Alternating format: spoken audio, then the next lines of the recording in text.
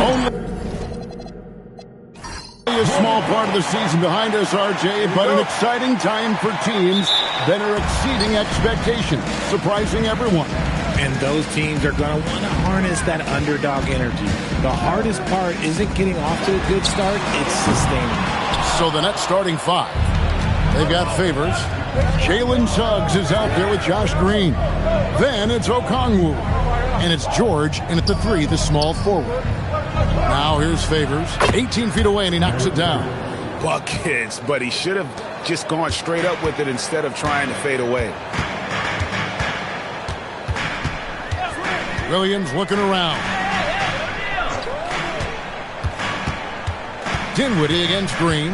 Back to Williams. 6 on the shot clock.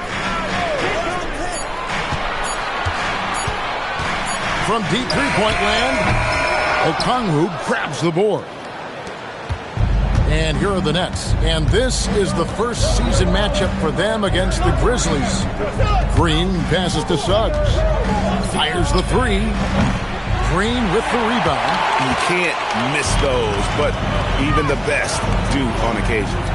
Here's Nene. Rebounded by the Nets. They defeated the Wizards in their last game. And you know what? Sometimes it's hard to say whether or not defensively you were on your game, but bottom line is their opponent didn't shoot it well, and you got to take some of the credit from a defensive standpoint.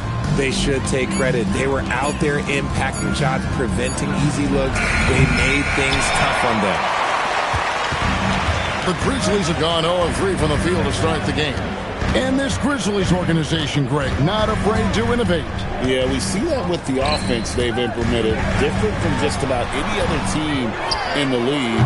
Rather than pick and roll, it's much more predicated on off-ball shifts and cutting. 0 for 4 to start things off. Got a bit of a pillow fight brewing here, but they're going to get it going. Offensive rebound. Outside for George. Drills the three-pointer. And keep an eye out for George from deep. Tons of room to grow there. And so the timeout here called by Thomas Isolo. Coach needs a moment to talk things over.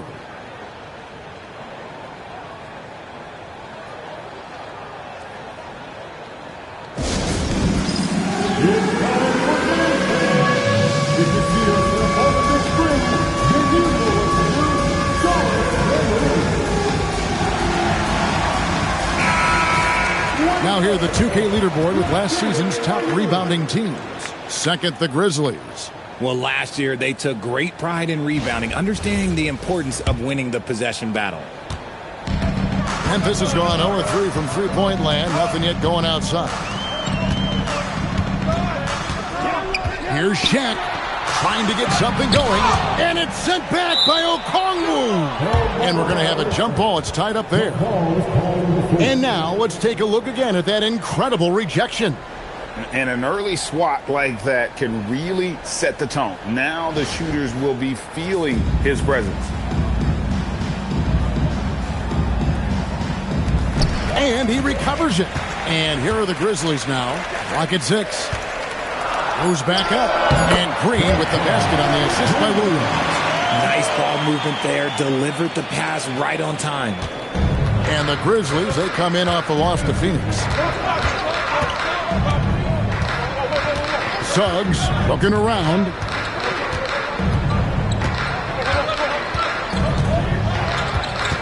Favors sets the pick for Suggs. That three off the mark. The Grizzlies trail by 3. Williams up on top. He's covered by Suggs. Pass to Green. His second shot goes in, off to a good start, 2 for 2.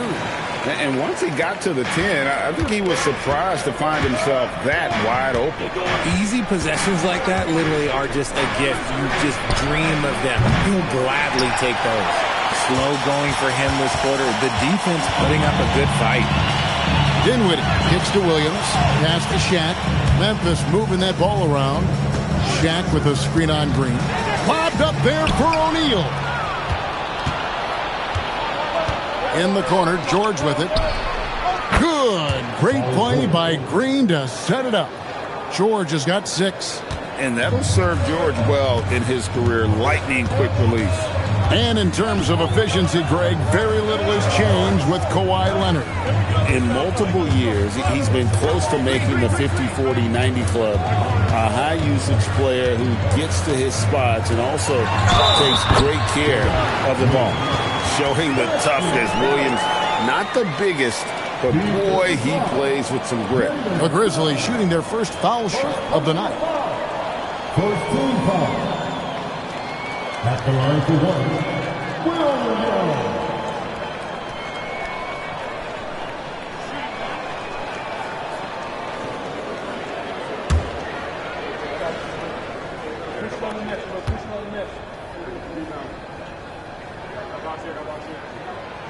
And the free throw, no good. And the young guard Williams is an exceptional talent, an explosive player who plays with a lot of energy. Favors with a screen on Williams. Suggs finds Favors. And they pick up two. Favors got his second bucket of the game to go. Give a good player a good look, and you know what the outcome will be. Suggs against Williams. Dinwiddie right side. Here's O'Neal. Okongwu grabs the board. And he's very confident from that range, but you can't make him off. Green passes to Suggs. Now here is George. Okongwu with a screen on Nene. George, no good. And so it's Dinwiddie who brings up the ball for the Grizzlies. Trailing by two. This game matchup with the Suns, a tough loss there. And guys, you just can't afford to give away points from the foul line. Not in the NBA. Teams are just too talented. Oh, that is well said. They're being handed 3 points and just couldn't convert. And so Jordi Fernandez decides to call timeout. He's going to make some adjustments to the game plan.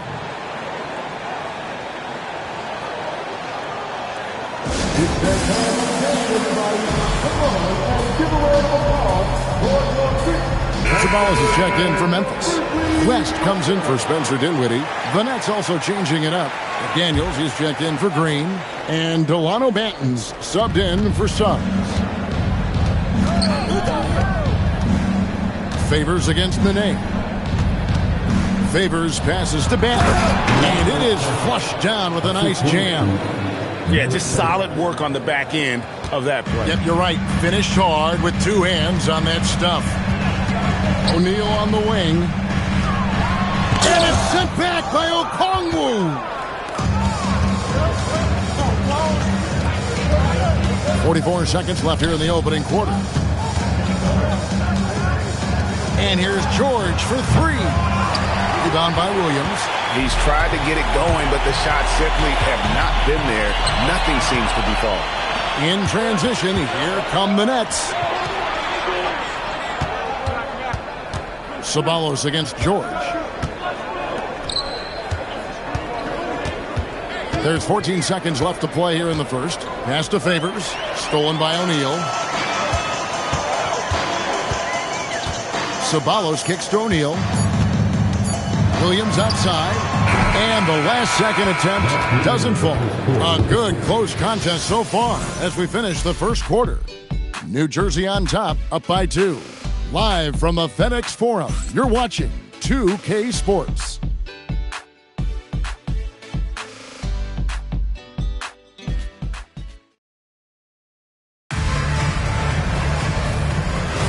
And if you're just tuning in, it's been a pretty even game through the first quarter. And guys, what stands out to you from the Nets in this one? Well, this is the edge that great rim protection can give you. You can't overstate how much interior defense can shape the game. They have a distinct advantage there, and they have turned it into a lead. So for New Jersey right now, Gill is out there with McDaniels. And it's Smith, then there's Patrick Patterson, and it's Banton in at the small forward position. Here's Hoiberg, shot clock at 5. In transition, here come the Nets, and finished off by McDaniel. Well, that's why they're in front. Aggressive play at both ends. Nicely done. Stoudemire against Gill. Ori, a screen on Gill. Pass to Ori. Here's Ceballos. West outside.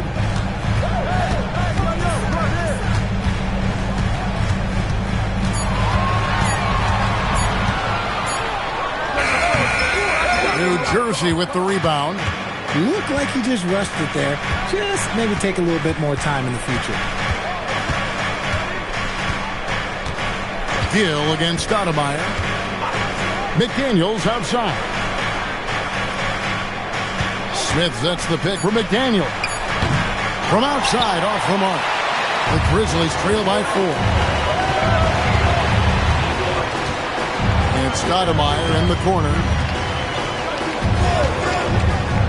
Pass to Ceballos. Here's Hoiberg. So here's West. McDaniels defending. Stoudemire, no good. New Jersey leading by 4. McDaniels kicks to Patterson. Now here is Smith. Ori defending. And it's Smith that time on the assist by Patterson. Smith's got the lead up to 6 now for the Nets. That's their 3rd straight make off an assist.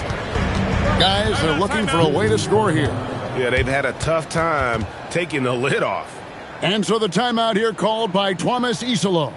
He's going to take a minute here to get things straightened out.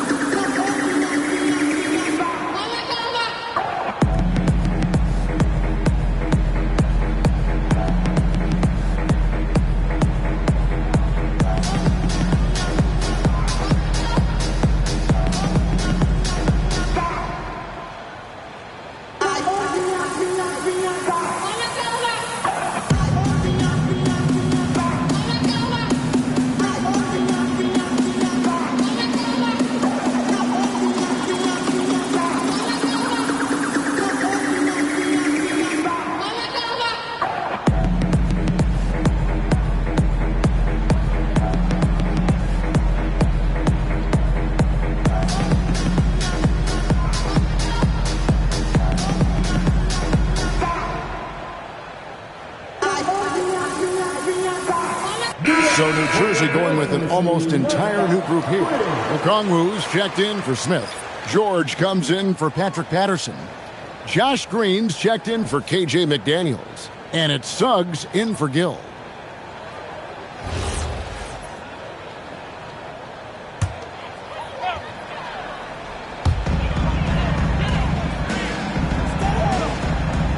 And we're now a little over 2.5 minutes into the second quarter. Benet setting the pick for Dinwiddie. Off target from the baseline. And here's Green. He'll bring it up for the Nets. They haven't allowed any points in the second quarter. Okongwu with the screen on Stoudemire. Suggs dishes to George. 5 on the clock. Okongwu was screened. George, no good. The Grizzlies trail by 6. Dinwiddie outside. Green with the screen for Dinwiddie. Paul George with the steal. And here we go. George heading to the hoop. And now let's send it over to our courtside reporter, Allie LaForce. Thanks a lot. Well, this September, Grizzlies legend Marc Gasol was enshrined in the Basketball Hall of Fame. A 3-time All-Star and Defensive Player of the Year, Marc was acquired in a trade for his brother, Pau Gasol, who was likewise an All-Star with the Grizzlies. Marc, a fixture on and off the court in Memphis. Back over to you. All right, Allie, thanks a lot. Jalen Smith, he's checked in for Delano Banton.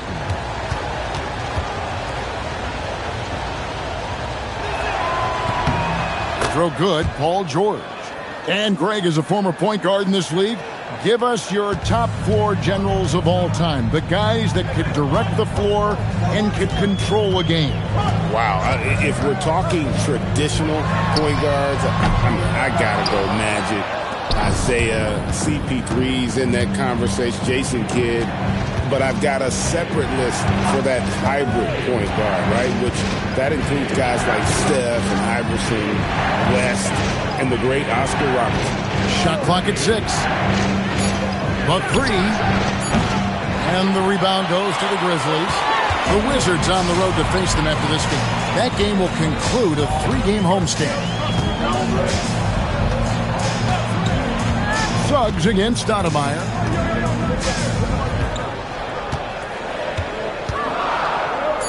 Memphis needs to get off a shot here. On its way from Dinwiddie for 2. That one's off. Still out of sync. There's Green with the 3. Nene pulls it in. The Grizzlies trail by 9. It's Williams, high post. Working on Green. Williams sets a screen for Stoudemire. Back to Williams. And it's out of bounds. They say it was last touched by Williams. Boy, that was bad. It was like they were running different plays. And so Jordi Fernandez decides to call timeout. He's going to have a discussion on the sideline.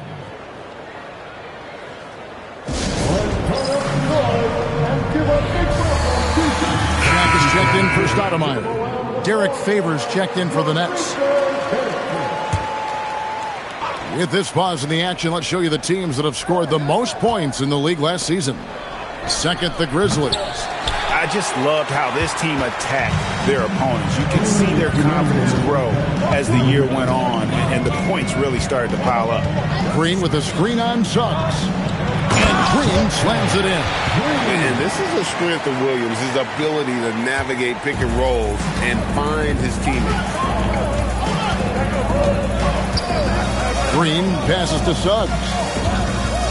Okongwu with the screen for Suggs. Taken away by Williams. Down low. Here's Dinwiddie. Rebounded by the Nets. Now Suggs. No scoring in this one. Outside for George. Pass to Suggs. Okongwu with a screen on Williams. Suggs. Back to George. Now Favors, guarded by Nene. Tries again. And it's Favors laying it in. Favors got the lead up to 9 now for the Nets. When guys are moving the ball, sharing it makes the game so much more fun, both as a player and as a fan. Williams with the ball. Picked up by Suggs. Shat can't get it to go. New Jersey has got nothing but zeros from long range in the second quarter. 0 of 4. Outside, George. Chance there to push it to double digits, but it's off the mark. They could use a big shot here to get this offense going. Too many empty possessions. Right now, they need a basket. And it's going to be out of bounds. The Grizzlies will take it.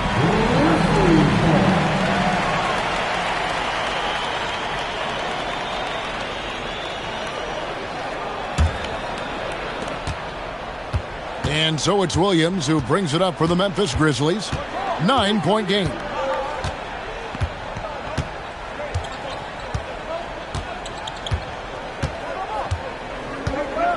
Nene with the screen on Suggs. Here's O'Neal. And it's good. Assisting on the play was Williams.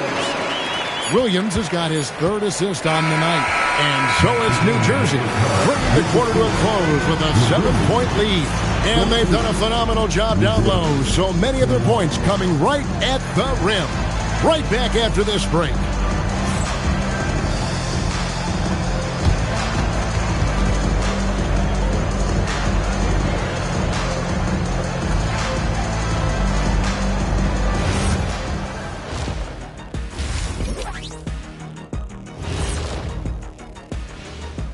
Thanks for tuning in. Did you miss us?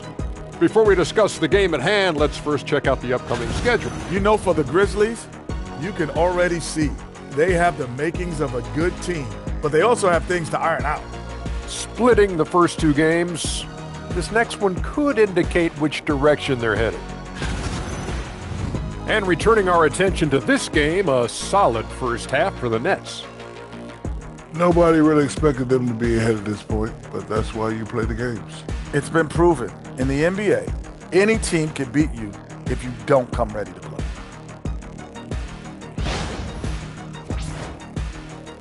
And that's a halftime wrap. Let's get back to the second half with the call by Kevin Harlan and the crew.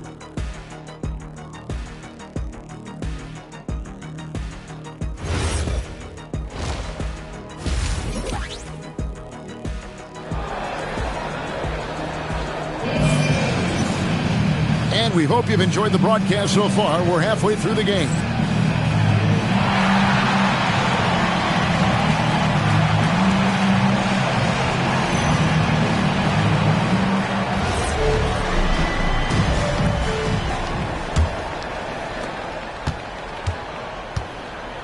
Nene is out there with Green. Then it's Williams. Then there's Spencer Dinwiddie. And it's O'Neal in at the center, filling out the middle. That's the group for Tuomas as we begin the second half. Now here's Williams. Jalen Suggs unable to get his last shot to go. The three. That's in, and the New Jersey lead is cut to just 5 points on the basket from O'Neal. And you gotta love the big bucket in the paint in this sort of a grind-it-out game. And Okongwu has it in the corner. Favors inside. Nene on him. Favors can't get it to go. Outside Williams. O'Neal is double. And it's sent back by Okongwu. Green up on top. Dinwiddie covering. Fades back. And again, it's the Nets missing. Not an ideal start to the second half for them. 0 for 3. Gaston and A. Williams against Suggs. Williams gets to Dinwiddie. Some nice passing there by Memphis. O'Neal sets the screen for Williams. Dinwiddie for 3. That drops, and it comes off an assist from Williams. Williams has got 5 assists in the game. Outside Green. Pass to George. Puts up a 3. Nailed from three-point land. George has got 12 points in the game. And George hits him with the clap-back 3. Dinwiddie outside. To the middle. Doing what he does best. Shaquille O'Neal.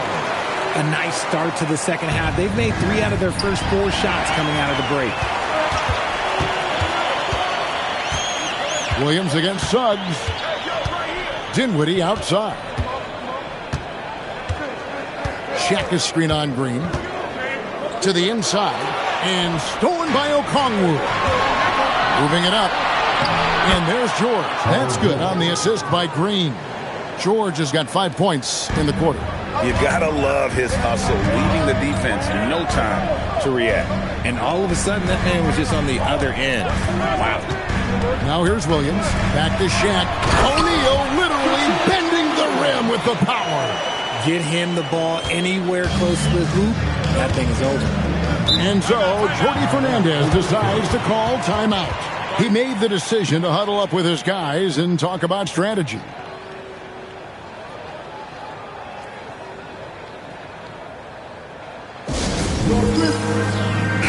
And now let's get a look at the numbers for Nene.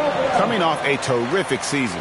He averaged about 24 points a game last year, 5 assists, and 5 rebounds. And he has been passing the ball like a virtuoso. That's what really stands out about these recent performances. I've played with someone like him, the type of player that looks to get others involved first. That's my type of teammate. And this is the game plan for him. He's a big part of their floor spacing. Yeah, you got to know where he is at all times, especially when he's roaming around the perimeter ready to fire. And they've really gotten on track here in the second half. After that shaky start, the field goal percentage steadily climbing. They couldn't make anything in that first break. Now, here's George. 17 points in the game. No one near Suggs as he lets it go. A three-pointer off the mark. Green against Dinwiddie. Shaq in the high post. O'Neal bullies his way inside for the bucket. And they're beginning to just flat out fall apart defensively right now, especially on the interior. And taking a quick look here, guys, at the hustle stats for New Jersey. They've been defending with excellent anticipation all game long. Just look at how many times they've managed to get their hands on the ball. And they've also shown great effort defensively tonight. They closed out on shooters and really got their hands up on multiple shots. And that one misses. Nets have gone 3 of 7 on field goal attempts here in the second half. 2 free throws coming up, and they call the shooting foul. And now let's take a moment to check out the stats for Green. Great showing for him last season. And he also finished in the top 20 of the assist rankings, making plays for others and making his teammates better. And like a thief in the night, he will pick your pocket clean. Top 10 in steals, as you said last year, always a threat to cause a turnover.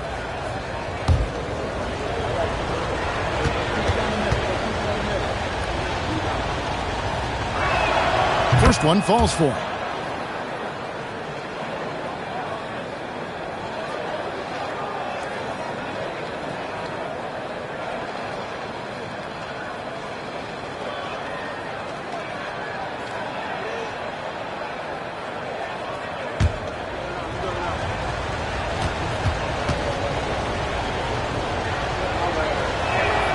And McDaniels drops them both. And that's the norm for him. He's pretty much automatic when he's at the line. O'Neal on the wing. And the bucket is good. 3-point play chance here for him. And man, is he in a zone right now. It seems like he can't miss. He's 0 of 1 from the line, missing on his first trip. And last season, he was successful 81% of the time when he went to the line, so he didn't waste a lot of opportunities.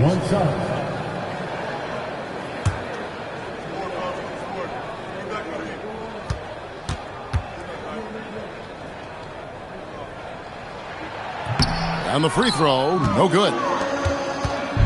And Suggs has got the ball here for the Nets. Their biggest lead of the game was 9. Outside, Green.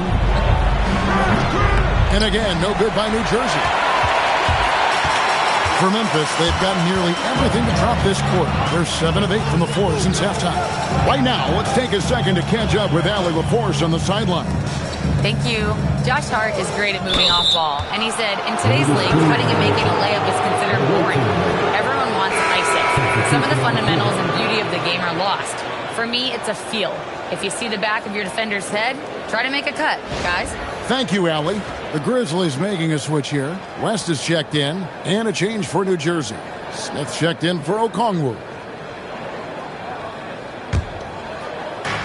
New Jersey has gone into the three-point range 4 times since halftime and buried 2 of them.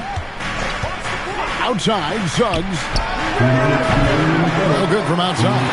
Even with a big goose egg by his name on the shot chart, the team is somehow managing just fine without him.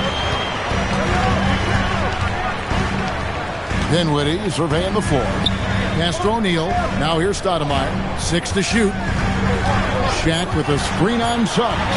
Here's Shaq, and the dunk by O'Neal. So impressive, the fortitude, the will to battle back, but it did take a lot of energy to get here. And as tired as they might be after fighting to tie it up, they have all the momentum now to finish this comeback. So for the Nets, Gill is checked in for Josh Green, and Delano Banton's subbed in for Suggs.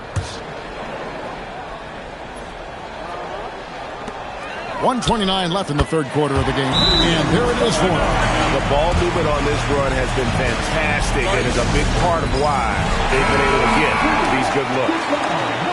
With this chance, let's show you the league's most intimidating shot-blocking defenses from last season. In third, the Grizzlies. They were intimidating at the defensive end, blocking shots, changing shots. You had to fight them for every bucket last year. New Jersey trailing. A minute 20 left in the third. Gill connects from three-point range. I guess that defense thought they could live with that, and he punished them for thinking so. And Greg, what stands out most about Donovan Mitchell's game? I I think it's his consistency. He's a fearsome scorer pretty much since he set foot in the league. And with his pull-up game, he can get his shot off against anyone. Here's Hoiberg. Still yet to score. Shaq down low. He's covered by Favors. And Shaq gets it to go. And I need to see some more assertiveness out of these defenders. For New Jersey, they've gone somewhat so far 4 of 10 on their shots in the second half so far. 29 seconds left to play in the third. Step back shot. Grizzlies with the rebound. Shaq's got 8 rebounds in this game. Something that's kept this game close is the fact that the rebound stats for both teams are almost identical. And it's Stoudemire missing. And typically he has the touch to finish when he's in tight, but not sure on that possession. Rate of baskets assisted, it's a stat I really like. It tells the story of how well you are playing team offense. We're at the end of the third, and we've still got a close one. Nets lead by 1. And we're coming right back. Be sure to stay with us as we get started for the fourth quarter.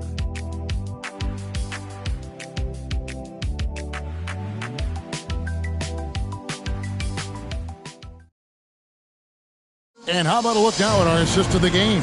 Brought to you by State Farm. And, you know, you can always count on him for at least a couple of these pretty assists over the course of a game. And this one, a thing of beauty. And the ability to drop your jaw with the pass is something you rarely see in this league. What a talent he is. Well, this has been a great contest so far, and I imagine the fourth quarter could have even more action in store for us. Setting the floor for the Nets. They've got Gill. He's out there with Paul George. Smith is out there with McDaniels. And it's Banton in at the 4. The shot by Ori, no good. Defense pulled out all the stops to shut him down there. Out to Smith. Fires from deep. Stoudemire grabs the miss. Memphis trailing here.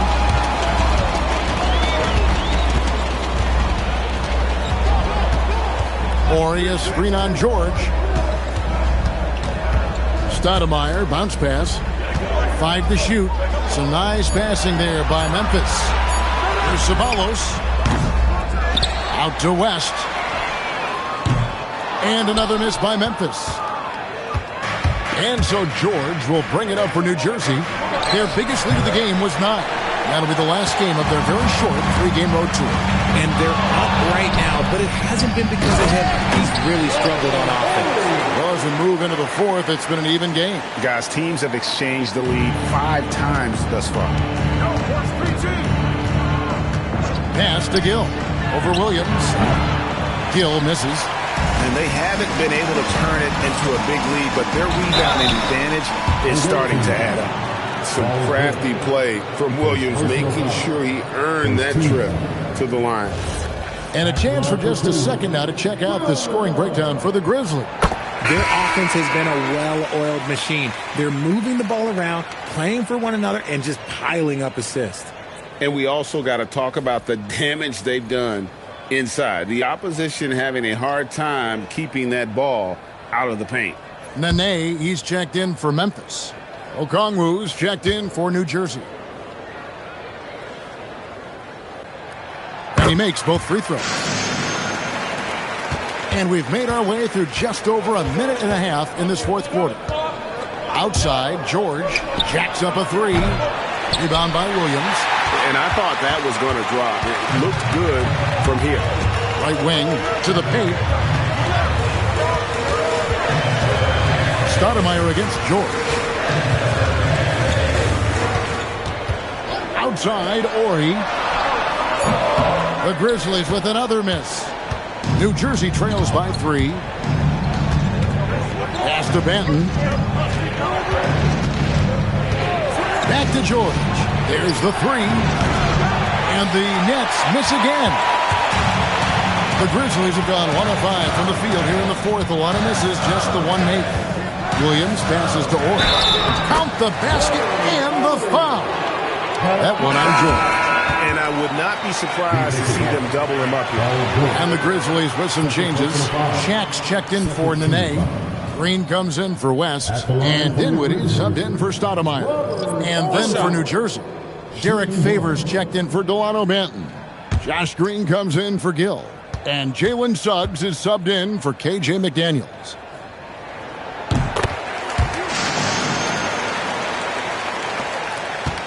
New Jersey trails by 6. Some tough offensive sets. They want to turn it around. Yeah, right now you just need a bucket to get some momentum. Pass to Okongwu. Inside, looking to end the run. And Favors finishes it off. 8 points for Derek Favors. And you want him taking big shots for you in big moments. That one was as easy as it gets. Yeah, it's clear why they go to him in these moments. They know he's going to deliver. Oh, Shaq climbs the ladder. Oh, phenomenal alley-oop slam there. They are taking advantage of a team that looks lost out there. A bit under 3.5 minutes have passed here in the fourth. Offensive rebound. Back to Suggs. Horry against George. Shot clock at 6. From downtown, Dinwiddie with the rebound. And they're controlling the boards, Kevin. That's +5 in that category. Outside Williams. Suggs with the steal. Pass to Green. Back to Suggs. Outside, George.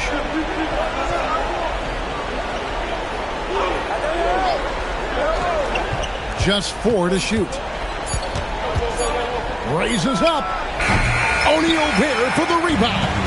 Yeah, it feels like he's forcing things, which will happen. He's trying to help his team. Now Dinwiddie.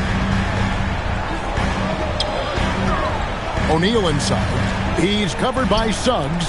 Williams fires. Crane from outside. Some slippage at the defensive end here in the second half, allowing the offense to establish more of a rhythm. And here's George. He'll bring it up for New Jersey. 9-point game. And Jordi Fernandez has called a timeout. And he wants to see some changes out there right away and right now.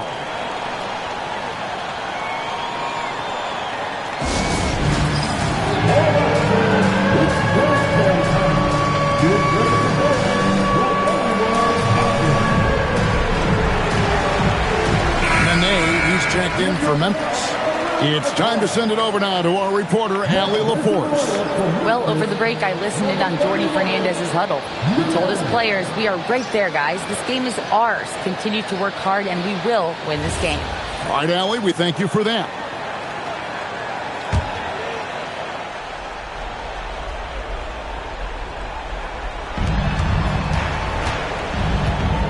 George in the post. Working on Green. Here's Suggs. Fires the 3. O'Neal there for the rebound. That is not the shot they needed there. You got to work it around and get a better look. New Jersey trails by 9. It's George on the wing. He's guarded by Williams. Okongwu with a screen on Green. Suggs. And he misses the J.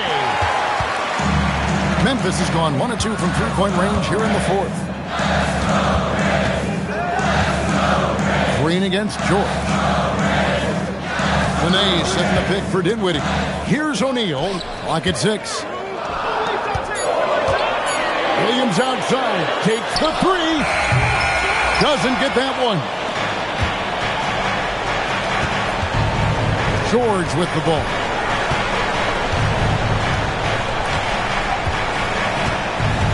Okongwu with a screen on Green. Oh, what a finish! Second chance points always hurt. Just not enough effort to block out. Yeah, I'm going to go out on a limb here and say they need to emphasize rebounding going forward.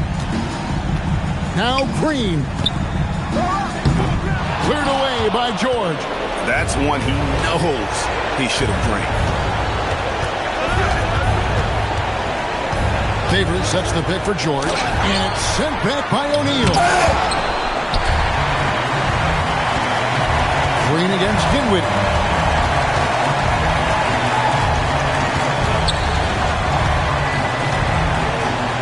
Here's O'Neal, and stolen by Favors. I I think it's safe to call this one a wrap.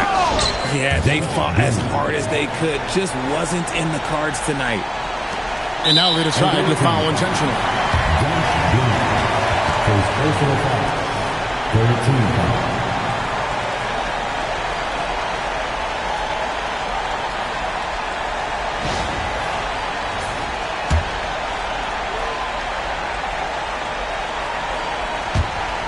And that's an intentional foul. Second personal foul. 14 foul. At the line for the Grizzlies, Will Young. 2 shots.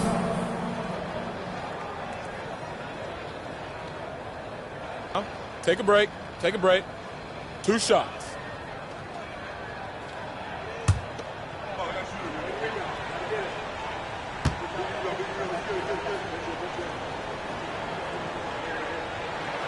Gets the first, and that increases their lead to 6.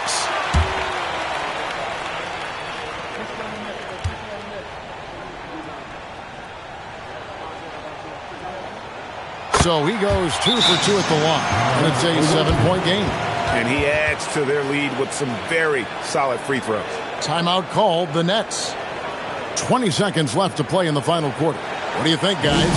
Trying to keep hope alive, but I don't see them making a comeback.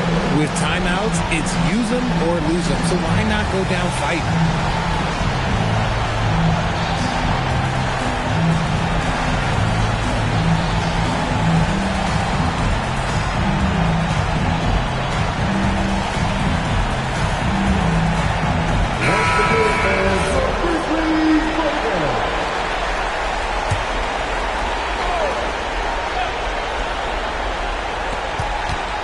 Here's Green. Missed on the 3. Now here's Williams.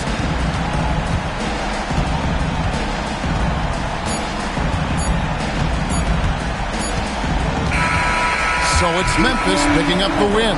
Probably a little closer than they would have liked it, but a win nonetheless. Yeah, but I really got a sense that the fans gave them that emotional boost that was needed down the stretch. This crowd, man, they were electric.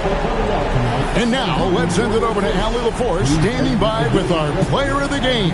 Allie, take it away. Kawhi, yet another stifling defensive effort. What sets this team apart at that end of the court?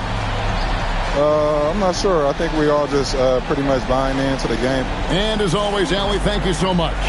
Thank you for joining us. That'll do it for now. For Greg Anthony, Richard Jefferson, and Allie LaForce, this is Kevin Harlan. Thanks so much for joining us on this presentation from 2K Sports. See you next time.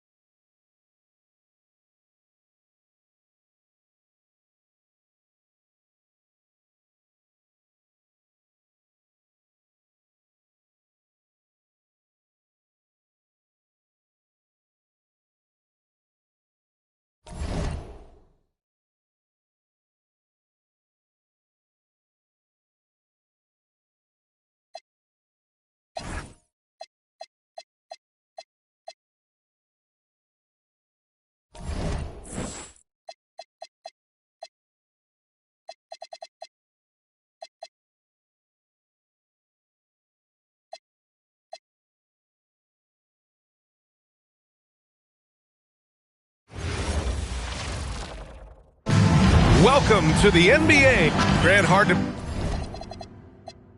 believe that NBA games are back. Preseason pontification is over. BA, you're spot on. No more guessing, no more wondering. The games count now. A lot of optimism could be about to vanish in these first handful of games. Got to check it out. Now the opening lineup for Atlanta. Russell Westbrook out there with Smith, and it's Elliott in at the 3. Here's Dragic. Griffin outside. Dragic passes to Griffin. And Griffin slams it in. Woo! BA, that's lit. Ferocious all the way. Man, that was good. To the inside. Stolen by Mobley. Out left to the wing. Westbrook against Dragic. Griffin on the wing. 6 on the shot clock. And it's in there. At this stage in his career, Griffin brings with him a deep arsenal of moves inside. And stolen by Mobley. And Griffin slams it in. And that's what happens when you don't take care of the ball. Hey, that makes the turnover hurt even more. All it takes is a half second of carelessness, and someone will be rocking the rim going the other way. Mind the lanes. Mind the lanes. Good shot.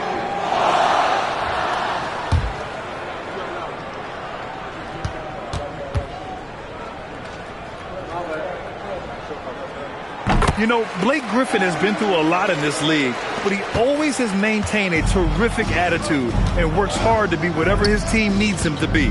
Legs, you look at the Atlanta Hawks, they are no strangers to the play-in tournament. Yeah, BA, since making the Eastern Finals as a 4 seed in 2021, they've been a perennial play-in team.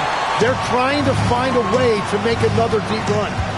Now here's Bogdanovich. Boozer grabs the board. Smith against Bogdanovich. Westbrook, the pass to Elliott. Here's Blair, defended by Griffin. Clock at 6. Pass to Boozer. The Hawks need to get one up here. For 3, Smith. That won't go for him. Now 0 for 2. For San Antonio, they've gone 3 of 4. Off to a nice start. Dragic outside. Now here's Turner. It's blocked. Here's Westbrook. And he got the whistle on the way up. So he'll be headed to the line for a pair. When I think of Westbrook, I think of one of the most intense players ever to play the game. A true competitor doing whatever it takes to will his team to a win. 2 shots.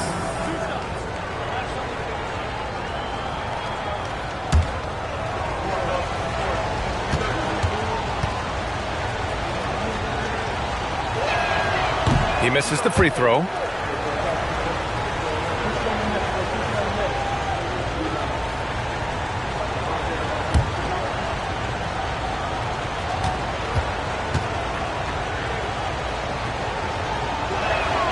And the second free throw is good. And a little over 2.5 minutes gone here in the first. Outside Bogdanovich. Three-pointer. And Russell Westbrook pulls it down. Hawks trail by 6.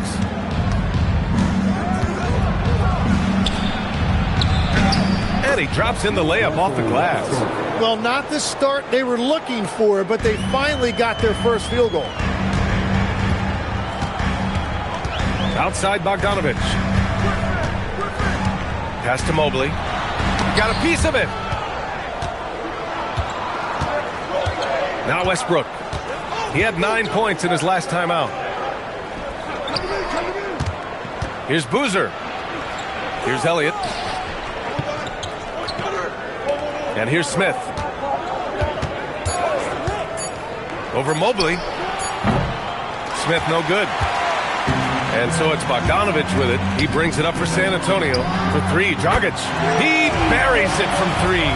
Defensively, you have to stay connected to him on the perimeter.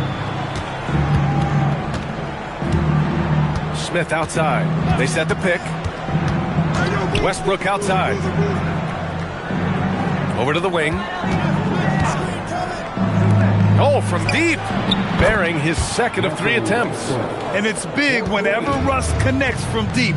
Needs to keep working on developing this shot. Griffin outside. That one's good from Dragic. On the assist from Griffin. Dragic has got 5. Defensively, you can't afford to get stuck on the pick. Well, you just have to communicate those switches. If you don't, it's on you. Here's Elliott. Still no points.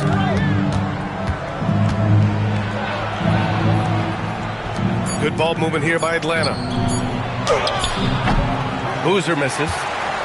Spurs lead by 6. Now here's Dragic. 5 points in the game. Mobley finds Griffin.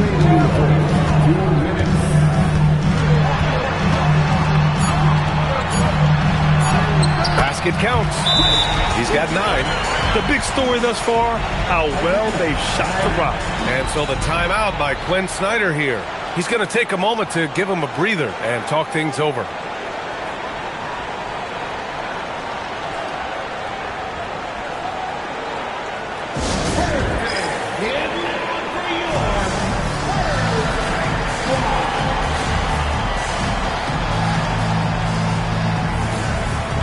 And Atlanta making a change here. Okay, let's fire up the 2K leaderboard. Last year, you really had to protect the ball against these teams. The Hawks second.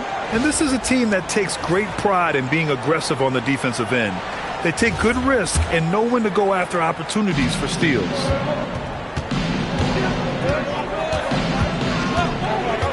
And there's 1:45 left in the first. Westbrook, the pass to Rush to the paint. Here's Boozer. And he banks in the layup.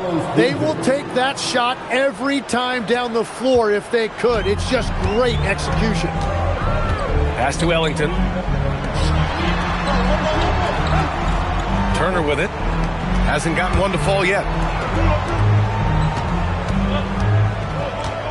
Mobley on a screen. Charity stripe shot. Turner, no good. Hawks trail by 6. And here's Westbrook. He has 6. Pass to English. And there's the screen. Oh, and Mobley with the block. Man, Mobley is always lurking, ready to erase any shot that comes his way. And that was just moving the ball quickly. And he's rewarded at the end with a high percentage look. And they are showing you why it's so important to get up the floor before the defense can set themselves. Griffin, shooting 1 shot.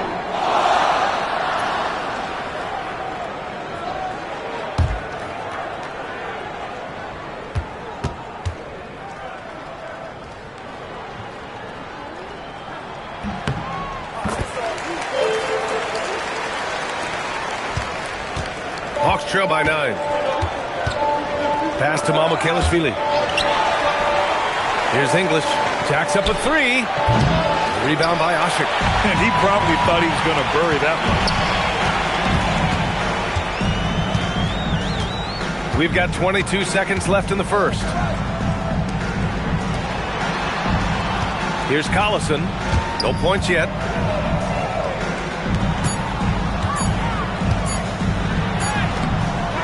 Here's Ashik. And terrific work on the offensive glass as he picks up the deuce. Really taking charge of the game, largely with a detailed interior attack. We always talk about getting high percentage shots, and they are teaching a master class in that right now. And so it's San Antonio. They lead by 11 as the quarter comes to a close. And their defense has stood out, wreaking havoc for the opposition. We'll be right back after this word.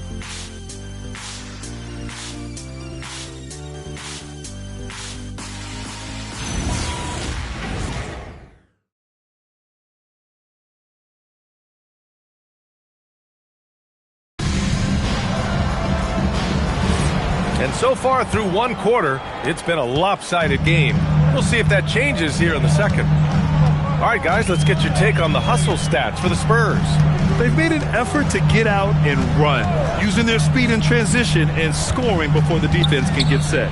And then there's the points off turnovers. They've really made the other team pay when they've lacked ball security. On the floor for Atlanta, they've got Yusuf Nurkic, and it's Rush in at the 2 spot. That one's good for 2. What a pass right there. Coaches love seeing guys making it easy for their teammates. Here's Collison.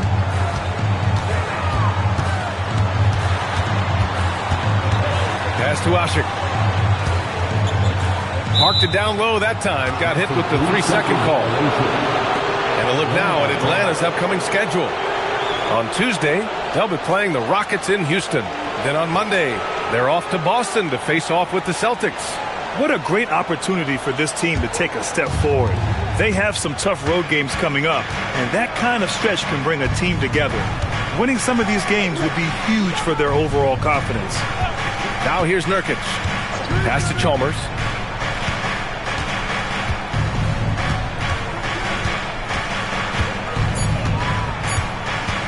Here's the three. Livers with a rebound. San Antonio leading by 12. Here's Collison. Yet to see a basket. Pass to Ashik.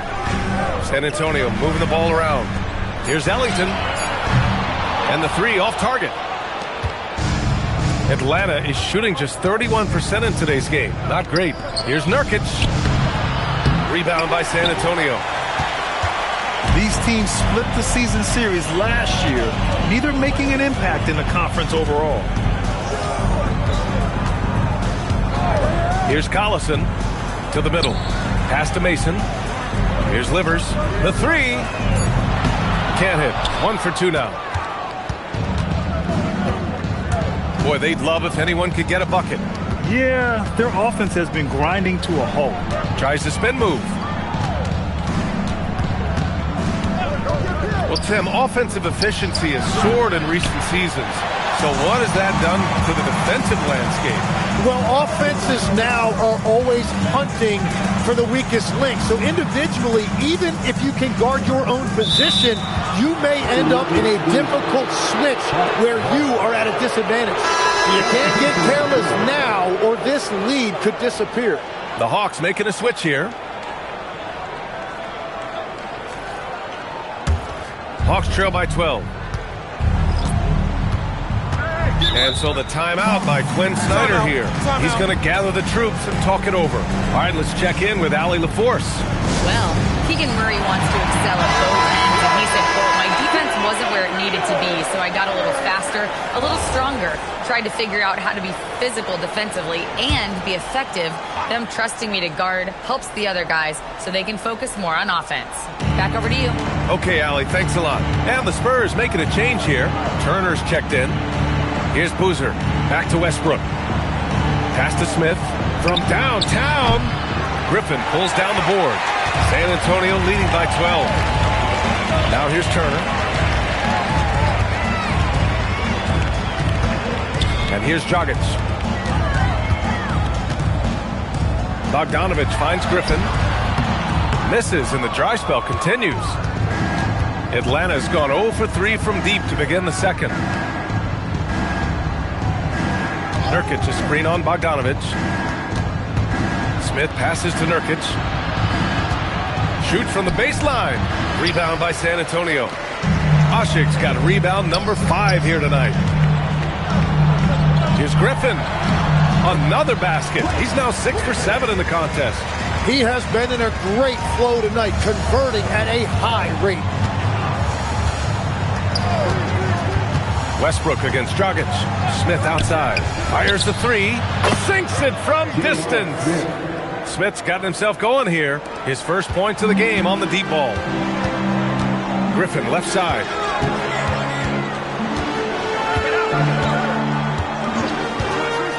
Back to Dragic. Shoots over Westbrook. And count that.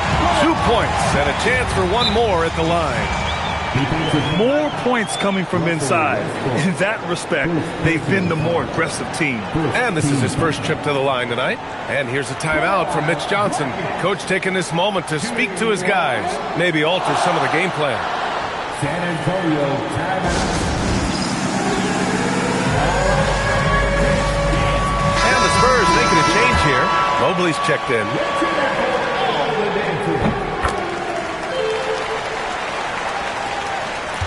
Hawks trail by 14. Here's Blair. Nails the baby hook. Well, if you work the ball inside, it is going to pay dividends. Now Turner. He's scoreless. Dragic passes to Bogdanovic. Now here's Turner. Tight defense on him. Just 5 on the clock. Dragic finds Bogdanovic. San Antonio again missing. And here's Westbrook. He'll bring it up to the Hawks. They've got the Rockets ahead of them next in Houston. That's game 3 of 5 on their current trip away from home. Gets it down to single digits. Smith's got 6. And after not scoring in the first, he's finally starting to get into a groove. And Grant, when it comes to pure shot-making ability, scouts love Ace Bailey's natural tools. Yeah, when he's taking good shots, he can carry the offense. He needs to get a little stronger and clean up a few things, but his upside as a scorer is tremendous. Bogdanovic, no good. Hawks trail by 9. Pass to Blair. Here's Westbrook. Mobley grabs the board. For San Antonio, they've gotten 5 of 8 attempts to drop since the second began. Sean Elliott, first personal foul. Second team foul.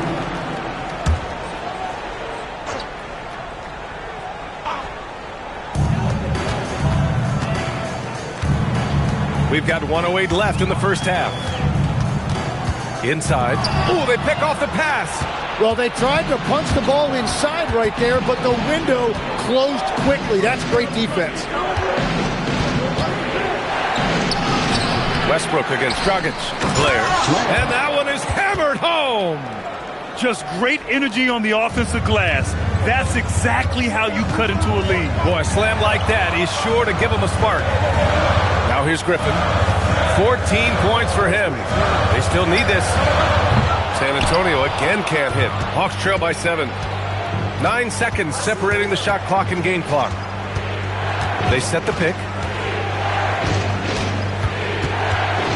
Dragic against Westbrook. Pass to Smith.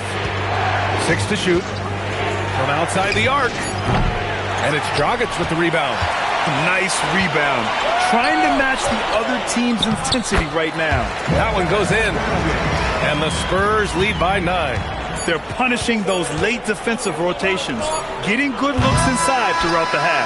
And so the San Antonio Spurs, they have a nice 9-point cushion at the end of the quarter.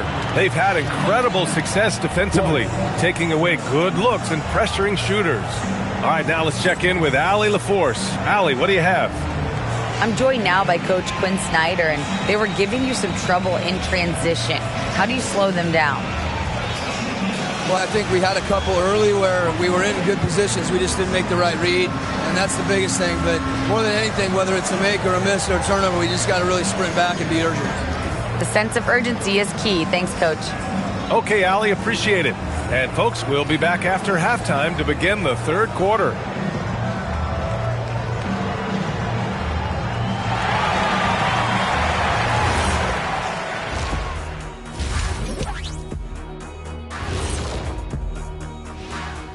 Welcome, one and all. Before we hear Kenny and Shaq's insights on that first half, let's look ahead and check out the upcoming schedule. And just for a moment here, I was wondering, if you guys were playing in the league today, which current player would you most like to team up with? That's tough, Ernie, but I got to pick Wemby. Playing alongside of him, that's just going to be too good to pass up. Well, I'll tell you what, May 19th, I'm teaming up with the Ant-Man. 1-2 punch, baby. Very interesting. And talking about our game now, a very solid first half for the Spurs. They're doing a nice job of getting their feet wet in the paint. I like the aggression, powering it up and sending it down.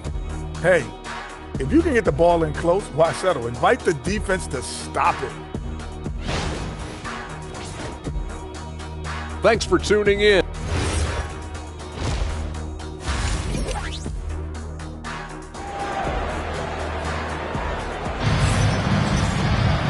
Well, for those just tuning in, thanks for being with us. Second half of this game still to play. How about Blake Griffin with a strong contribution so far in this one? I like how they control the tempo and play to his strengths. There is nothing better than watching scorers get their points within the flow of the offense.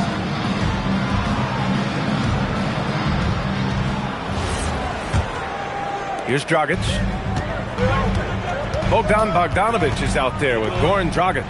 Then it's Evan Mobley. Then there's Griffin. And it's Turner in at the 3 spot. They're the group for Mitch Johnson starting the second half. A great move. I mean, the defense has no response. Well, getting a high percentage look right out of the locker room to start the second half. Exactly what they were looking for. Now here's Smith. And stolen by Mobley. Bogdanovic with it. Guarded by Smith. Griffin outside. Back to Bogdanovic. Off target from outside. Hawks trail by 11. Smith outside. Kicks it out to Westbrook. Knocks it loose. And out of bounds. San Antonio will have it. And it's the 2K leaderboard. Team leaders in blocks last season. 4th, San Antonio. They had the bodies and the energy needed to be a strong defensive team, and they made it hard for opponents to do damage. Second half getting started. About a minute played. Mobley outside. Back to Dragic. Dragic, a screen on Smith. Bogdanovic from long range. Well, the defense should consider themselves lucky there because he's not usually one to miss those kinds of looks. For 3, Smith. Rebound by San Antonio. They've led by as many as 14. Pass to Bogdanovic. Nails it from 3. Bogdanovic has got his second bucket of the night. And that's on the defense, giving him a decent look. That's his shot. They're searching for a way to score. Yeah, buckets have been very tough to come by. San Antonio leading by 14.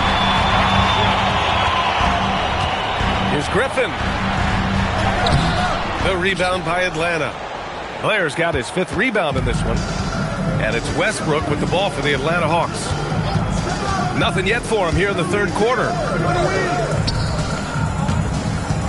Pass to Elliott. Good ball movement here by Atlanta. Shot clock at 6. The 3, Smith. Griffin pulls down the board. Griffin's got his 4th rebound in this one. Oh, man, what happened at halftime? Since then, they're 0 for 4. And that leaves his coach scratching his head because you can't get a better look than that. Come get it, come get it. Smith against Bogdanovic. Deflects the pass. Now here's Griffin. He's got 14. Pass to Turner.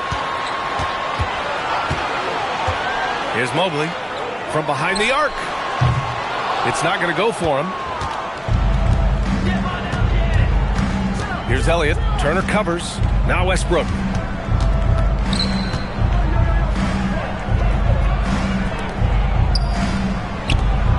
Now here's Smith. 6 to shoot. Pass to Elliott to win the drought. Here's Blair. Uneasy 2 on the layup. Blair's gotten his 3rd basket of the night. A stronger defensive presence would have saved them 2 points. Nothing will drive your coach crazier than what you just saw. Lack of focus, lack of effort. And here's the timeout from Mitch Johnson now. I think right now he might be looking at some adjustments.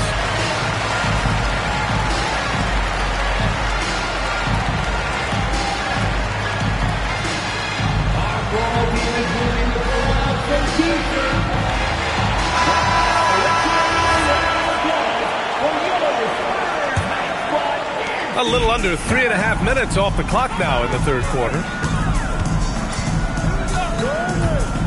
Turner with it. Still without a bucket. Bogdanovic, no good. Well, he better focus now. His efficiency is dropping, but there is enough game left to make corrections. Back come the Spurs in transition. And Griffin gets it to go. And just totally relentless, only increasing the intensity level. Yeah, he can taste a win right now, just trying to close it out. And great passing, so often the thing that separates the good from the great. Who, for your money, Tim, is the best in the association? Well, what's crazy, B.A., is I think the top of the list belongs to a center. That's right. Nikola Jokic, to me, an all-time talent, still in his prime, and his playmaking ability, unquestionably, the best we have ever seen at the center position. Never seen any player like him. He's amazing. Maybe never will, either. And keeping us updated from the sideline, Allie LaForce. Thanks, guys. LeBron James talked winning teams. He said to be successful, you got to have one, possibly two stars, but at the end of the day, you have to have those soldiers around them. You got to have the supporting cast and the rest of those guys that are going to be ready to go. Guys, back to you. A team effort. Allie LaForce with the report. Thanks, Allie. Smith finds Westbrook. Oh, he gets it to fall, and that makes it just a single-digit deficit. Westbrook's got 9 points. And that's his second three-pointer tonight. Pass to Griffin. Launches a three. Rebound Atlanta. Well, he wanted to answer that three with one of his own. Unfortunately, he couldn't knock it down. Here's Blair. Now Smith. Down low. To the inside. Blair, that's good. Blair's got 6 in the quarter. Hey, they're just getting pushed around inside. Back to Dragic. Pass to Griffin. And here's Dragic. This one for three. Pure from three-point range. He's got 11. The value of good ball movement isn't lost on this squad. And so the timeout by Quinn Snyder here. A moment to rest and confer on the game plan. Failing to find a rhythm offensively. Something that needs to change and change soon. Right now, as a coach, you're looking out on the floor and you're wondering, do I have the right five on the court together? Here's Mamukelashvili. Pass to Chalmers. From deep.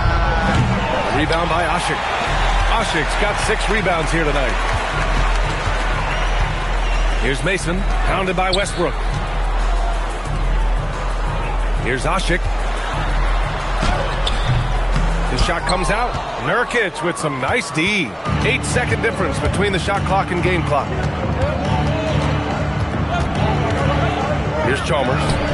No made baskets yet. 2 points. That one goes. It's not easy to work the ball inside in this league, but they've done it all night. Here's Collison.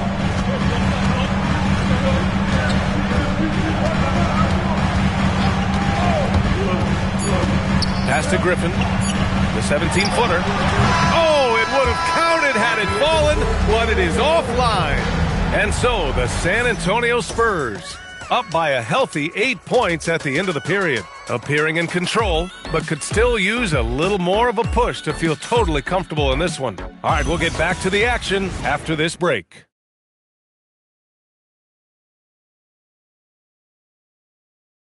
And it's time now to bring you our State Farm assist to the game. Yeah, just shredding the defense with that feed. Zero chance to stop that. Well, I like the fact he didn't telegraph it. That's poetry in motion right there. The fourth quarter has arrived. So good to have you with us. On the floor for Atlanta, they've got Russell Westbrook, and it's Rush in at the 3, small forward. At this point, I'm not sure if it's the play calling or the player himself. Pass to Mason. San Antonio moving the ball around. Ashik, the pass to Collison.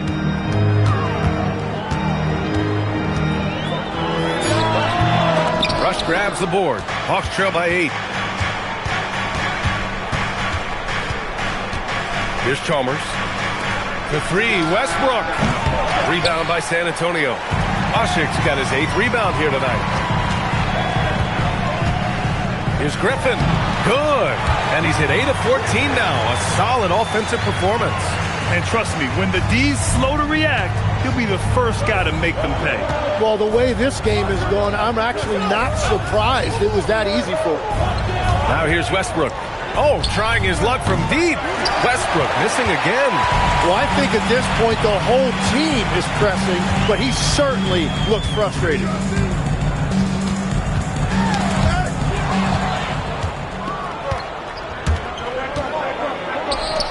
Chalmers from outside, off the mark. San Antonio leading by 10. And he lobs it up. They push it up 4 on 3. Griffin with it. He's picked up by Westbrook. And out of bounds. The Hawks will have it. And Quinn Snyder decides to call timeout. He wants to make sure they're purposeful with the game plan.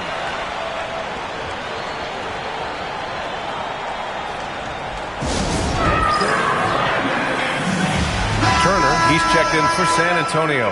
Time now to hear from our reporter, Allie LaForce. Hey guys, well, Quinn Snyder was just reviewing the plan with the team. He told the guys to stay after it inside.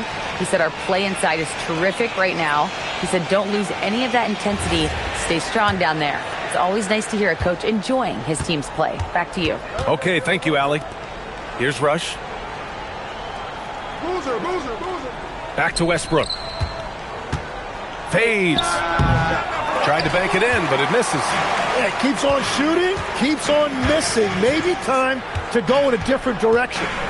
Ellington, pass to Collison. Pass to Turner.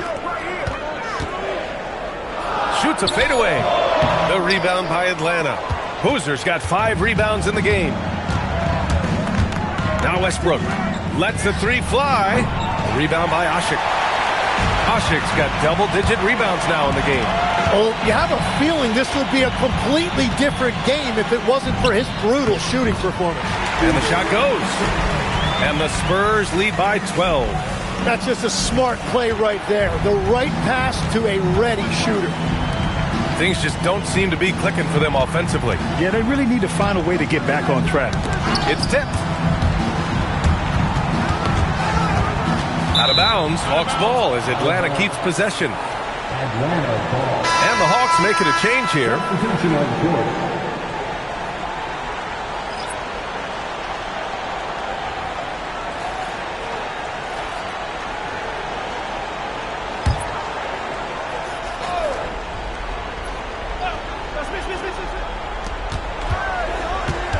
Just 5 to shoot. Smith into the lane. Oh, the dunk by Smith. Oh, yeah. That'll do it. Wow, an emphatic two-handed slam. Outside Bogdanovich. Back to Dragic. Boozer grabs the board. Boozer's got 6 rebounds here tonight. Westbrook outside to the middle. Oh, got a piece of it. Bogdanovich down low. He's against Smith. Bogdanovich passes to Turner. Griffin outside. For 3, Dragic gets the 3 ball to go. And guys, what do you think about the hustle stats for San Antonio? Yeah, they've collected an impressive number of steals so far, using fast hands to force some turnovers and then scoring on the other end. I really like their effort in transition tonight, constantly pushing the pace and then turning that into points. Now here's Turner. And here's Dragic. Up top, Mobley. Griffin outside. The 3 is off. Hawks trail by 13. Here's Smith.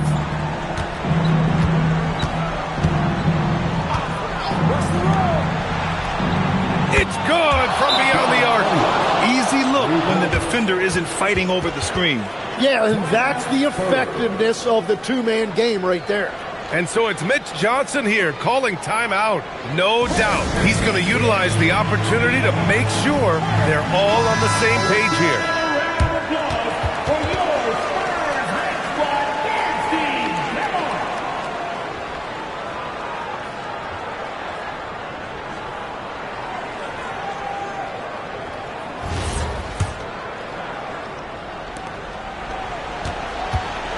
San Antonio leading by 10. Dragic right side. On the push, here comes Atlanta. Yes, sir! We saw it coming. He left no room for error. And that's what happens when you don't take care of the ball. Hey, that makes the turnover hurt even more. All it takes is a half second of carelessness, and someone will be rocking the rim going the other way. Now here's Joggins. The three is in.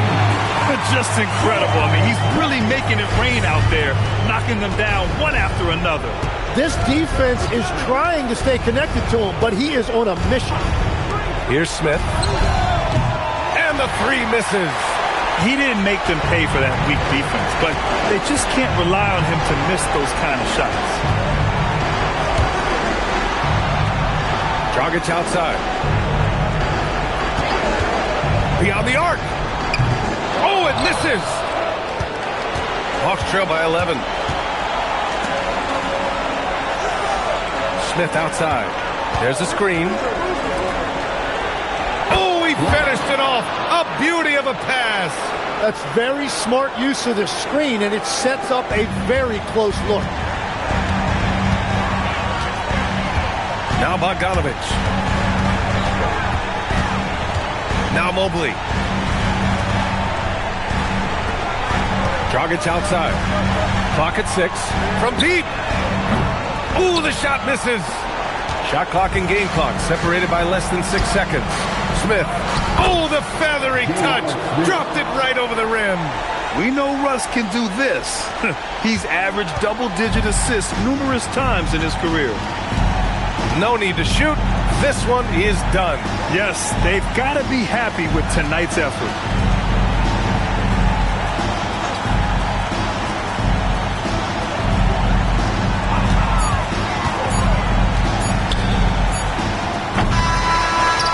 So it's San Antonio with the W. Boy, they didn't make it easy on their fans or themselves, but at the end of the day, everyone on their side is happy. Yeah, happy indeed. The momentum shifted away from them a few times, especially early on. But give these guys credit for sticking with the game plan and finishing the job. And that'll do it, folks. For Grant Hill, Tim Legler, and Allie LaForce, this is Brian Anderson, thanking you for watching this 2K Sports presentation. And now let's take a look at our player of the game, Blake Griffin.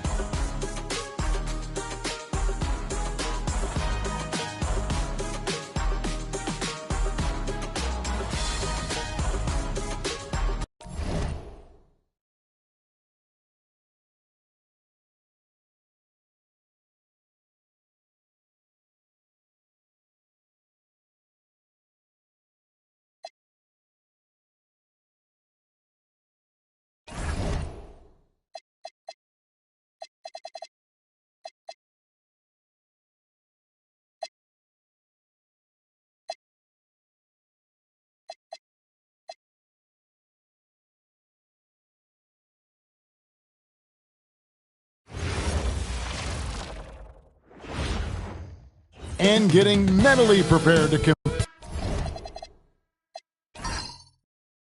Welcome, basketball fans, to a very special Veterans Day edition of the NBA on 2K Sports.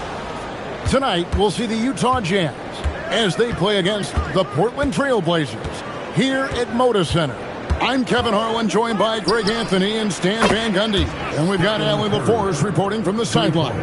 And checking out Utah's opening lineup, Robinson is out there with Aaron Gordon. Then it's Evans. Then it's Curry. And it's Davis at the center position. Maxey, no good. Evans attacking. Shot by Gordon, wide open. And it's going to be out of bounds. The Jazz will retain possession. And even though we're very early into the season, Stan, what do you make of the top teams in the league so far? Well, Kevin, there's some that have definitely impressed me so far, but it's a long season. I want to see if those at the top can keep playing at that level throughout the year. Robinson for three. Rebound by Yao. On the wing, Christie. Covered by Evans. Maxey passes to Yao. Outside, Kukoc. Down to 5 on the shot clock. Yao, no luck. Utah has gone 1 of 3 from beyond the arc so far in the game. Curry, wide open, makes no mistake on the open jump shot. Curry's got his second bucket of the night. For the Trailblazers, it's been a slow start here. It's a 5-point game. Outside, Kukoc. Cans it from downtown. This is the kind of selfless leader Maxey is. He knows how important it is to share the ball. It's deflected. Evans against Yao. Evans kicks to Robinson.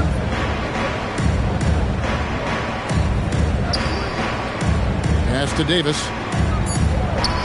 Utah needs to get off a shot here. Back to Robinson. Curry looking it over. Just 5 on the clock. Over Maxey. The shot by Curry, no good. Just tremendous defense right there. Applying the pressure. Outside, Maxey. Pass to Yao. Over Davis. Shot's good by Yao. And that ties it up. And he's not going to miss many of those, especially that wide open. And it is dangerous to let him get it going this early. Now here's Curry. 5 points in the game. Robinson dishes to Davis. Rebound by Yao Ming. Doesn't register as a block, but he did everything you want defending that shot. Well, you know, sometimes the most pivotal plays don't always go on the stat sheet.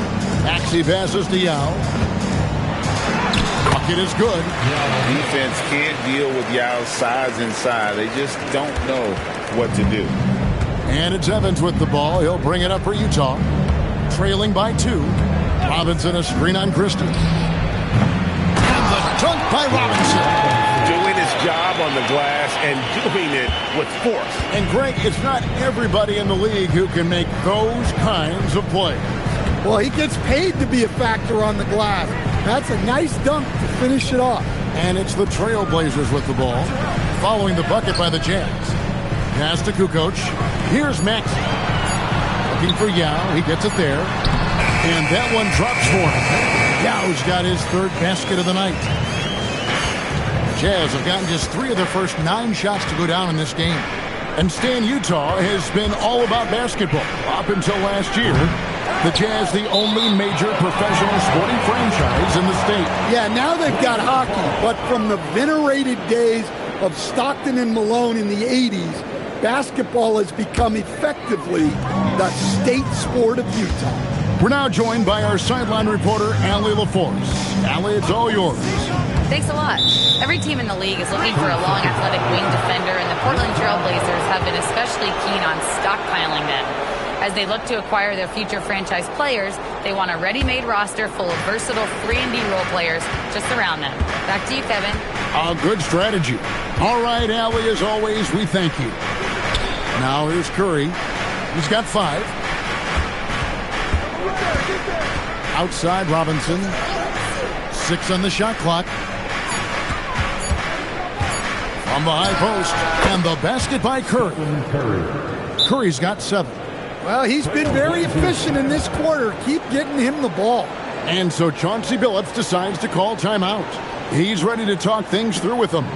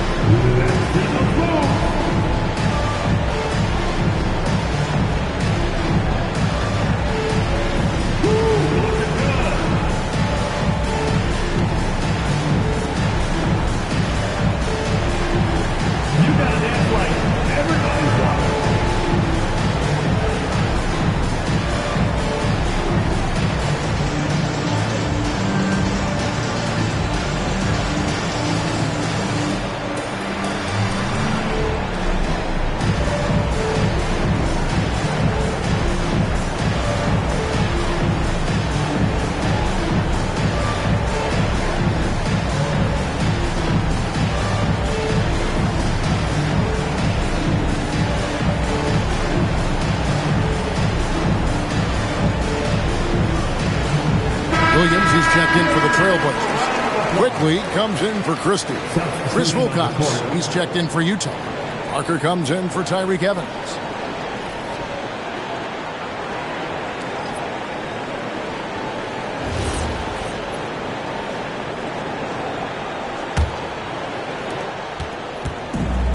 For Portland, they've gotten 4 of 6 field goal attempts to drop in the first quarter. Curry against Maxey. Here's Yao. From down in the low post, it goes. Yao's got 8. And this is right where Yao wants to be. His size makes that easy money.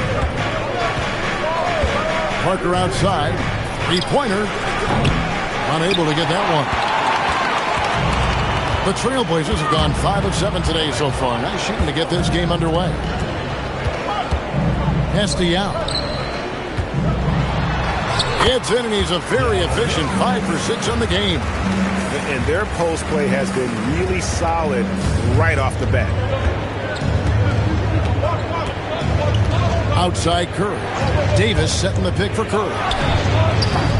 Off target with his 3. And here are the Blazers. They're on a 13-4 run.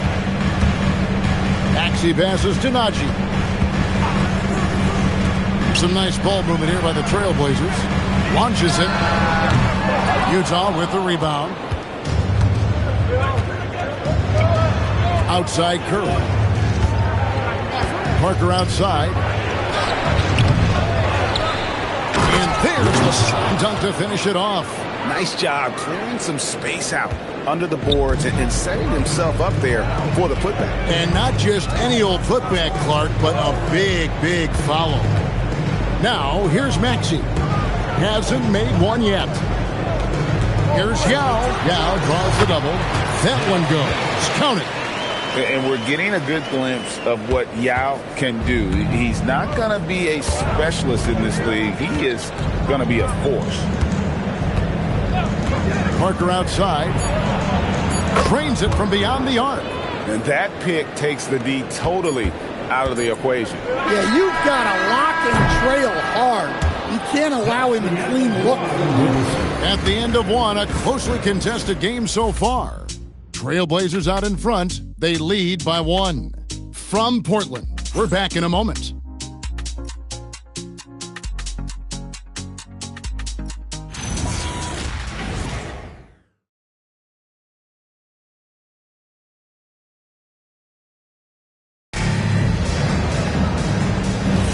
And getting going again here in the second quarter. Fairly close game so far. And a chance to catch up on some numbers here. Scoring breakdown for the Blazers. Well, they've tried to really capitalize inside. They clearly believe they have an advantage down there, and they're trying to exploit it. And another thing Coach will be thrilled with, the assist numbers. Spreading the wealth and creating some offensive opportunities. We've got Emmanuel quickly. Williams is out there with Leighton. And it's Sims in at the 5. They're the group the Portland Trailblazers will start the second quarter with. Outside Williams. Pass to Leitner. Here's Waters. Just 5 to shoot. And it's quickly missing. So Greg, talking about Jeremiah Fears for a second here. Both he and his brother, Jeremy Jr., play college basketball at the same time during the 24-25 season.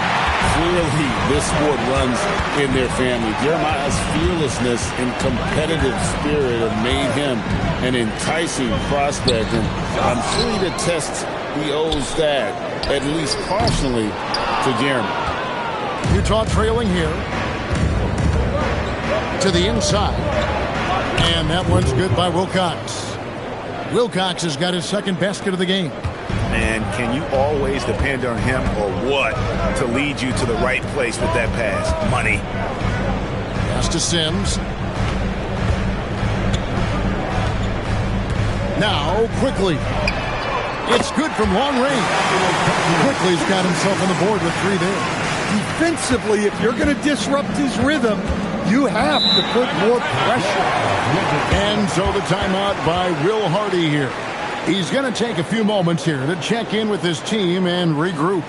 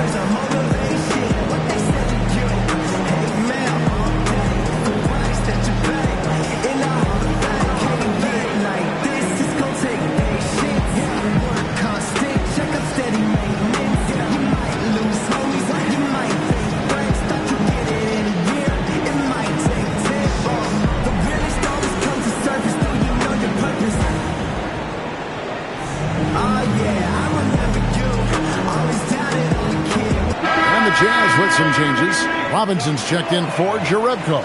Evans comes in for Parker, and it's Stephen Curry in for Ty Lawson.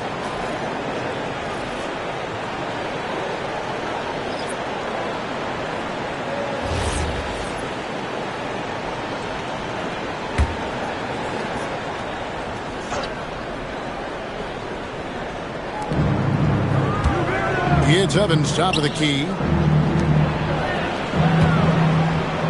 Outside Robinson. Another miss by Utah. Portland leading. And we've got our 2K insider, Shams Charania, on the line. Shams, what's the story? Well, plenty of anticipation in Portland for this summer when the WNBA will return to the Rose City. The Fire will reclaim the name from Portland's initial two-year WNBA run from 2000 to 2002. And this summer, with the momentum around the league, the hope is that flame will endure. A new beginning. Okay, Shams, thank you for the report. And not the most common call you'll see in the NBA, but hard to argue that pick wasn't illegal. Yeah, and that's maybe something that should be called more. We see a lot of moving screens in today's NBA. Zeke Naji, he's checked in for Lately.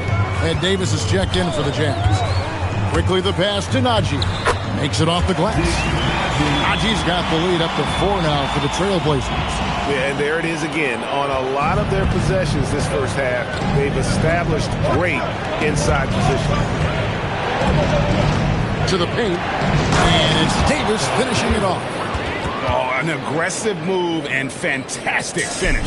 Trying to send a message with that slam, I think. And that one's good. Yow. Well, what a half he's had. He has completely warped the shape of this game with his hot shooting. Davis with a screen on Christie. And that's Evans penetrating quickly with it. And Curry picks him up defensively. Here's quickly. Pass to Yao. Over Robinson. And it falls. Over the rim and in. Now it's a 6-point Trailblazer lead. And they're passing the ball very crisply here. Robinson sets a screen for Evans. Misses the 3. For Portland, they've gotten a little under 50% of their second quarter shots to find the mark. 4 of 9 all told. And now, Allie Lepore says something for us from the sideline. Thanks a lot, Kevin. Jaylen Brown is rounding out his game in all facets. He said, I've definitely worked on my playmaking, just being able to see the floor, making great reads, creating for my teammates, and putting pressure on the defense. Kevin? Allie LaForce with the report. Hey, Allie, thanks. And so Chauncey Billups decides to call timeout. Coach is going to talk some things over with the team. Might be seeing something to adjust.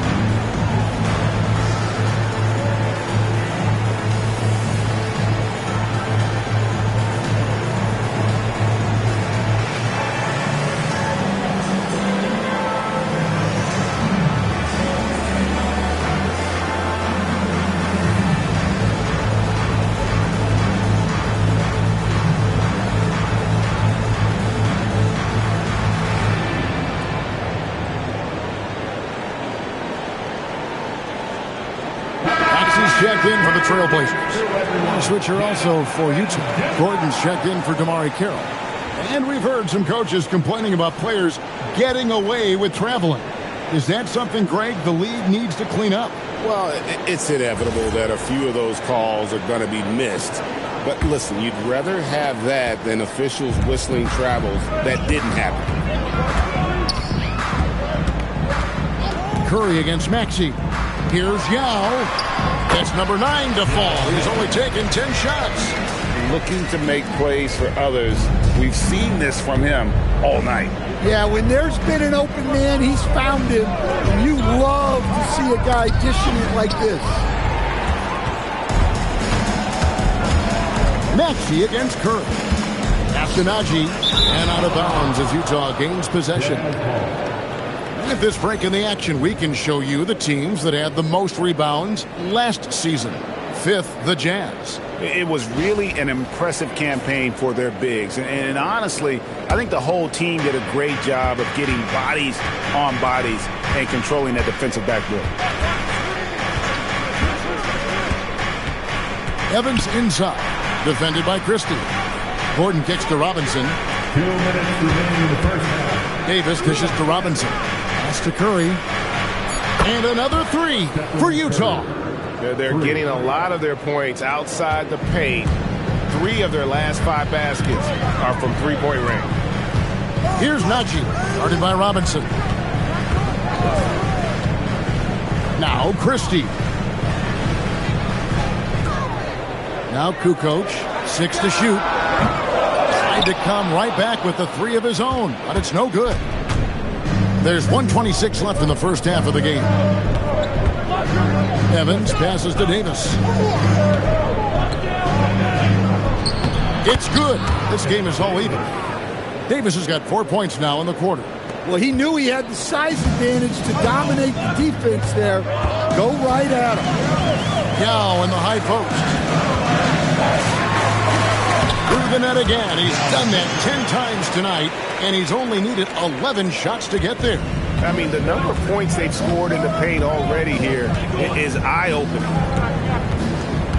Davis with a screen on Maxey. Here's Curry, and too much time in the lane. They get called for the 3-second violation.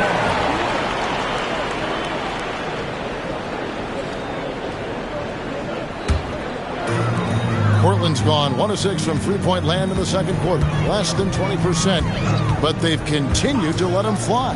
From deep, Maxey. The rebound by the Jazz.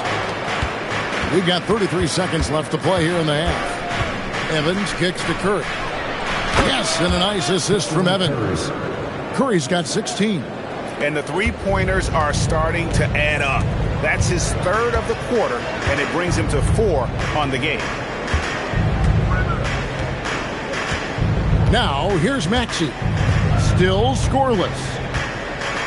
Shot clock at 6. To the right side. And that one's good. Yao. And the Trailblazers lead by 1. We've seen the lead change hands quite a bit in this one. And, guys, I think each team knows they can win this game. Just a matter who can catch that momentum. So that'll be it for the first half.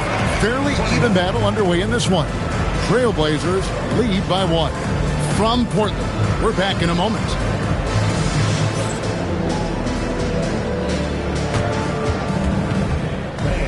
Please direct your attention to center court and get ready for the fan half-court shot drum line. They're measuring up the shot.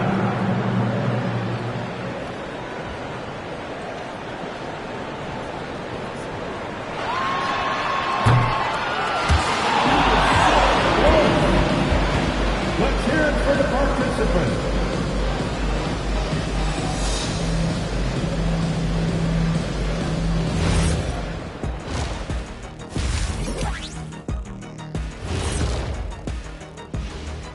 Two quarters of play completed as we welcome you to take a look at some of the upcoming games on the schedule.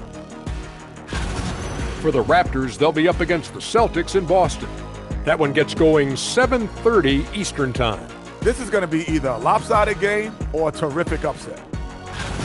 And let's review how things are going for the Jazz. They find themselves in a tight one here at the half. They should just keep shooting three-pointers. It's worked well for them. Why ever go inside? Do I detect a note of sarcasm? That's not a note, that's a whole chorus. And that is it for halftime, folks. It is back to Kevin Harlan and the crew for the second half.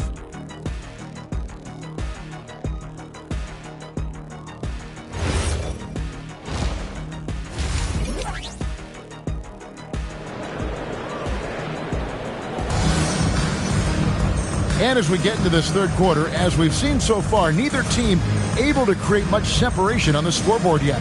Yao Ming really has his fingerprints all over this one. Yeah, and just look at the numbers from the first half. he has been very efficient. Yeah, it's not like he's getting everything at the rim. He's playing smart and just taking what the defense gives him.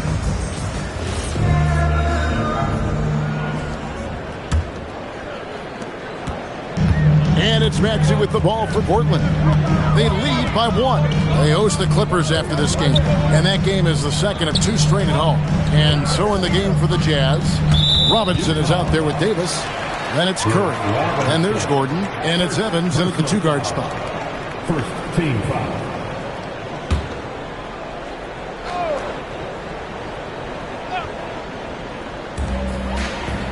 Yao dishes to Kukoc.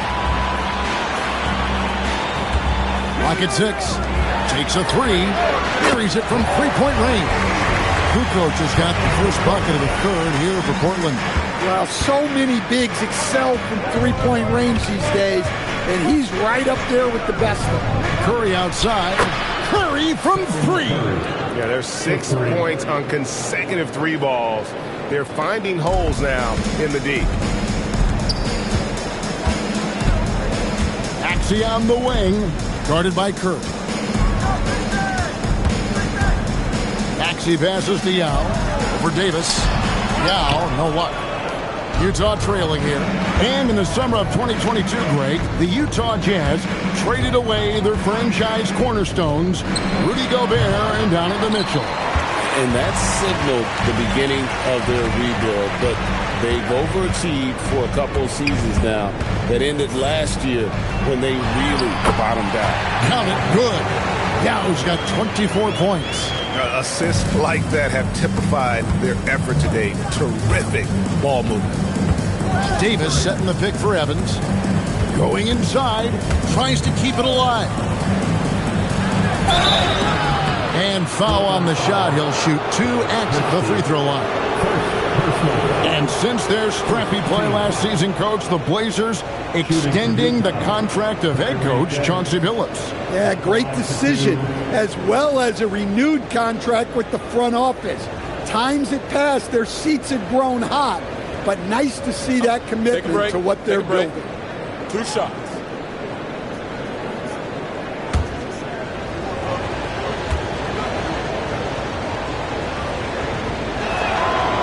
And he can't get the first one.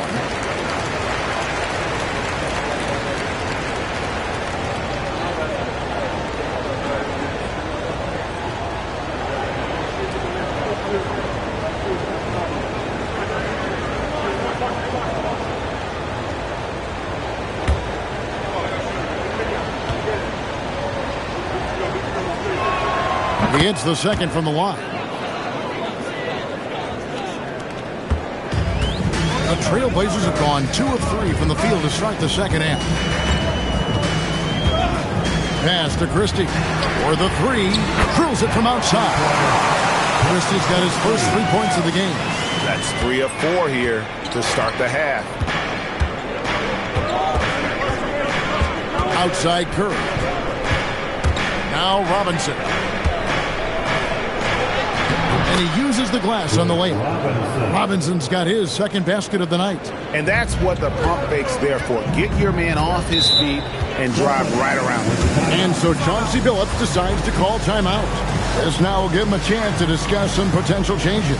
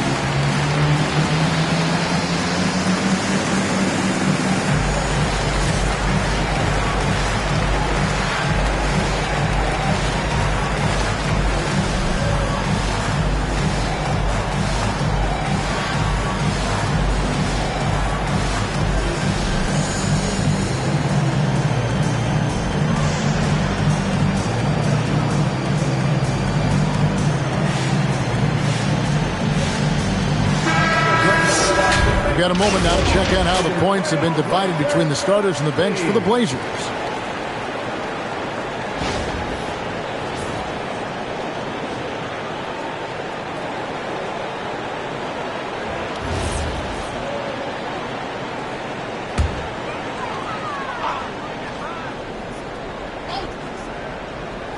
Just under 2.5 minutes into the third quarter now.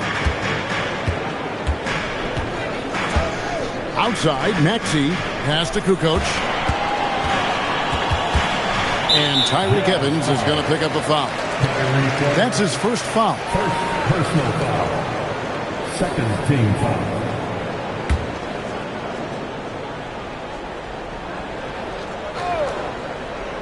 Here's Maxey. Still without a basket. Here's the three. Kukoc can't get it to go. And you could tell he thought that triple was going to fall. Evans kicks to Curry. Robinson sets a screen for Curry.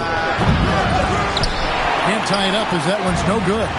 And they had some botched coverage that turned into no coverage. And staying an all-star back in 2022, DeJounte Murray has since been trying to regain that all-star form. Absolutely, Kevin. And look, the major problem, like it is for a lot of guys, has been injury. When he's healthy, this guy can really play. He's a true two-way player and can help you win games at both ends of the floor. Yao misses. That's not a bad shot at all. It just didn't go in. Sometimes the process is right, and you still get a bad result. They didn't have much of a problem getting the ball into the post that time. Trailblazers leading by 3. Maxey with it. Latre. Christie can't make it. And here's Gordon. Robinson a screen on Maxey. Back to Gordon. Evans passes to Curry. 6 on the shot clock. Christie against Evans. And Utah again with the bucket. That's a high percentage look when the D doesn't fight over the screen. Yeah, it's certainly worth it to disrupt the offense. Coaches notice that extra effort. Pass to Christie. And again, it's the Trailblazers missing. And it's Gordon with the ball. He brings it up for Utah. They host the Clippers after this game. That game marks the first half of a quick 2-game homestand. Curry with Maxey covering. That puts them in the lead. Robinson's got 6 points. This game has a lot of character here in the third period. 6 changes of the lead here. Intensity is the theme for this one. And so Chauncey Billups decides to call timeout. He's going to take this chance to talk to his guys.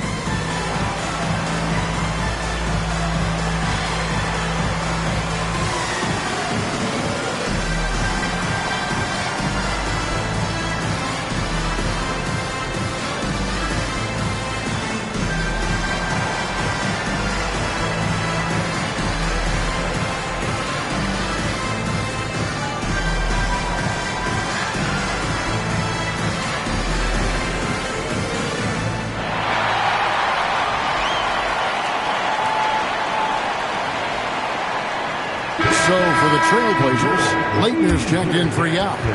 And quickly in for Najee. Then for the Jazz, Chris Wilcox. He's checked in for Davis. And Parker's subbed in for Stephen Curry.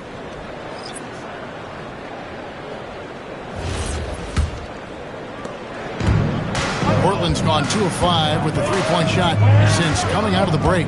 And Stan, offensively, clearly where the Blazers have the most room for growth. Well, Kevin, better shooting and playmaking first and foremost. But in particular, improving their rates of assists and turnovers will be key. Parker outside. Off target from outside. Portland has got the three-pointer to fall to the tune of 50% here in the third quarter. They've made 3 of 6. Outside, Maxey. And the Trailblazers, another 3. Well, Maxey is a dead-eye sniper from beyond the arc. The D has to chase him off that line. Pass to Parker. Gordon kicks to Parker. Just 5 on the clock. This one for 3. And it's going to be out of bounds. The Jazz will retain possession. At a moment to check out Tyrese Maxey here. He had a strong showing last season, and he was among the top 20 rebounders in the league. Never shy about throwing his weight around in the paint. And anytime you take it inside against him, you know it may be coming right back the other way. He was a nasty, nasty shot blocker last season. Shot clock at 6. And it's Parker again missing. Another miss. At some point, they need to tap someone else for a boost offensive. First personal foul. Third team foul.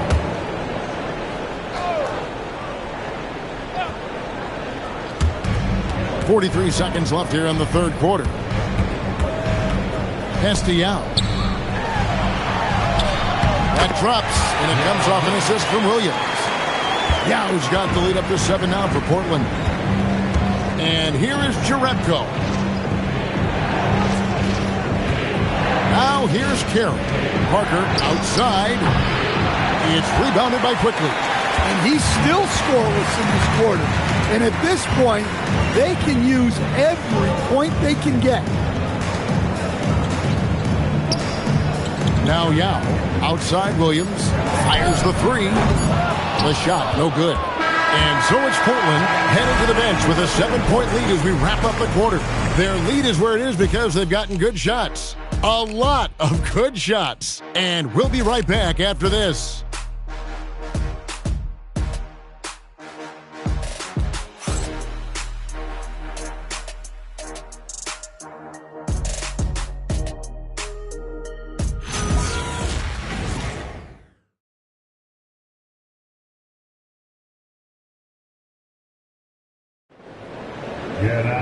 Fourth quarter of action is upon us. Thanks as always for joining us. Here's Curry. We've got Leitner. He's out there with Zaire Williams. Yao is out there with Emmanuel Quickly. And it's Waters in at the 2. That's the group in the game for the Trailblazers. Well, he had 1 3-pointer in the first half, but so far in the second, he's come up with goose eggs. Here's Leitner, defended by Jerebko. Shot clock at 5, and the basket by Waters. Late reaction defensively. He quickly takes advantage, grows their lead. Yeah, look, the truth is, he doesn't need much space anyway. But that one was too easy. Back to Curry, takes the 3. Rebound by Yao. Yao's got 6 rebounds here tonight. Pass to Waters. There's Leitner. Quickly the bounce pass. Good ball movement here by the Trailblazers. Williams passes to Yao. It's good. Great play by Williams to set it up. Williams has got 3 assists tonight. And that's just cold-blooded right there. He's taking no prisoners. Yeah, he's leaving no doubt in this one. Doing everything he can to slam the door on a comeback. Jerebko can't get it to go. Trailblazers leading by 12. Williams inside. Carroll covering. On the wing, Williams. And they call an illegal screen here. Beyond the leaning, you could see his feet weren't set on that screen. Easy call. Look, you can get away with a lot in terms of screens today. But you can't make it that obvious. And Will Hardy calls timeout here. Clearly, he's got something his players need to hear. And immediately.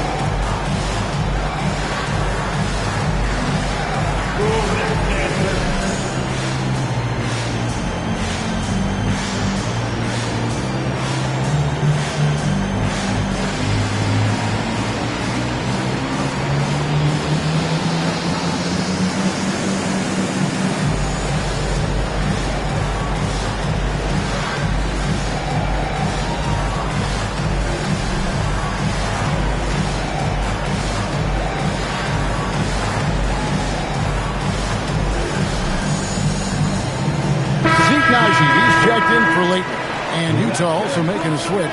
Davis is checked in. Now we'll hear from Allie LaForce, and she's got a story for us, an update. Allie? I was able to listen in on what Will Hardy was going over with his team, and he was adamant that they need to tighten up their D. That lack of communication at that end has led to breakdowns, wide open shooters, and easy buckets. He sounded pretty frustrated, guys. Terrific, Allie. We appreciate the report. Here's Curry with the three. Yes, indeed, it is good. He's now 8 for 14. Look, in that first half, he was hot from beyond the arc. And that's now his second in this half. There's a screen by Williams. Here's Najee. With the floater, and it's good on the way in. So graceful with the teardrop. Jazz trail by 11. And over 2.5 minutes in the books here in the fourth. Parker outside, and it's Portland with the rebound. His shot selection's been poor. If I were coaching this team, he'd be sitting next to me. And it's in there. Williams has got the lead up to 13 now for the Trailblazers. And Matador defense, that's one of the easiest shots he is ever going to see. An unorganized defense like that is not going to help them close this deficit. Always finds a way, this time inside. I mean, he's doing all he can. He needs help out there. Look at the clock, a little under 3.5 minutes gone here in the fourth. And it's quickly missing. Well, sometimes it's just not your night.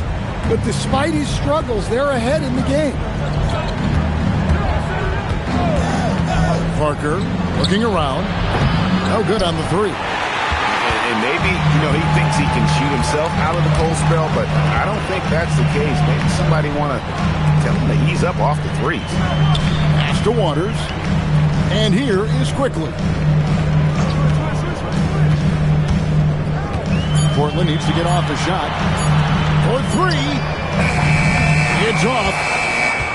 Jazz trail by 11. Here's Curry.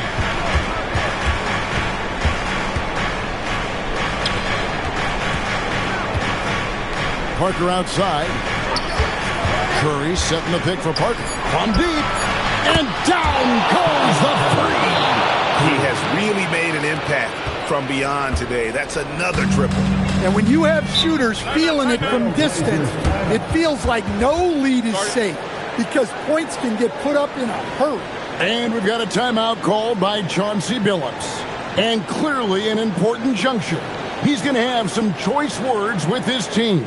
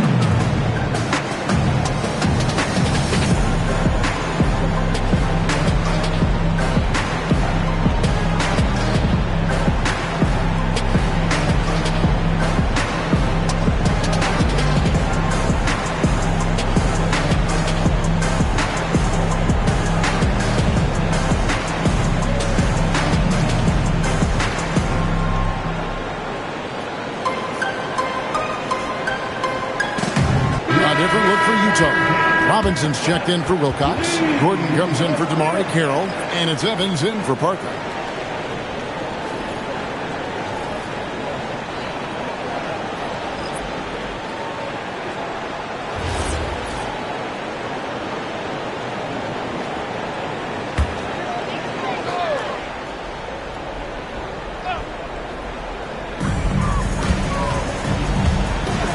Now, here's Maxey. With the ball. Big time fadeaway.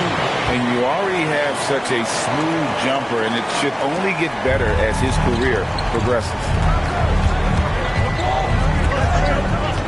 Maxey against Curry. Robinson a screen on Maxey.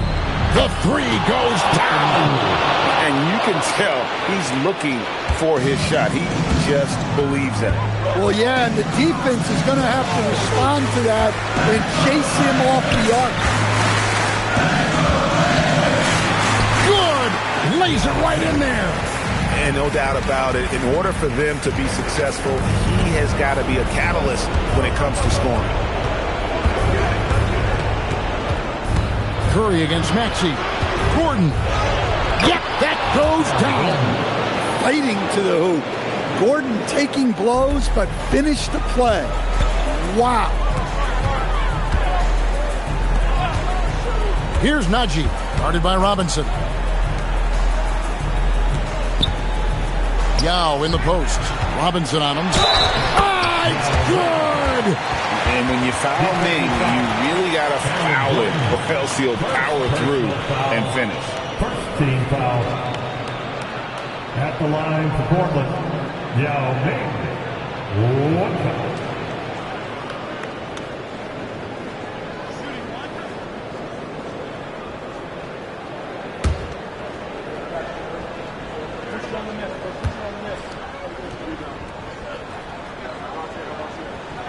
And that one falls for Yao. And I don't think I need to tell you what makes Yao Ming special. With his size, the sky is literally the limit for this young man.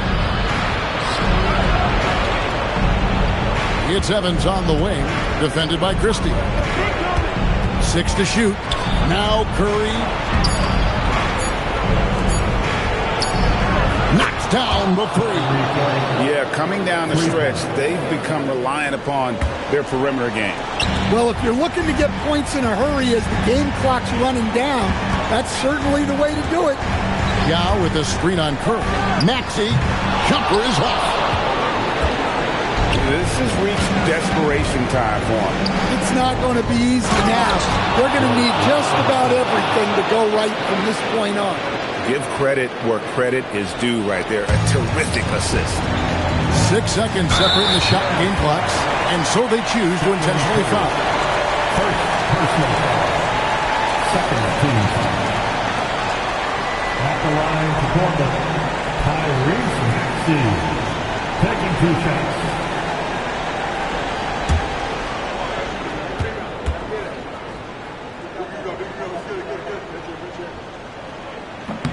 First free throw is good, and that increases their lead to 6. Maxey really just does everything for his team, a selfless young player. And so both free throws are good, and it's a 7-point game. Well, that's a good job of capitalizing at the line, adding some cushion to their lead. Utah calls timeout. They're down by 7.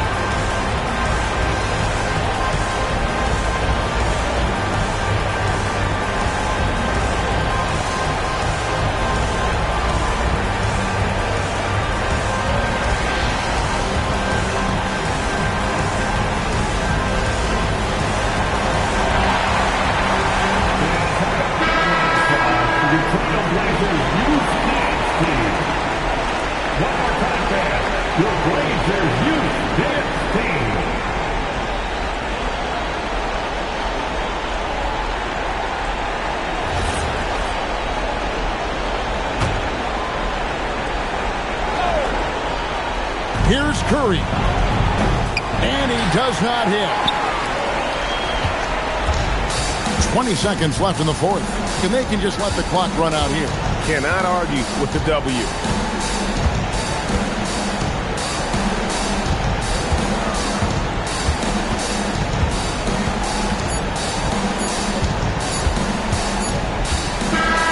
So the Trailblazers win it. It was up for grabs right until the final seconds. Yeah, and for me, Kevin, what stood out is just the overall trust this group has in one another when it mattered most. Doing what had to be done and to send these fans home happy. And that'll wrap it up, folks. For Greg Anthony, Alan LaForge.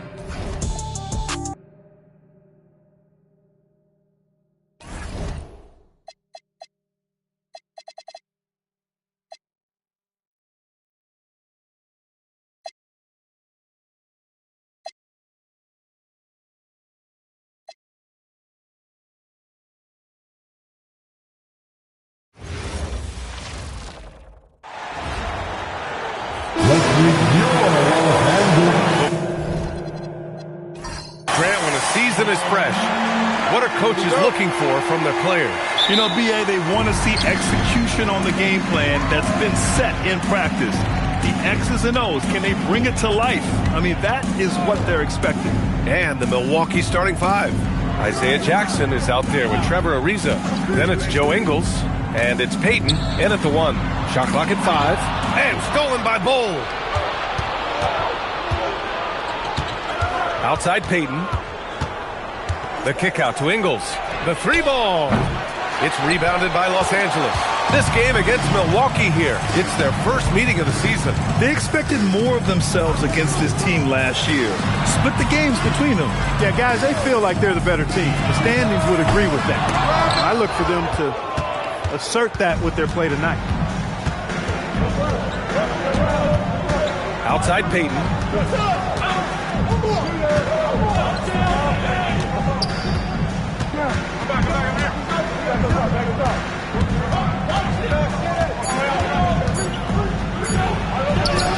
And he converts the layup. And that gets us rolling. Whew, what a tremendous atmosphere in here tonight. Boy, I tell you, you're right. You can feel this one looking like it's going to be a tight one throughout. Now here's DeRozan. Wiggins from long range. Gets his second attempt to go. Now he's 1 for 2. For Wiggins to take another step forward, he must improve as a shooter. So this is good to see. Well, Grant, you got to give the Bucks credit. 9 straight postseason appearances, the longest running streak in the league. Yeah, but 3 straight first-round exits. I mean, you could tell the boat's taking on water, and tough decisions are required. Here's Abdul Rauf. Cousins with the screen. A shot from the mid-range. Abdul Rauf, no good. Hey, sometimes the best looks don't equate to points. Left side, Peyton. Some nice passing by Milwaukee here. There's the screen by Bull. The 3. Peyton, no good. Los Angeles has gone 1 of 2 from three-point land so far. Wiggins for 3. It's Milwaukee with a rebound. And here in the first, approaching 3 minutes play. A little mid-range shot is up. Outside Peyton. Fires the 3. Drains the triple. Peyton's got 5 points. The defense takes a chance, leaves him open at the arc, and he capitalizes. Here's Abdul Rauf, guarded by Peyton. Wiggins, no good. So far this quarter, he's been out of sync and might be pressing right now. Ariza passes to Peyton. And here's Jackson. Pass to Ariza. Peyton up top. He's got 5. Ingles from outside. The rebound by Wiggins. And Wiggins has got the ball here for the Los Angeles Lakers. DeRozan outside. Connects from downtown.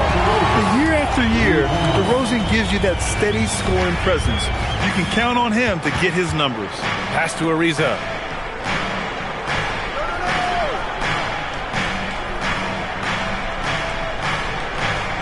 Back to Peyton.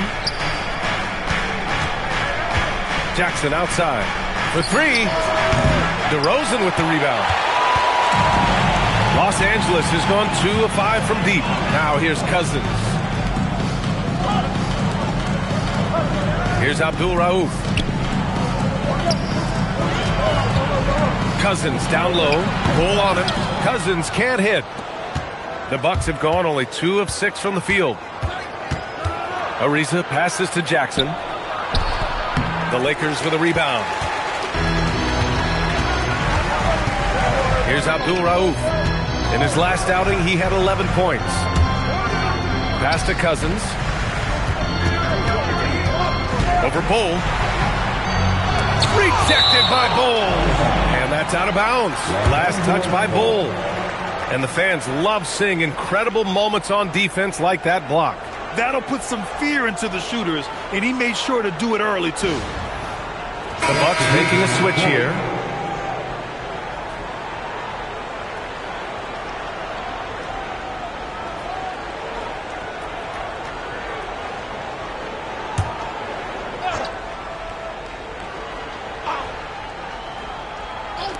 So it's Los Angeles now.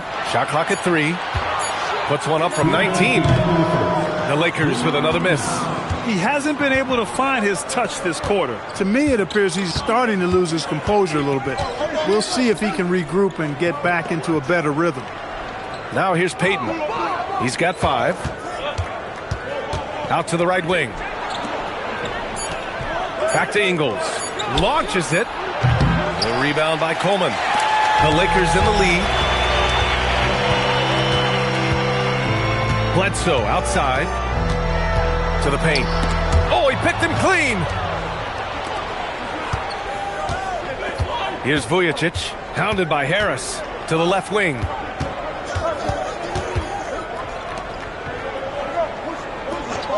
Pass to Payton. Inside. Cousins with the steal. Fast break. Here come the Lakers. Here's Coleman. That falls. Nice setup by Harris. Oh, that's impactful defense right there. Finding a steal and instantly turning it into offense. On the wing, Payton. He's covered by Bledsoe. Here's Vujicic to win the cold spell. Milwaukee, no good that time either. Pass to Coleman. Over Ingles. Coleman, no good. Blown opportunity there. He's got to have a short-term memory. Forget about that one. 4 seconds separating the shot and game clocks. Here's Vujicic. Now here's Reed. Here's Payton. And another miss by Milwaukee. Down low. Oh, deflected. 1 quarter in the books, and it's been a close one. Lakers ahead, up 3. And we'll get the second quarter underway on the other side of this break.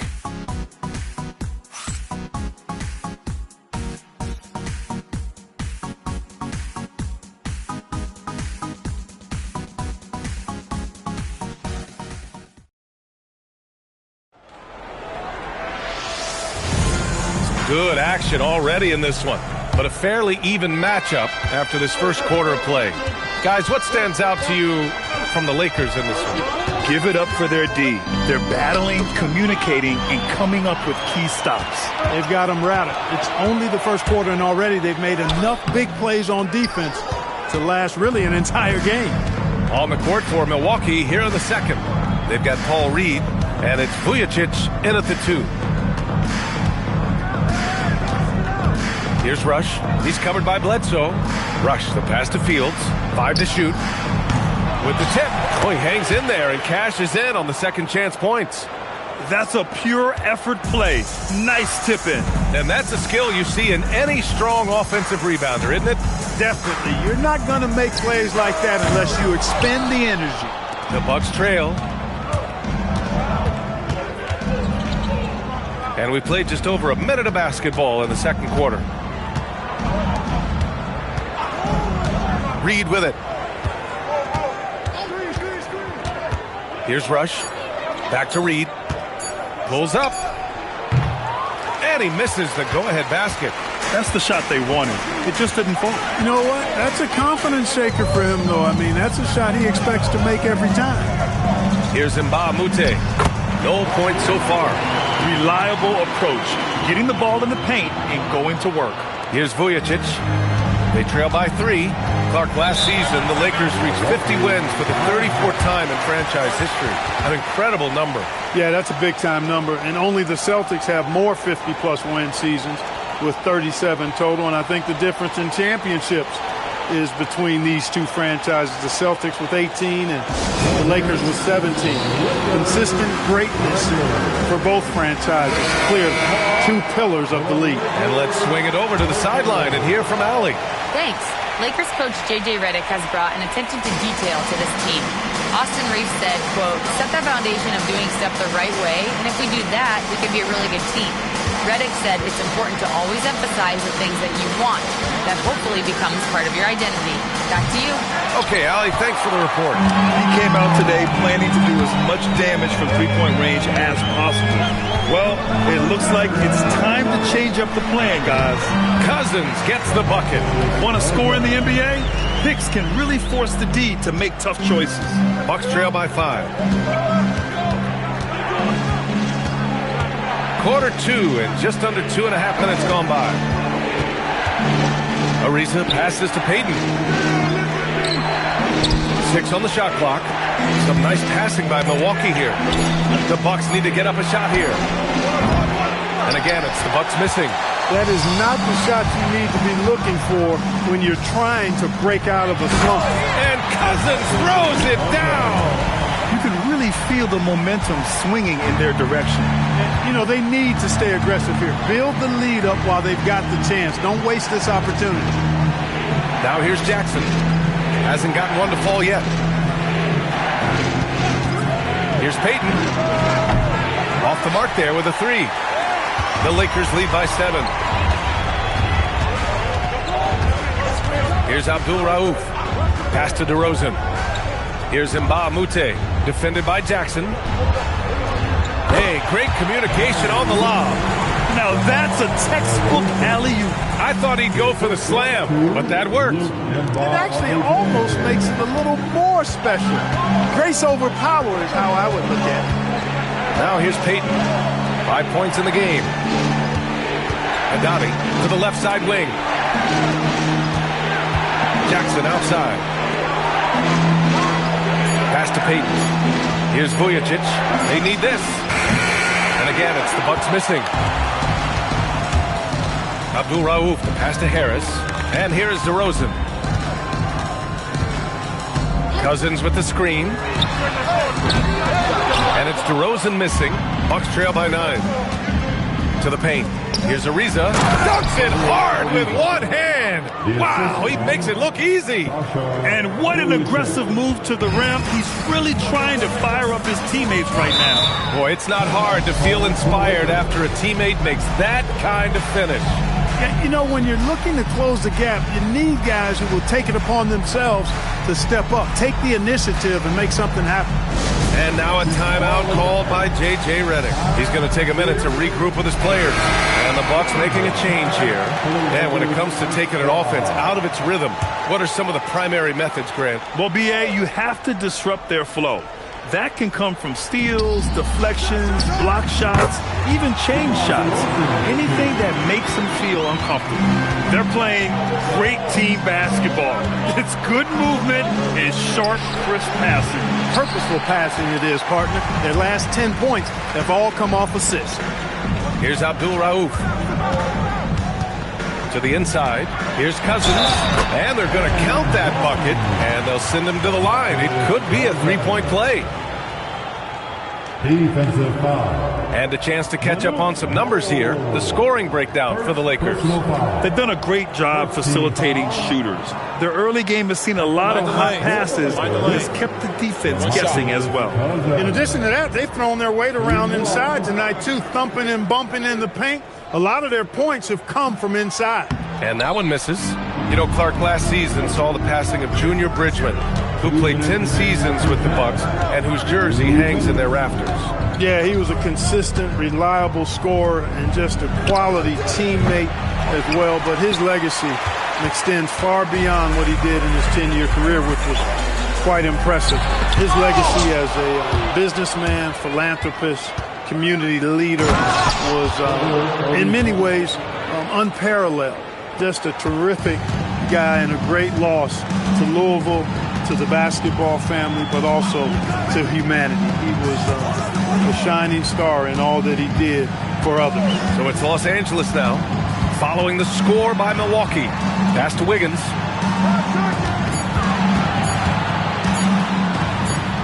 Wiggins with the inside bucket. Nice. After a cold first quarter, they've brought up their field goal percentage, trying to build out this lead right now. Here's Ariza. The three is up. Offensive rebound. Back to Payton. And another shot. Cousins comes with the double team. Cousins with the steal. Wiggins looking around. Pass to Cousins. Back to Wiggins. To the middle. Tipped. 6 seconds separating the shot and game clocks. Ingles, good. Ingles got his first points of the game. Getting enough shots in close to play inside out. Here are the Lakers now. They're on a 14-6 run. Here's Abdul Rauf, guarded by Payton.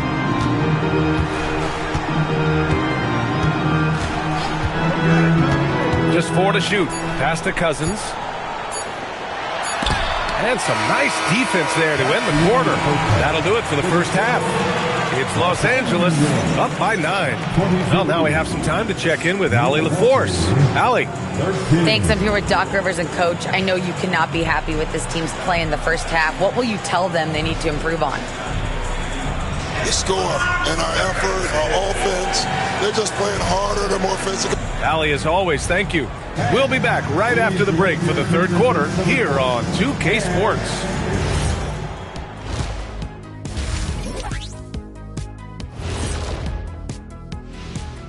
Well, with the way this game is shaping up, we could be looking at extended garbage time. This thing's out of hand. We're going to need garbage time for garbage time. I call that garbageception. Garbage time for garbage time? What? How does that even work? What, do you put the people in the stands in the game? It means me and you one-on-one.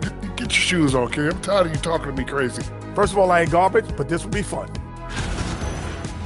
And now, time to talk about this game. What a solid start for the Lakers. They're passing on point, reading the defense and reacting. Kenny, I wish you'd react this fast when I asked you to pass the cinnamon rolls. I'm just trying to watch out for them carbs for you, big fella. Just watching out those carbs. And that's it for halftime. Thank you for joining us. We send you back to Brian Anderson for the start of the third quarter.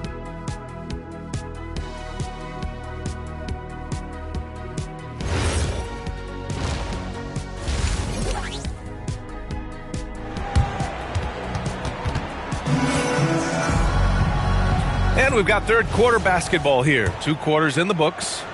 Boy, you have to like what we're seeing from DeMar DeRozan. Yeah, they've done an amazing job of creating room to operate for him. And then, of course, executing. You know what? It helped that they had a few guys with very hot hands on the perimeter, too. They've got Andrew Wiggins. DeMar DeRozan is out there with DeMarcus Cousins. And it's Coleman in at the 4-man spot. That's who's in the game for the Lakers. Now here's Wiggins. Takes the 3. Cole grabs the board. Cole's got rebound number 8 here already in the game. Pass to Ariza. And a foul called on the way up. So he'll take 2 from the free throw line. That one belongs to Wiggins. The well-seasoned Ariza continues to make a difference. I mean, this veteran is a reliable scorer and a quality defender.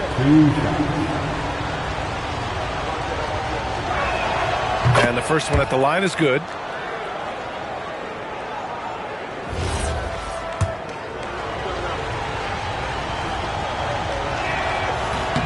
Both shots good from the strike. Now DeRozan. Here's the pick. To the right side. Here's Abdul Rauf. No good from outside. Bucks trail by 7. Outside, Ingles. Pass to Ariza. Ball against Cousins. 5 on the clock. Ingles from outside. Rebounded by Cousins. Cousins has got 5 rebounds tonight.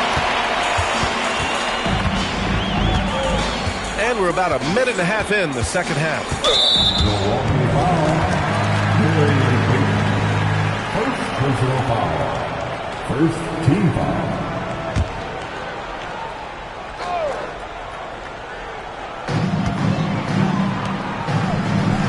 DeRozan looks it over. Down to 5 on the shot clock.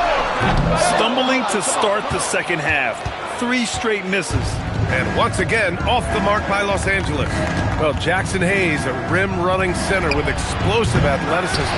Yeah, he's a constant lob threat. I mean, plays well above the rim. He sets solid screens. He's got pretty good feet, so he's able to get out of the screens quickly.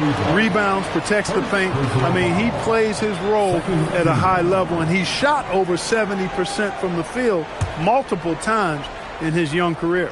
Let's go now to the sideline and catch up with Allie LaForce. Thank you, guys. Success hasn't changed Austin Reeves' underdog mentality. He said it doesn't shift at all. There's a good majority of people that probably still don't think that I'm that good. It's a common theme for my life. What pushed me to get here are the people who doubted me. I always have to keep that in mind. Brian, back to you. Keeps that chip on his shoulder. Thanks a lot, Allie. Here's Ariza. He has 6. Outside Bull. Pass to Ariza. 3-pointer. Rebound, the Lakers. They've led by as many as 11. Following this one, they get to host the Bulls. That'll be their second of a 5-game stretch at home. Here's DeRozan. Their offense stone cold. Another miss there. Outside, Ingles. Pass to Ariza. Let's go with a 3. Sinks the tray.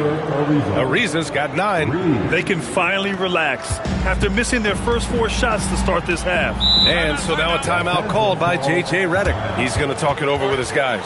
And something fans don't always get to see, some of the closely guarded secrets that happen in that huddle. Yeah, typically there's some type of adjustment made out of a timeout. It might be major, or it could be just a slight tweak.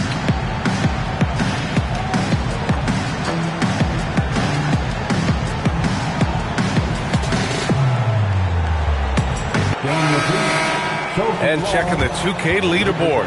These teams led the league in 3-point percentage last year. Number 1, the Bucks.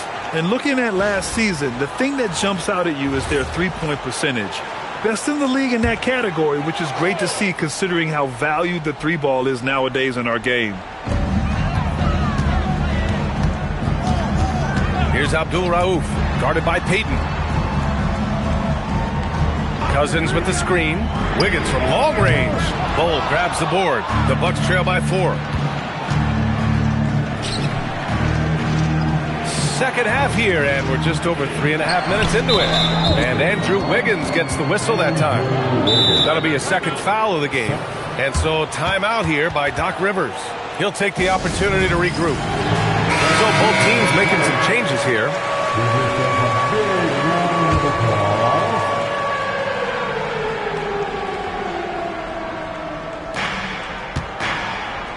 Some nice passing by Milwaukee here.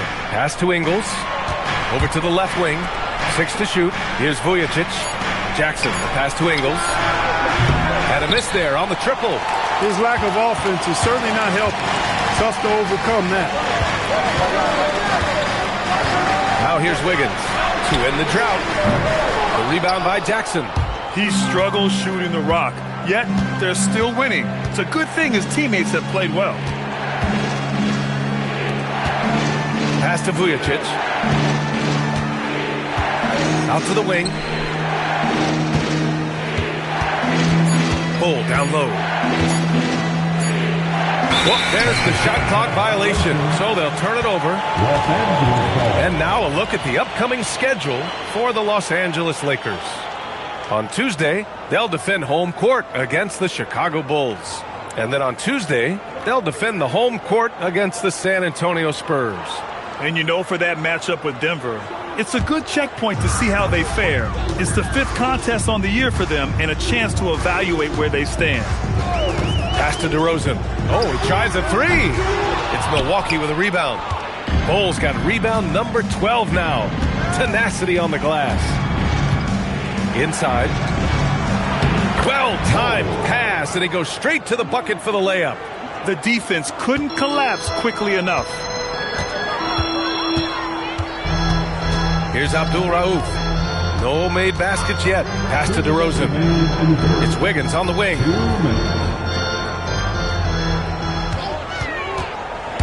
To the wing on the left. From the baseline. And once again, off the mark by Los Angeles. To the paint. Here's Jackson. No good. That would have tied it.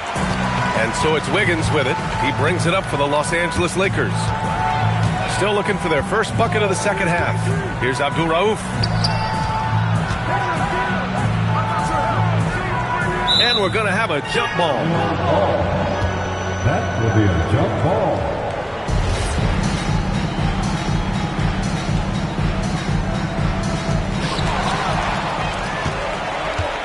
Here's Ariza, pounded by Wiggins. Pass to Vujacic. Here's Ariza for the lead. That one is off. 1:06 left in the third.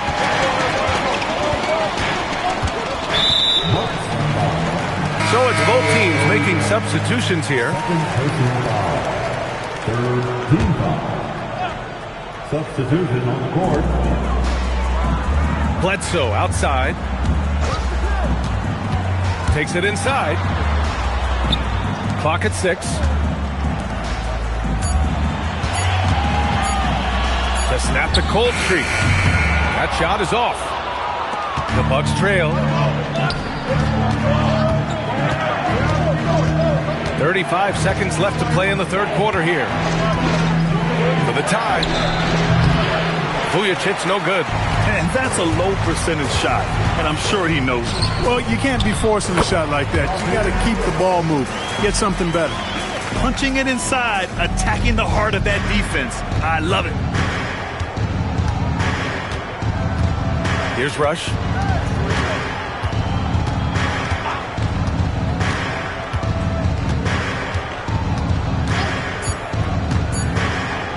There's the 3. And no good. Trying to get that one to fall. And we've watched 3 so far in this one. It's Los Angeles up by 4. All right, we're going to step aside. And it's time to bring up the State Farm assist of the game. Now, I know he's a big man, but he's got some point guard in him if he's making passes like this. Hey, that was a high-level pass no matter what position it came from.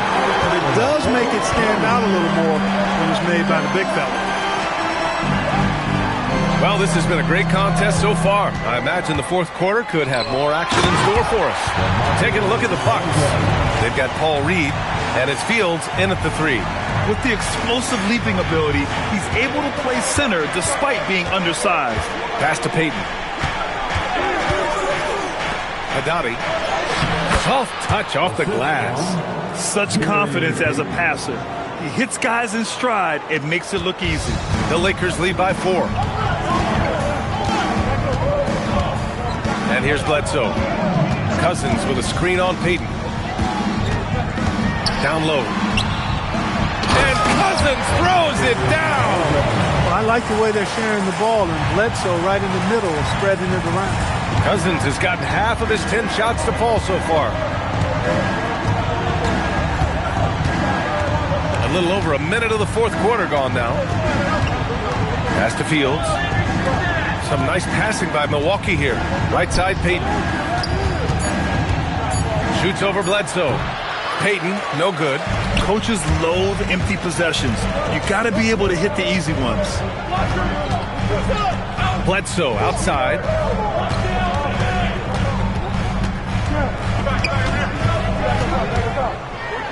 Driving in. Uses the glass to finish the layup. And it's an 8-point Los Angeles lead. Hey, they're just getting pushed around inside. Yeah, you can't say that with enough emphasis. I mean, the defenders are just not being aggressive enough down low. You got to play with some physicality in the paint. Back to Payton.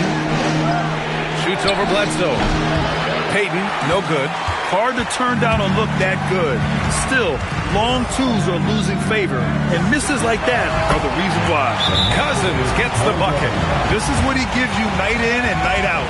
Stellar production at the offensive end. And a timeout called here by Doc Rivers. He is not messing around, calling them into the huddle. Let's check in with our reporter, Allie LaForce. Well, over the break, I listened in on Doc Rivers' huddle. He seems pretty disappointed with the three-point shooting, telling his crew we have to start making more outside shots. I want to see more threes out there. Let's get aggressive. Coach is hoping some big production can make a splash for them. Allie, thank you. Pass to Fields. Stolen by Bledsoe. Cousins with the screen. To the inside. Rejected by Bol. Here's Fields. Here's Rush. Sinks the 15-footer. Rush has gotten his first basket of the night. Willing passers, unselfish play. You have to appreciate this kind of offense. Back to Bledsoe. Oh, it's stolen away.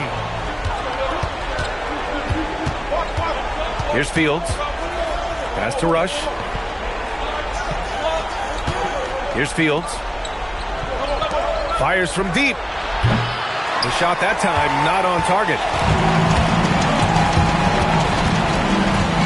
A little over 3.5 minutes in the books now in this fourth quarter.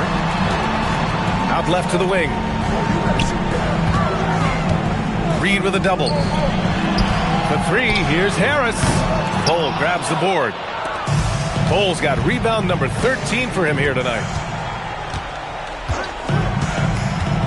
Bledsoe against Payton, and there's the foul. It'll go on Joe Harris. That's his first foul of the game. Both teams deciding to change it up. Substitution on the court.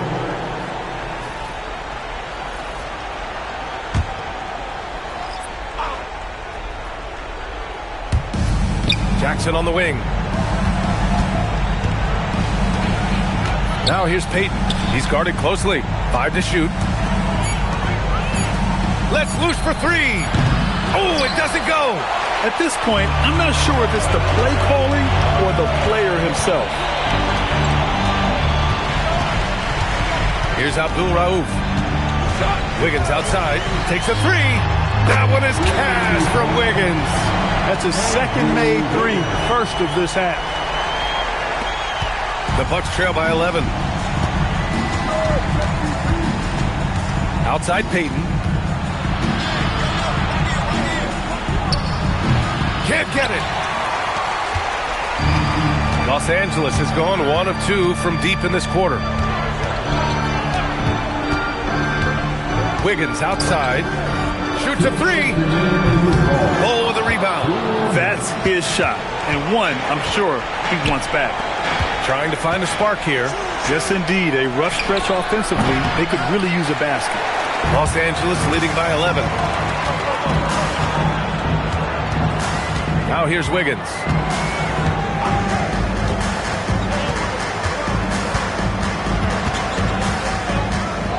Shot clock at 6. Lets it fly from 18. That misses. Poor defense for sure, but the offense was worse. Here's Jackson. And they recover it. 1:10 left in the fourth. Puts up the tray. Cleared away by DeRozan. Man, that's his shot. But maybe he was too wide open. Both sides are simply waiting for the clock to make it official. This is going to end up in the books as a nice win for the Lakers. Well, Grant, I don't know if there was one deciding factor in this game, but I'd say shooting accuracy if I had to choose. Agreed, B.A. They really went after quality looks and shot the ball with confidence. And this one concludes with their second victory of the year. Wiggins misses the 3. And the Bucks with the possession here. 11-point game. Hole outside from downtown. It's off. Here's Abdul Rauf.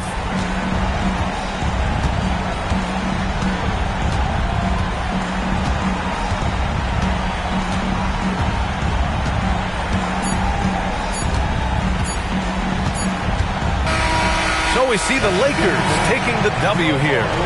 A clean win, and one where they clearly showed better energy. Yes, so true.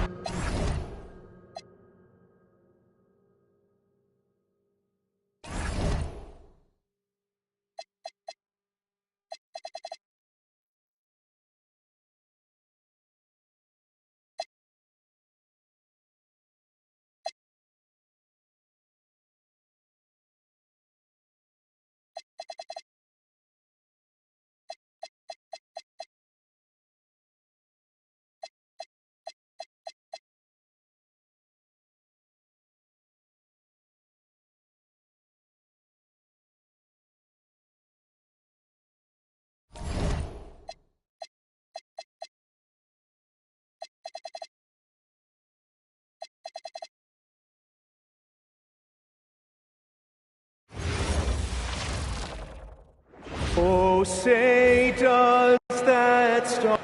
We have the first leg of the NBA season, Greg, now behind us. The standings starting to come into shape. Yeah, right now is when you can make sense of wins and losses. Who you play matters so much early on, but things have started here to balance out. So a look at our starters for the Knicks. We've got Snow. King is out there with Roy Hibbert. Then it's Matt Barnes. And it's Mullen, and it's shooting guard. Now here's Allen. Here's Duarte. And a great assist by Allen as that one goes in. Now, this is a guy who wants to score, so don't let him catch a rhythm. Snow, the pass to Hibbert. Shoots over Pekovic. Rockets with the rebound. This, their first look at this year's New York squad. And we saw how competitive and entertaining the season series was between these two terrific teams last year. Both these teams are beneficiaries of tremendous coaching. Both have high hopes for the season. I expect to see a chess match tonight. Here's King, and he jams it with authority. And that's the kind of lead pass we've come to expect from him. Allen with it. Pass to Kispert.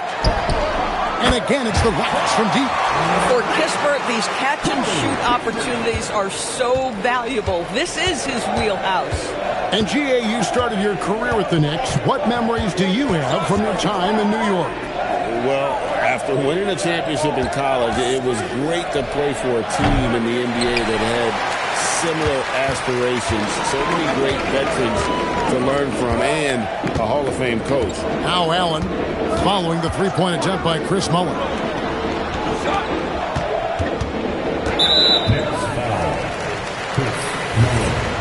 First personal foul. First team foul. Just about 2 minutes into the game, first quarter of basketball. Allen finds Ajinça. Here's Duarte. And it's off from three-point range. And really, despite that miss, they've had a solid start offensively. Here's Hibbert. Misses the layup. He had him with that bump fake. You've got to be more aggressive. That kind of soft effort won't get it done. Pekovic. Another shot. Hibbert pulls it in. For the New York Knicks, they won their last contest against Chicago. A drive by Barnes. Lays it up off the glass. And once he got to the 10, I think he was surprised to find himself that wide open. I think defensively, that is not the way you want to start. Giving up high percentage looks, that doesn't typically end well. Kispert, no good. The Knicks have gone 50% from the field, hitting 3 of 6 since the opening tip. Pass to Snow. Here's Mullen. Plenty of room to knock down the shot. Mullen's got 5 now. You can't just stop when there's a pick set up. Gotta fight over it as a defender. You know exactly what that takes. It takes energy, it takes activity, it takes intensity. Now, here's Kispert. He's got 6. And we're approaching about 3.5 minutes played in the first quarter. Here's Snow. The kick out to Barnes to the left side wing. Here's King. And he makes the bucket, gets the whistle, and now a three-point play chance here for him. And a nice job here early of establishing an inside presence. And he's got his first chance at the line here. Terrific form at the line throughout last season. 89% on the year.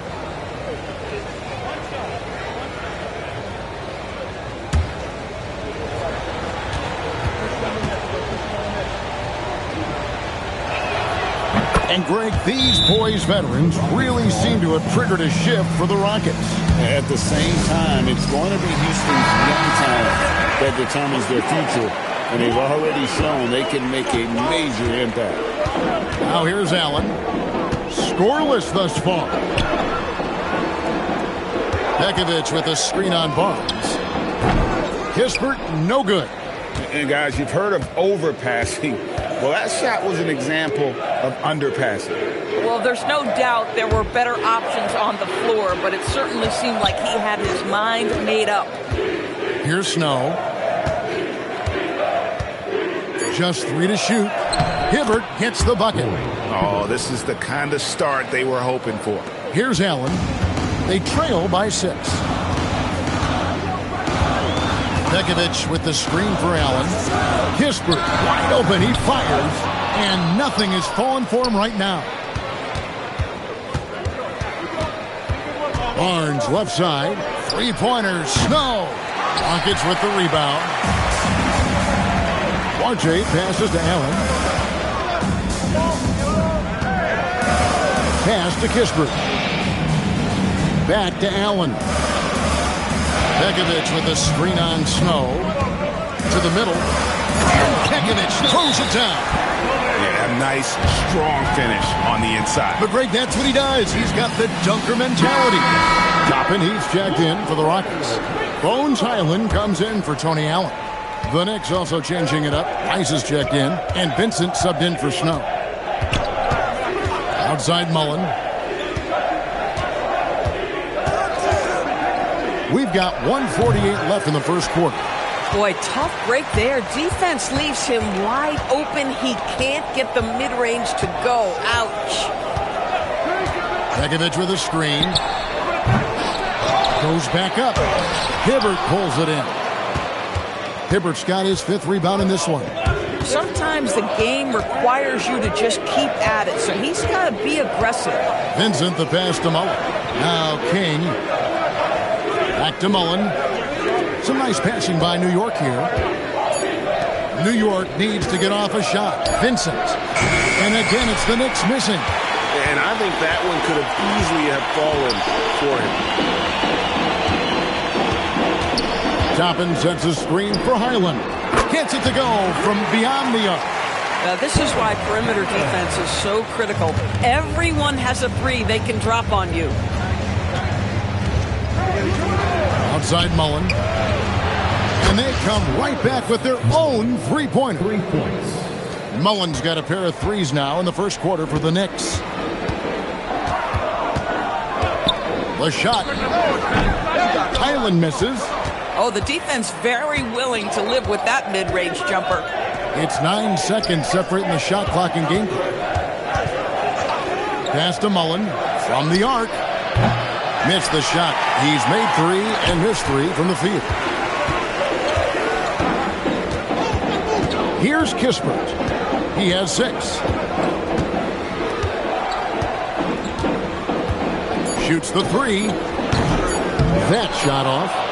And that does it for the first quarter. Knicks lead 5-4. And we'll be back with you for the start of the second quarter when we...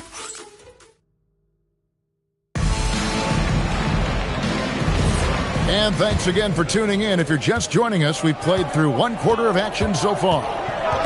In a moment to look at the scoring approach in terms of where the points are coming from for the Knicks. Straight away, they've opened things up offensively with skillful passing, running smart plays, and just setting guys up for success. Yeah, and their assertiveness in the paint so far tonight has been impactful. They're really making it hard for the interior defense. On the court for the Knicks, we've got Hill, Vincent is out there with Garrett Temple. And it's Klein in at the 5 down low. Connected to the game. Of course, that's one way to describe Jakob Poeltl. Well, Poeltl is an exceptional screener. He loves to hit the glass. He's a very physical player. He's everything you want in a big. Let's go to the sideline and see what Allie LaForce has dug up for us. Allie, take it away. Thanks a lot. Anthony Davis talked about what motivates him. He said championships, the things I do in the community, being a good teammate, playing hard. All that stuff matters the most to me. Don't get me wrong, money is amazing, but my legacy will win that battle every time. Back to you. Priorities straight. All right, Allie, we thank you very much. Here's Rice. Trying to answer back, but that three is off the mark. Greg, I'm sure their coach is very pleased with their offensive flow right now. I mean, it's harder than it looks to get it going like this. Now they just have to maintain it. Hey, guys, let's get your take on the scoring breakdown for Houston. Absolutely dialed in from beyond the arc so far in this one. The defense is surrendering the long-range shot here early on. Yeah, what an excellent display of passing in the early stages of this game. A good deal of their points coming directly off quality passes.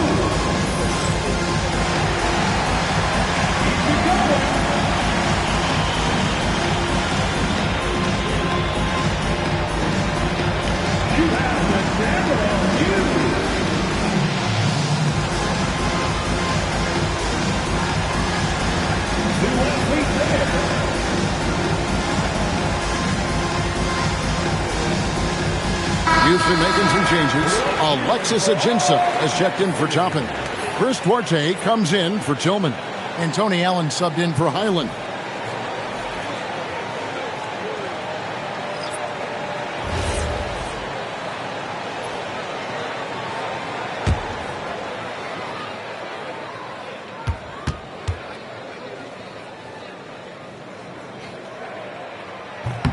And that one falls for Boston. And GA, a lot of the best defensive teams in the league have some stout zone looks they can go to. Where do those in a game come in handy? I mean, often it's a way of challenging opponents to make perimeter shots, but also you want to show different looks just to kind of disrupt the rhythm of a team's offensive flow. And both free throws good for Boston. And Doris, you see the talent on this Knicks squad, but there's always been questions about the intangibles they possess. What's fascinating, Kevin, is this team built slowly and methodically and with great patience. And then they took a couple of big swings. It doesn't result in a championship, and now you evaluate everything. Allen outside. And looks like the illegal kick was set. Yep, that's right. That'll get their attention. Not a problem. First turnover of the game, but overall, I like how they're taking care of the basketball. Tillman, he's checked in for Houston. New York trailing. We're now about 2 minutes into the second quarter. Here's Mullen. Tillman grabs the miss. Oh, rising up from the mid-range, but doesn't exactly look confident about it. Allen outside. Here's Jokic. Oh, Jokic powering inside. And it seemed like they couldn't get anything to fall in that opening quarter, but you can just feel the momentum starting to shift. Outside Mullen. There's the triple, and the three ball is good. Mullen's got the game tied up here for New York. And the lack of effort to fight over the screen there makes that an easy shot. You know, we see this all the time. You're basically, as a defender, hoping the man misses rather than putting in the work to get over screens. Here's Jokic, and it's sent back by Hill. And they're able to recover. 4 on the shot clock. Second chance shot. And it's Rice with the rebound. New York's gone 2 of 4 from three-point range so far in the second quarter. Pass to Snow. Now here is Mullen. New York moving it around. A three ball. And the Knicks hit again from deep. Their third three-pointer in a row. Rockets trail by 3. They need a bucket in a big way here to regain some confidence. And now the Knicks on the break. Three-pointers, Snow. The Rockets pull it in. They'll be playing host to Miami for the next game. And that's the third of 4 straight played at home. Allen passes to Jokic. Over Hill. Jokic, no good. New York leading by 3. Here's Mullen. Good, and it's Barnes picking up the assist. Mullen's got 16 points. And it just seems that every pass they make is leading to a score. Just great ball movement. Allen surveying the D. Jokic kicks to Allen. Back to Jokic, trying to end the drought. Jokic from distance. And doing a much better job from three-point range than they were in the first. It's going to help them chip away at that lead. And so Mike Brown calls a timeout. Coach is going to take a few minutes to regroup and go over the strategy.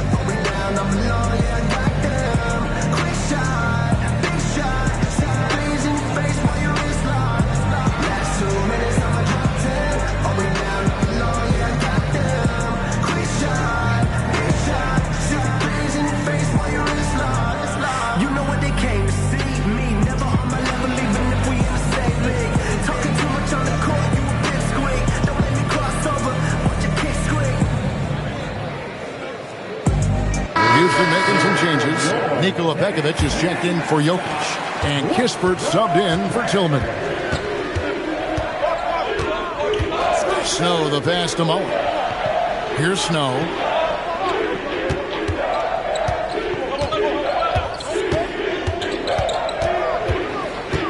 And it's Hibbert in the corner. Pass to Snow on deep.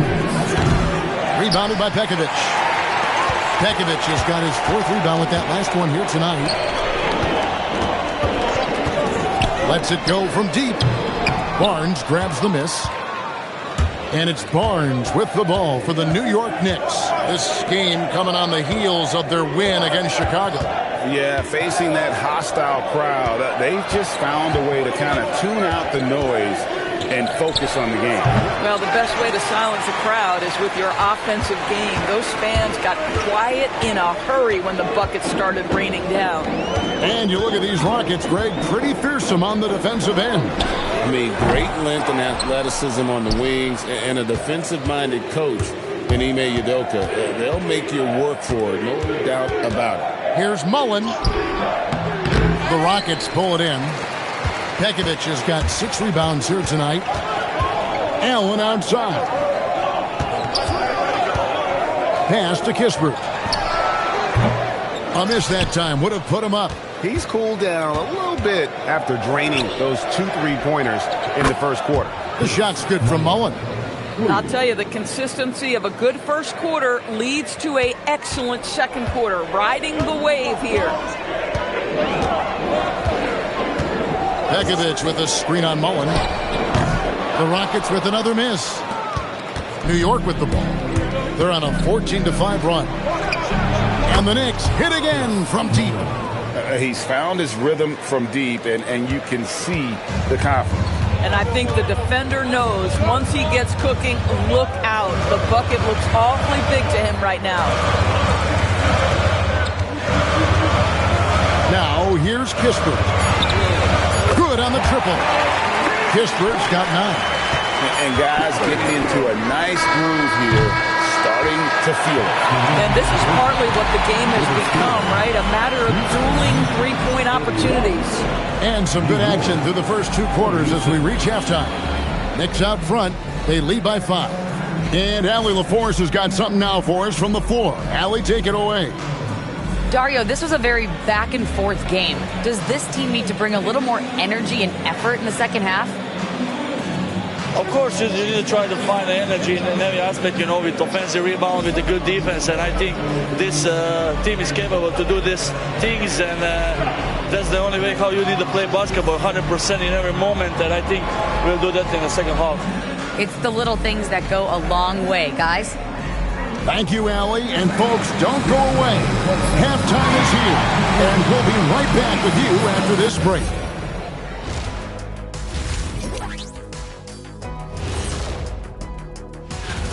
Facing good shooters, you have to extend your defense early in the clock. Let those guys drain a few and get into rhythm. You're toast. And let's move on to the Eastern Conference standing. Thanks for spending half.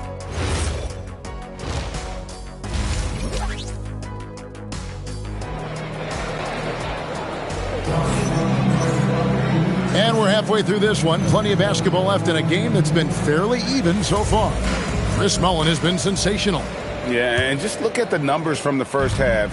He has been very efficient. I think they've taken their time. They've showed incredible patience. It's a sign of a well-coached ball club. Alexis Ajinça is out there at Pekovic. That's Tony Allen. Then there's Kispert. And it's Duarte in at the 2 spot. And that's the group in there for Ime Udoka as we begin the second half. How many times have we seen a possession like that from them today? Ending with a basket, coming off a pretty pass. Near the three-point line, it's Kispert. No good there. And not a night he's going to want to remember, just not really able to score the basketball. Great teamwork, punctuated by a strong finish. Going right to the rim, which is where you want transition opportunities to end. Pass to Kispert. 3-pointers off the mark. Boy, this is the story of the night for this guy. He's taken a lot of questionable shots. And when it comes to R.J. Barrett, what do you think, Doris, about his development? Well, we know he's got a scorer's mindset, and he's excellent off the dribble. The key for his growth is just he's got to become a consistent shot maker from deep.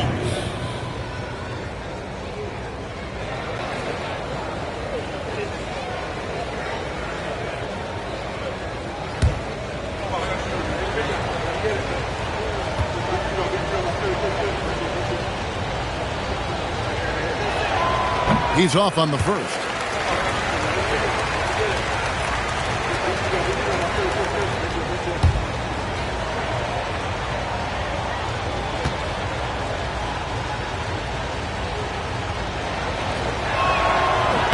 And the second free throw, good.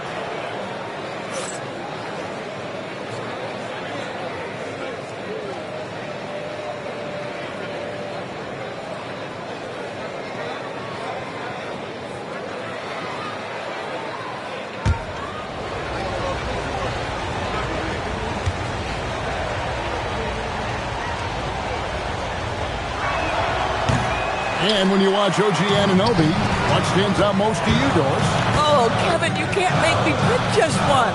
I mean, this guy is elite on the defensive end of the floor. He's always going to give you great effort. And you better look out on the offensive end. OG Anunoby is starting to become a problem. Kispert, no good. Geez, you can almost feel his desperation. He wants so badly to see the ball go through the net. Outside Mullin. Lets the three fly. Count it. And with that basket, he's now 9 of 15 from the floor.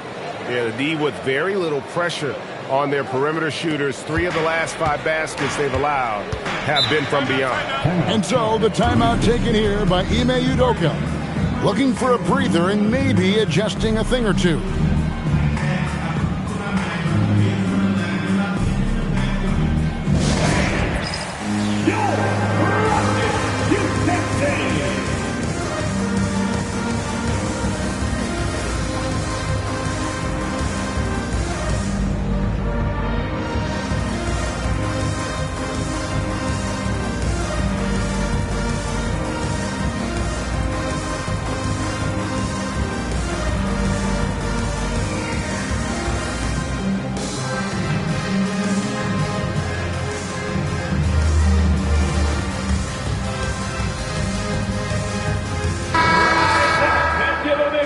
Let's take this chance to see which of last season's teams had the most second chance points in the league. The Rockets, number 1.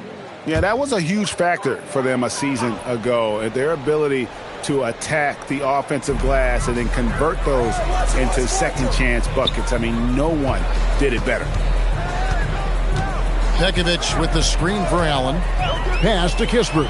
Shot to stop the run. Another miss by Houston. Ouch.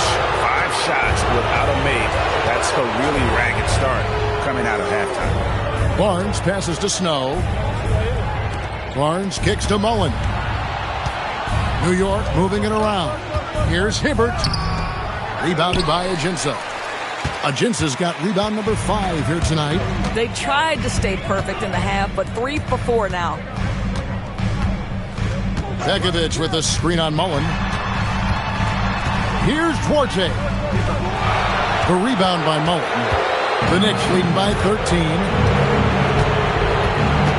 Pass to Barnes. Hibbert inside. Covered by Ajinça. Well defended, though, and he's not someone who handles that kind of pressure very well. Here's Duarte, defended by Mullen. And oh boy, a lot of contact there, but he gets the call and will shoot 2. And you don't ever want to get into the habit of letting the offense get to the rim. And he's got his first free throw of the game.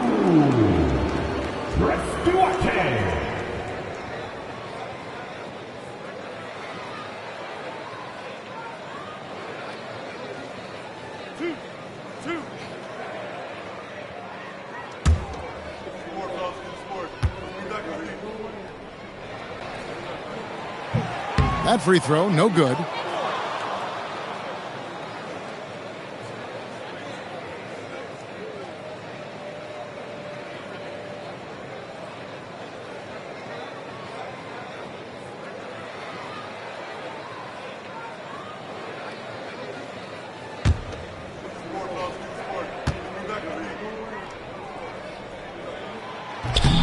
And he's good on the second.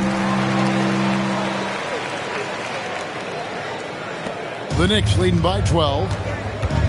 And so Mike Brown calls a timeout. Coach is going to talk some things over with the team. Might be seeing something to adjust.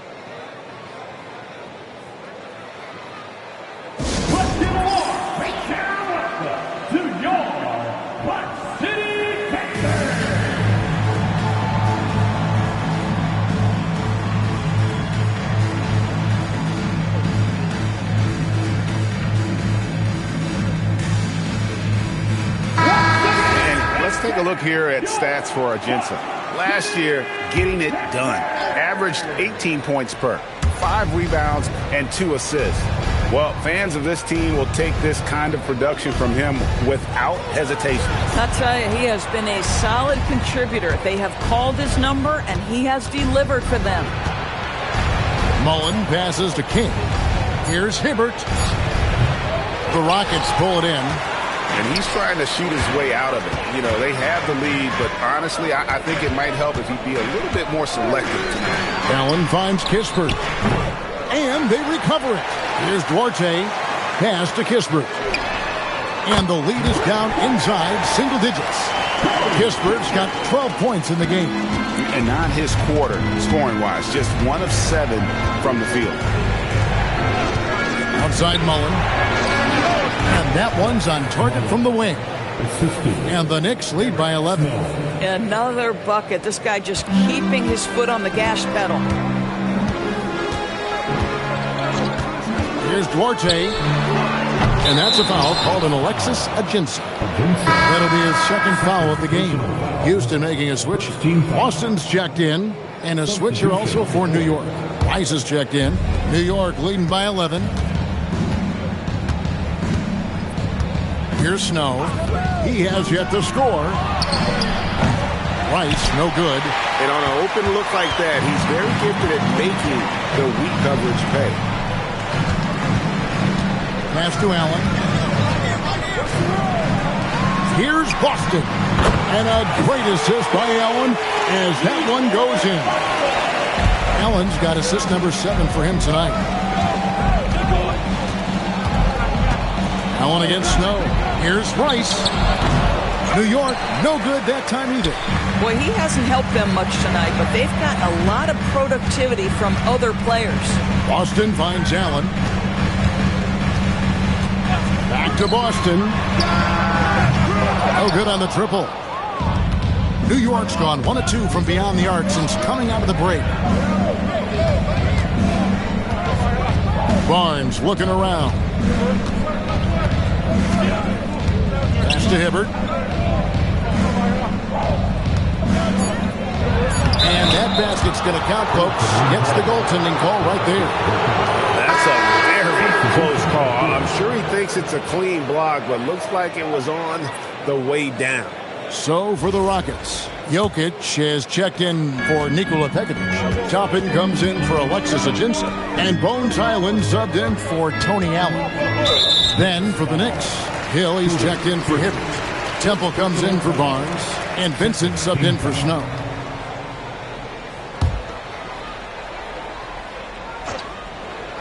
And the Rockets with possession here, trailing by 10.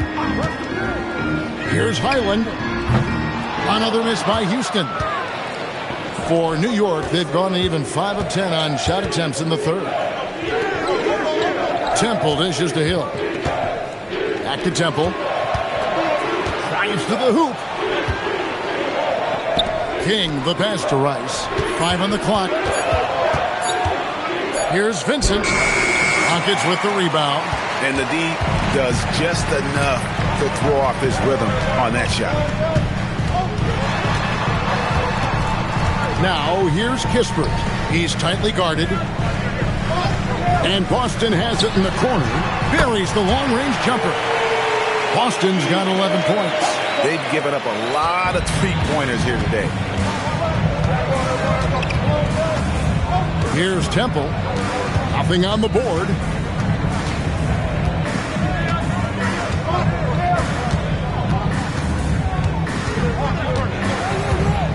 Launches a three.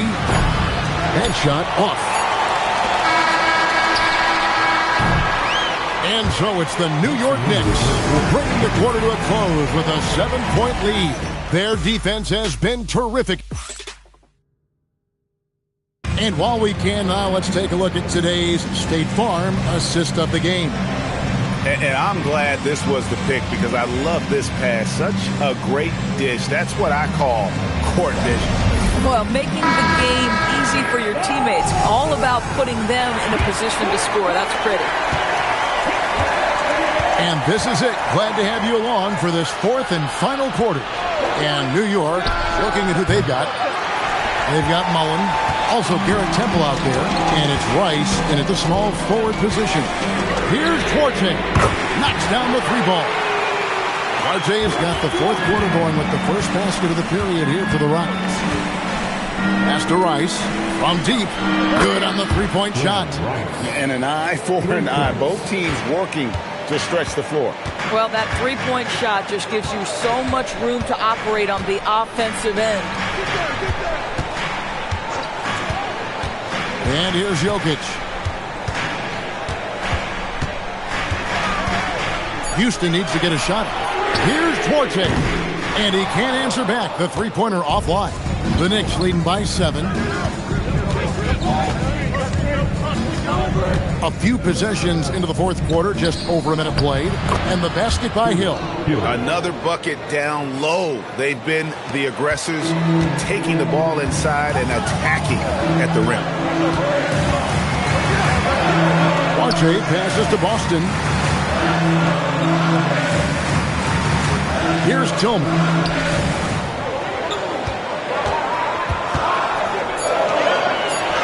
And the layup falls. Tillman's got his first points in this one. And he found the soft spot in the D on that possession. And Temple kicks to Mullen. The Rockets pull it in. And he rushed that one, no doubt about it. The D out of position, you can see the frustration on his face. Taken away.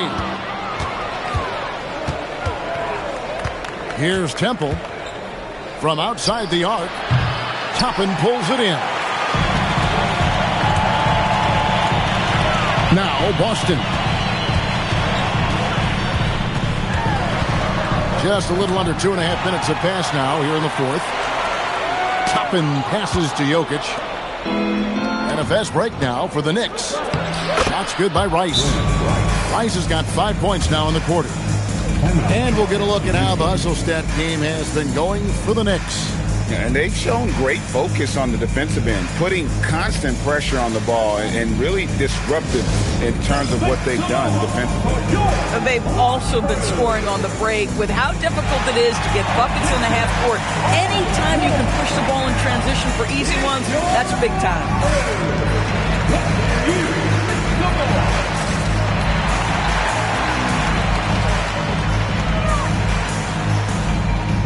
Houston with a big group substitution here. Nikola Pekovic is checked in for Jokic. Alexis Ajinça comes in for Toppin. Corey Kispert's checked in for Tillman. And Tony Allen subbed in for Brandon Boston. Let's check in now with our Allie LaForce, who's got a story for us. Allie? Well, over the break, I listened to Ime Udoka's huddle. He said to his players, I believe in you. I know what we have. It was less about X's and O's and more about the team's identity. Guys, they play for one another.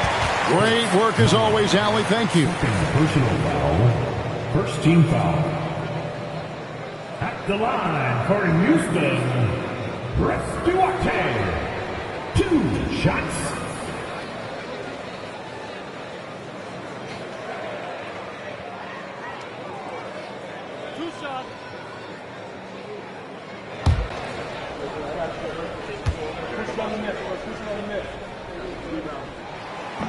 That free throw, no good.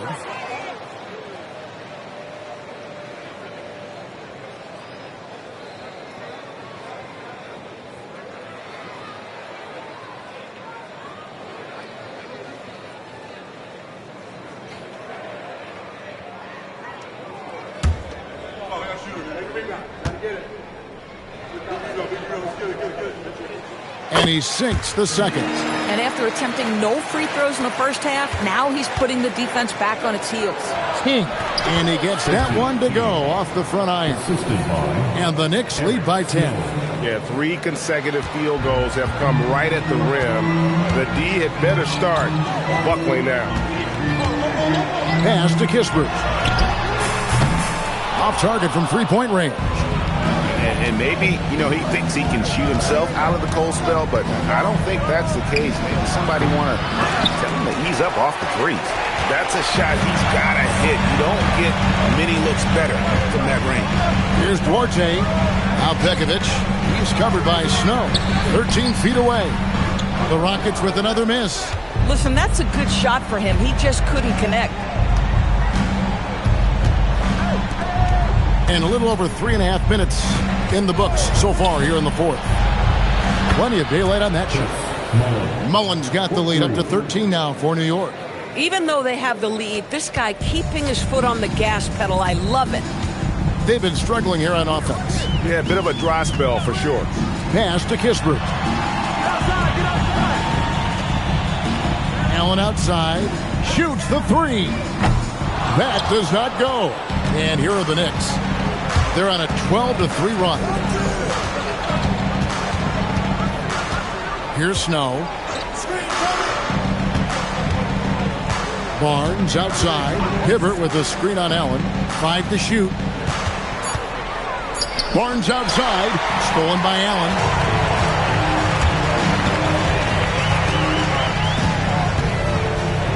Jacks up a three. Down it goes for 3.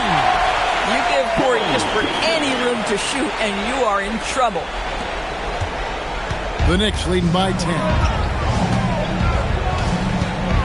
And Mike Brown decides to call timeout.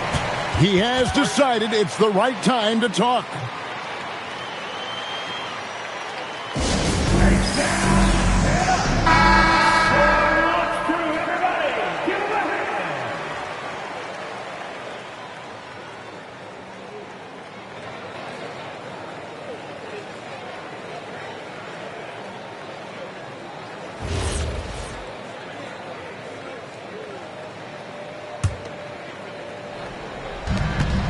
$13 points was their biggest lead in the game. 2 minutes in the game. 2 minutes. Mullen with the ball. Down to 5 on the shot clock. Gets a hand on it. It's trailed by 10. Now here's Kispert. It misses.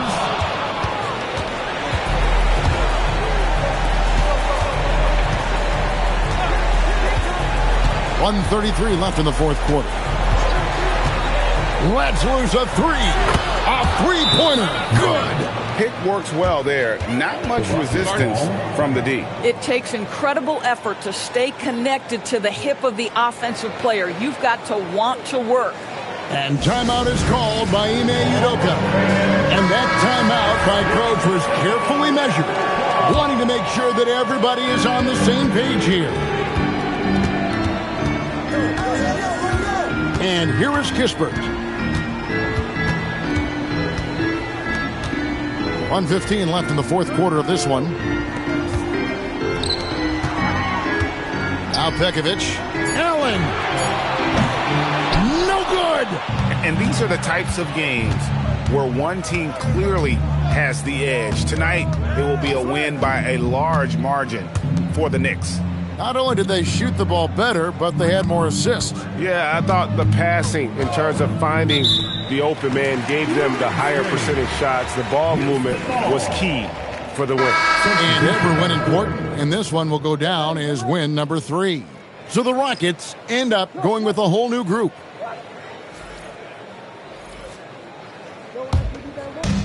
There's 45 seconds left here in the fourth quarter. Launches it. That one misses. The Knicks on offense. They're on a 15-6 run.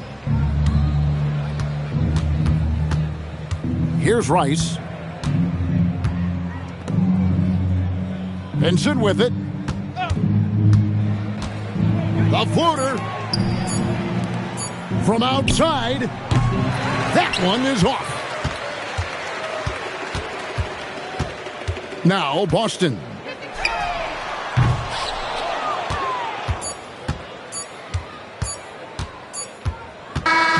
So no problem for New York as they get the win. And in the win, a comfortable win in what was, I think, a pretty hostile environment. It really was. You know, it's never going to be...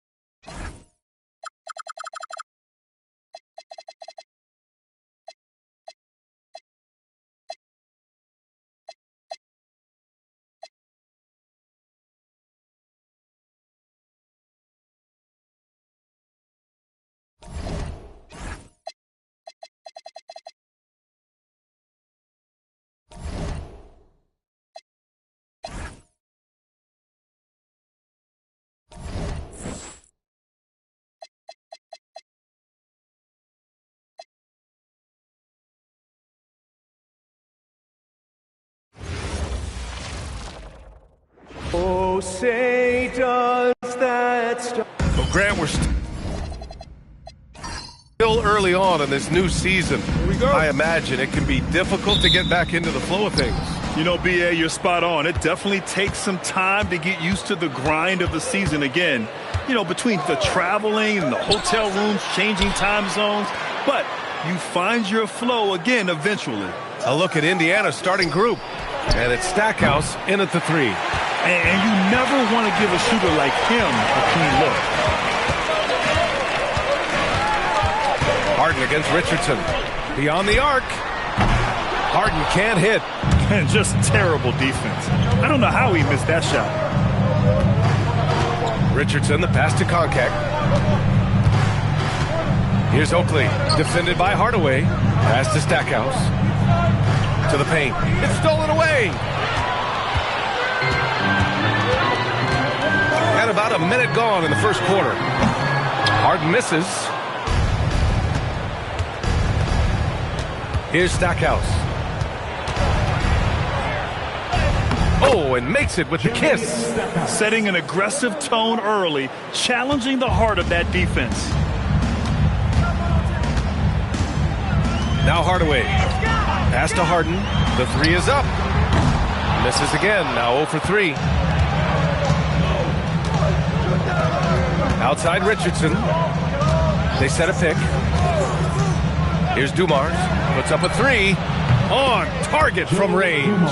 You don't want to let him get into a rhythm from out there. For Charlotte, they've gone 0 for 3 from the floor to begin this one. The 2025 playoffs had some incredible comebacks, Clark. Indiana had some all-timers. Yeah, it was absolutely unreal. The excitement, the drama, the close finishes. I mean, unbelievable. How about these wins for the Pacers? Down by 7 with less than 40 seconds against the Bucks. Got it done. Also trailed by 7 with under a minute versus the Cavs.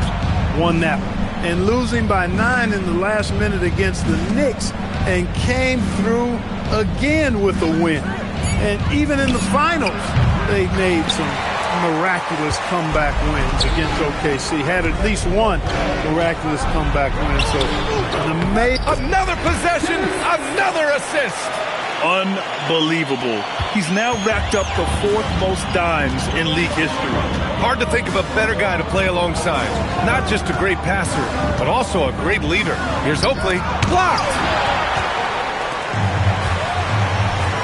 Outside Harden. Down low. Uses the glass on the layup. Some slick passing from Harden on that one. Here's Richardson. 9 points for him in his last game. Pass to Dumars. Looking to end the run. Drops in the 3. Dumars has got 6. Unleashes the bounce pass. An accurate assist. Outside Hardaway.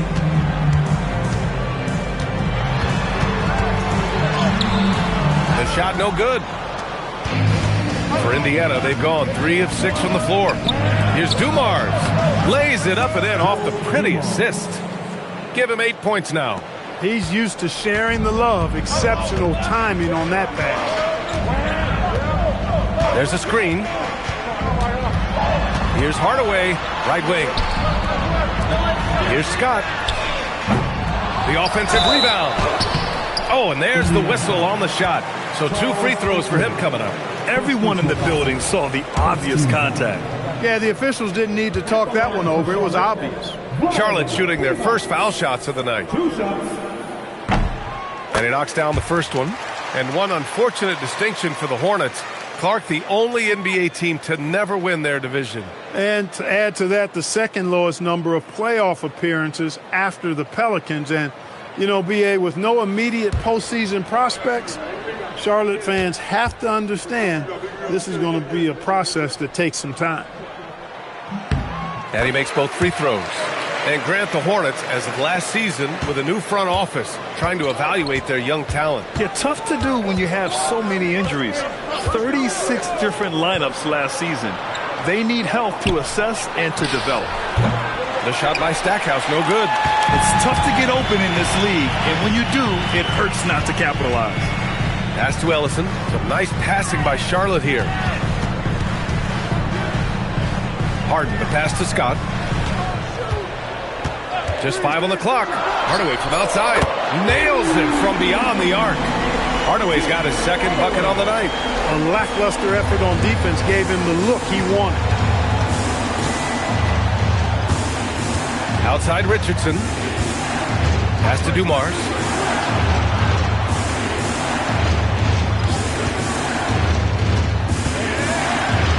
Nifty move. Here's Stackhouse. Offline with a 3. And he almost made them regret defending him so loosely. Here's Scott. Now Harden. there's the drive. Out to the right wing. Pass to Ellison. 4-3. Harden misses. He can't get anything to fall, at least not this quarter. Stackhouse, the pass to Richardson. Intercepted. Now the Hornets moving it up. Now Harden. Back to Hardaway. Fires for three. It's good. Off the assist from Harden. Harden's got 3 assists now in this one. Hasn't taken him any time to get into a groove. 3 or 4 to start things off. And timeout called by Rick Carlisle. Coach probably just checking to make sure everybody's on the same page here. A new lineup here for Charlotte and Indiana with some changes. And always interesting to look back at last season. These were the NBA's best transition teams. 5th on the list, Indiana. You know, it really made for some exciting games the way this team ran the floor. Always maintaining impressive energy in transition.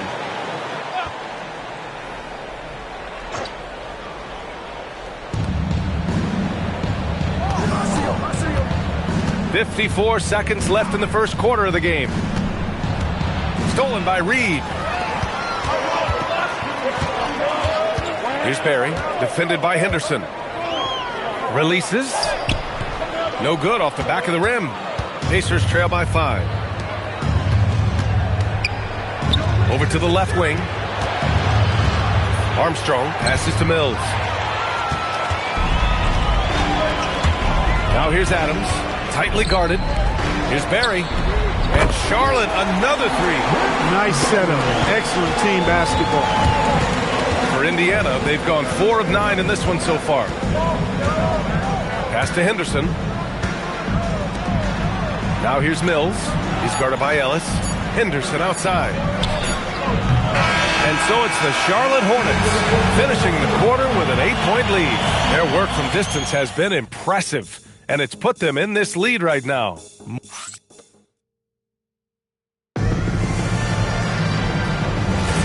If you're just joining us, we played through 1 quarter in this one. All right, guys, what's your take on the hustle stats for the Hornets? Well, you know, they've been aggressive on the defensive end, and it's paying off for them. Quite a few takeaways for them in the early going. And they've done a tremendous job just creating havoc defensively. Active hands have led to tons of turnovers that they've capitalized on. On the court for the Pacers, second quarter underway. We've got Clint Capella, and it's Armstrong in at the point. Well, most NBA teams run their offense through their star player. But, Grant, that can leave the team vulnerable when that player has an off night. You know, in a strange way, it's almost better if your star is out of the game. I know that sounds weird, but those complementary players get increased opportunities and are emboldened to do more. The first free throw is good. And, Grant, while most didn't expect it, last season, the Pacers made the second NBA Finals appearance in their franchise's history. Yeah, B.A., there's so much belief right now in that locker room. They never feel like they're out of a game, and that makes them dangerous.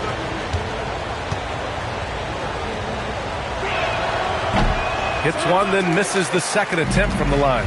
And this is year 2 for Coach Charles Lee at the helm of the Hornets, Grant. Yeah, B.A., a long-time assistant. He knocked on plenty of doors before finally securing the lead role. And that determination to break through, something he's looking to impart to his young roster. 12 consecutive points off of threes. This defense looks rattled. And, guys, now that they're rolling from out there, the defense has to really get up into them. You've got to almost be in their jerseys to try to deny those looks. Pass to Armstrong. Knocks down the triple. Armstrong's gotten himself on the board with a 3 there. That's how you up the ante. Come right back at him. A little back and forth from long range. I love it. That's a terrific answer there. Reed for 3. It's rebounded by Indiana. This game coming on the heels of their win versus the Cavaliers. No doubt. That game tells you what kind of team they are. They weren't at their best that night and still got the win. They were better than the box score might indicate because they were solid in execution, more so than the stats would show. Pass to Barry. 6 on the shot clock. Here's Ellis. No good on the triple. Yeah, you know, he usually makes you pay from that range. Now here's Mills. And here's Capella. Here's Pondexter. Takes a three. That won't go for him. Now 0 for 2. Grant outside. Pass to Barry.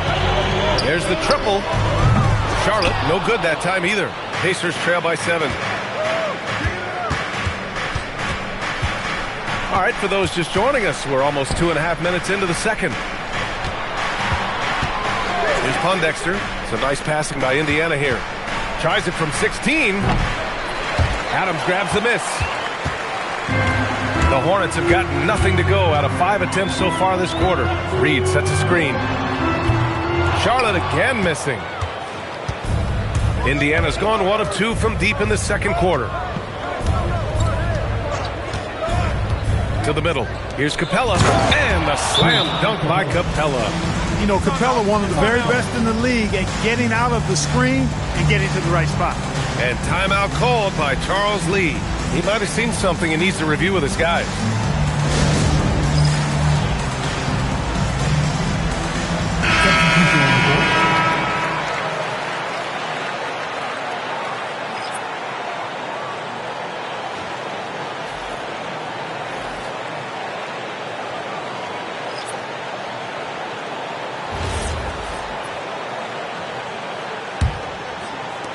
Hornets leading by 5. And let's send it over to Allie LaForce. Thanks, guys. Well, LeBron is keeping it going. He said, I appreciate these young guys coming up in the ranks and doing great things. I hope to have inspired them to carry it on when I decide that I'm done and keep this beautiful game going. Not just the league, but the purity of the game. That is what's most important. Brian, back to you. He's left an imprint, no question. Thanks a lot, Allie.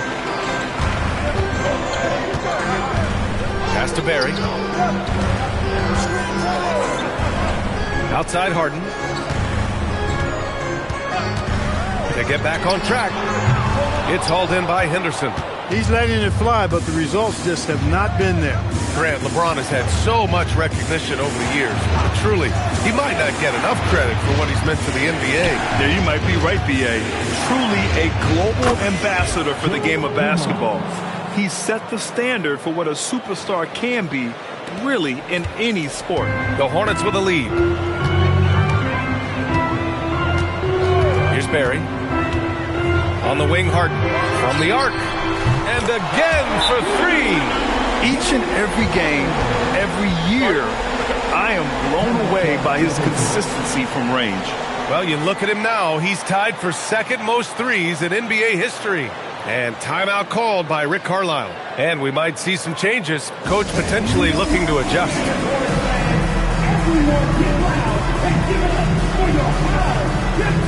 Hardaway's checked in for Charlotte. Richardson's checked in for Indiana. Pacers trail by 6. Pass to Dumars. Here's Stackhouse. Outside Richardson. 6 to shoot.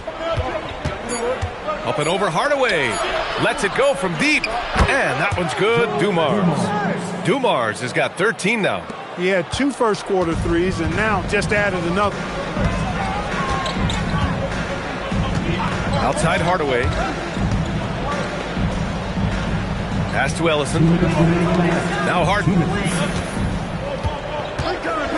Lets the 3 fly. It's rebounded by Indiana. Oakley's got 5 rebounds in the game. The battle of the boards has been something to watch.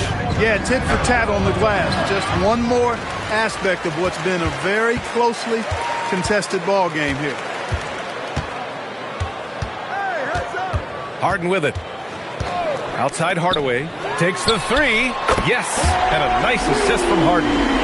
Harden's got 4 assists in the game. Yeah, he's in his bag from beyond the arc right now. You see his confidence. Yeah, I'd be confident too. As a matter of fact, I mean, if you're stacking up threes the way he is, I mean, he's doing all this work from behind the arc. Buries it from 3. This quarter, they're doing some real damage from outside the arc, trying to stay within striking distance. And timeout called by Charles Lee. We might see him looking to make some tweaks to the strategy. You know, Clark, despite winning 3 championships prior to the NBA days, the Pacers are still looking for their first NBA title. Yeah, they've been close a couple of times in the history of the NBA, 2000 and 2025. They've had some really great teams over the years in the 90s and 2010s, and they came close last year, and I think they'll continue to knock and one day kick that door in.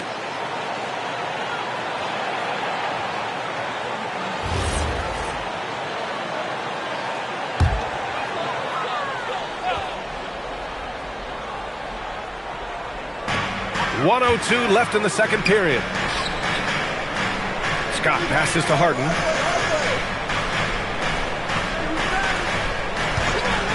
Fires the three. Only his second make in 9 attempts. After having none in the first, he gets 2 3-point shots to go here. Pacers trail by 6. Now here's Richardson. No points yet. Dumars misses. He was wide open. That missed clearly on him. Ellison passes to Hardaway. Wide open. The rebound by Koncak. Koncak's got 4 rebounds in the game. Pass to Dumars. There's 14 seconds left in the first half of this game. Clock at 6. Driving to the basket, and that's good from 17 feet. Dumars has got 7 points here in the quarter. Well, once he gets on a roll, there isn't a lot you can do to slow him down. And a pretty tightly contested game here as we end the first half. Charlotte on top, up 4. And we'll step away briefly, but get you right back out there for the start of the third quarter, right after the break.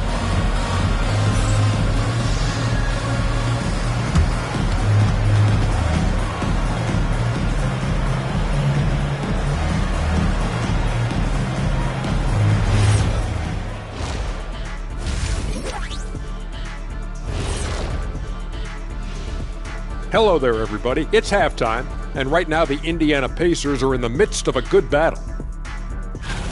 Gotta get these fellas some allergy medicine. They're clearly allergic to the paint, and it's a problem.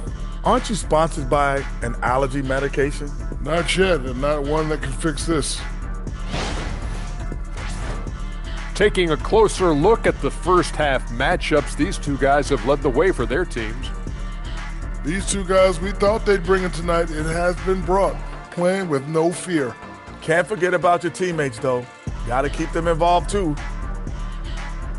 Thanks, as always, for watching. Let's head back to Brian Anderson and crew for the start of the second half.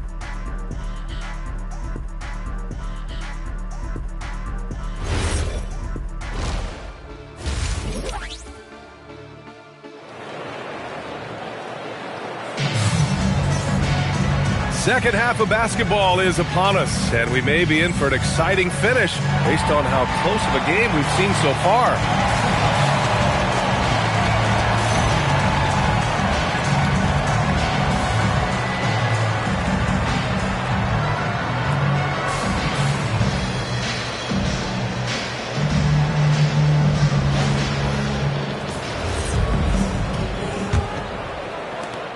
Hornets leading by 4. They've got Tim Hardaway. He's out there with James Harden. And it's Divac in at the center position. So that's the group out there for Charlotte. Back to Hardaway.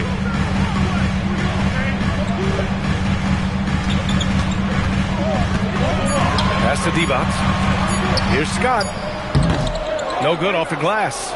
Soft defense in that mid-range area, but they got away with it this time.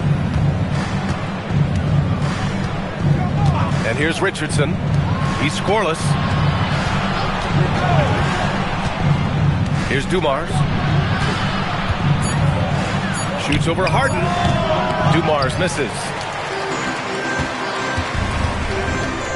Here's Scott.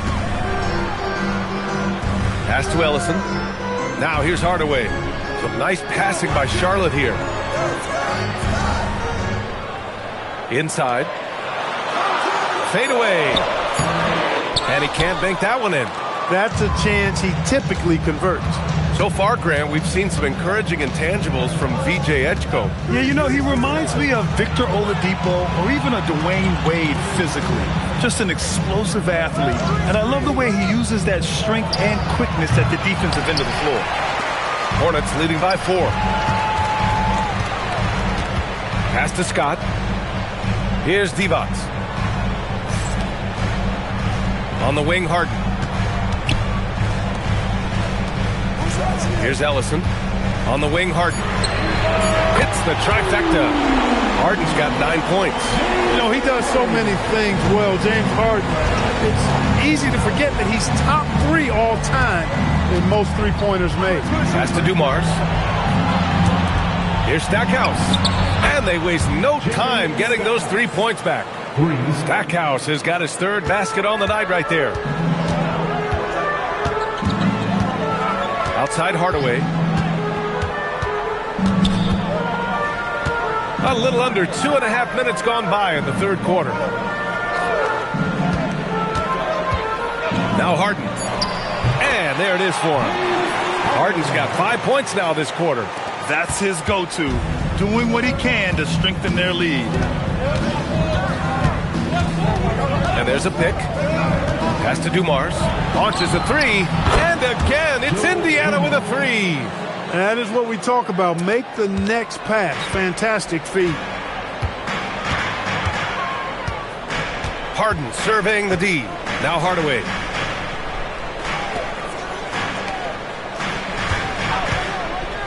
Shot on the wing. Up again. It's good on the putback. I always love the hard work on the glass. Just great activity. Pacers trail by 5. Richardson with it. Yet to see a basket. Pass to Dumars. Fires for 3. And the rebound goes to Charlotte. Divac got rebound number 8 now. Hardaway, the pass to Harden. Here's Divac. Yes, and a nice assist from Harden. And the Hornets lead by 7. Maybe they expended too much energy in the first half. They just look tired here on the defensive end. Here's Dumars. Fires from deep. And he gets it to go. He's 8 of 11 now. They're getting torched on the perimeter. 4 of the last 5 buckets have been threes. It's hard for me to watch this. I mean, the defense practically giving them those shots. And timeout called by Charles Lee. He's going to take a minute to regroup with his players. Both teams will make substitutions. And a chance now to check out the scoring distribution between the front court and back court players tonight for the Pacers. It's been their guards who have really carried the weight offensively. They'd appreciate some more production out of their front court, but for now, their back court has kept them in it. Indiana on D. Ellison passes to Hardaway. There's a screen. Pass to Divac. And he tries it off the glass, but it's no good. Great defensive effort to lock down the paint. Impressive work protecting the basket. He held his ground nicely on that one. Dumars passes to Oakley. Puts it up from 15. It's rebounded by Divac. Divac's got 9 rebounds now. To the inside, Ellison lays it up and banks it in. Looks like we're starting to see a pattern here. Not afraid to get in the paint and get wet. Well, I agree with you. 4 of their last 5 baskets have been exactly of that variety. This is how you force a defense to collapse. Kick the ball right inside. Hardaway, a good look. Indiana with a rebound. Yeah, you have to knock those down. Open shots inside the arc are rare in this league. Now here's Richardson. Still without a bucket. And that one's good. Dumars. Here in the third, he's really started to heat up from the perimeter. For Charlotte, they've gotten 5 of 10 shots to go. Here's Barry. For 3, Hardaway. The rebound by Concat. And they've been able to maintain this lead despite his inconsistency from the field. Here's Dumars. 24 points for him. Outside Richardson. 5 on the clock. And that misses. That would have put him up. Charlotte's gone 1 of 2 shooting from the perimeter since halftime. Perry, pass to Ellison. Oh, and he got fouled on his way up. He'll head to the line to shoot 2. I don't mind that. I mean, they met him at the rim and temporarily prevented the points. Old school D right there, just telling them no easy layups. It's as simple as that. And that's what you expect from them.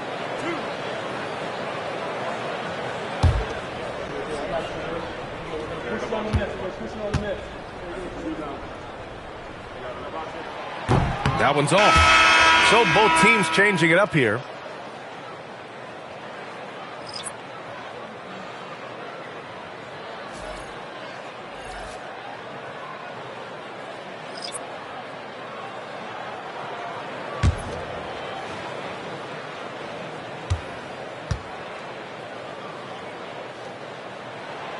And he sinks the second. There's 48 seconds left to play in the third quarter of basketball. Pass to Stackhouse. And here's Mills. For the lead. And again, it's Indiana with a 3. As a big, unless you're a dedicated rim runner, have to be some kind of threat from distance. Barry, pass to Adams. Using his post moves to get the 2 points. Adams has got 5. We've seen 5 lead changes so far. Neither team able to pull away. Yeah, this game just feels like it's going to come down to the wire. Pass to Mills. Here's Armstrong. For 3. Oh, at the buzzer! Wow! I didn't think he was going to get it off in time. Oh, wow. I agree. I mean, and to have the composure to lock in and get off a shot he feels confident about, that's good work. 3 quarters of play and a close one here. Indiana ahead, up 2.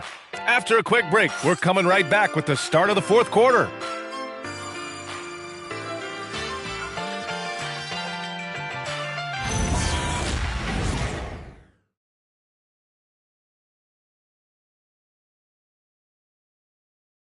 And a worthy candidate tonight as we take a look at our State Farm assists of the game. Yeah, just shredding the defense with that feed. Zero chance to stop that. Yeah, that's just a brilliant read of the defense. I mean, it was also excellent anticipation of the movement of his teammates before the pass. Just great harmony on all sides. We've reached the fourth quarter in what has been a very competitive game. Should be an exciting finish. And a look at the 5 for the Pacers to start the fourth quarter. We've got Henderson, and it's Armstrong in at the 1. Yeah, one of the best rim runners in the game. Capella is underappreciated at times because he doesn't fit the mold of the modern big. But he rebounds, defends, and takes shots he knows he can make. Take a break. Take a break. 2 shots.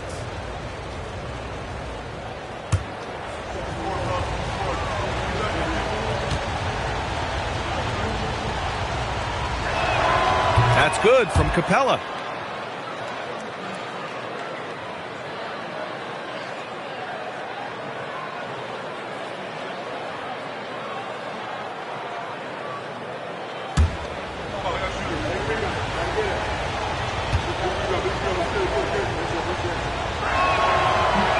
Capella hits them both. Hornets trail by 4. Pass to Adams.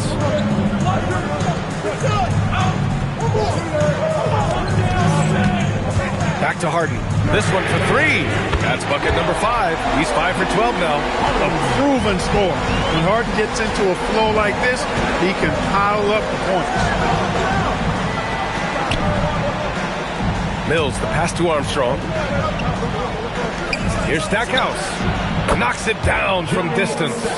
Lackluster defense, showing no desire to chase shooters off that line. And those triples, they sure do add up quickly, don't they? I mean, they've got to make some kind of adjustment here. Back to Adams. Yes, and a nice assist from Harden. The playmaking of Harden just continues to evolve. He's so crafty with his passes. Outside Mills. About a minute and a half into the fourth now. Another 3 for Indiana. and they're shooting with much more confidence here in the second half. The field goal percentage is now over 50%. I tell you what, any team will take that. I mean, if you're shooting over 50%, it means you're getting the kind of looks you want on offense, and you're being smart about it, and you're knocking down the good shots that you get. Gotta fight harder to get over those screens. Well, I'm going to credit the screen. I mean, that's a good, strong pick he lays there. And it's Rick Carlisle calling timeout here, looking to get everyone dialed in and engaged. Both teams will make substitutions. All right, let's get a report from Allie. Hey guys, during that last break, I heard Rick Carlisle as he talked with the team. He applauded their shooting and their shot selection, saying, "We're taking the right threes, not forcing anything. Keep doing that, and they'll continue to fall." Makes the game easy, doesn't it? And Allie, thanks. Hornets trail by 3. To the middle. Ooh, it's stolen. Here's Pondexter, defended by Harden. Contact shot is off. For Charlotte, they've gone a perfect 3 for 3 here in the fourth. Over 2.5 minutes in the books here in the fourth. Pass to Divac. Grant outside to tie it up. And he can't get that one. Pacers leading by 3. Down low. Here's Armstrong. Here's Pondexter. He's covered by Grant. Here's Armstrong. Shot clock at 6. From behind the arc. Sends it home from three-point land. And the Pacers lead by 6. Adjustment time for these guys. The defense has to make some adjustment here. Ellis outside. Pass to Harden. Here's Barry. Charlotte again missing. Probably not the shot they had in mind, but you can't fault him. He had a clean look. They set the screen. Outside Mills. Fires the 3. The Hornets pull it in. Divac's got rebound number 12 here already in the game. And out of bounds, the Pacers will take it. And a chance now to take a look at the schedule for the Indiana Pacers. On Tuesday, they'll head home to take on the Los Angeles Clippers. Then on Tuesday, they'll defend home court against the Utah Jazz. They're looking at an almost ideal stretch of schedule. Games they can win all on home court. They'd have to really go cold to not have these next couple games go their way. To the left side wing. Here's Dumars, defended by Harden. Ready off the pass, he lays it in. Great lead pass, anticipating where his man was going to be, not where he was. And we've got a timeout called by Charles Lee. Coach clearly has something he wants to say to his team right now.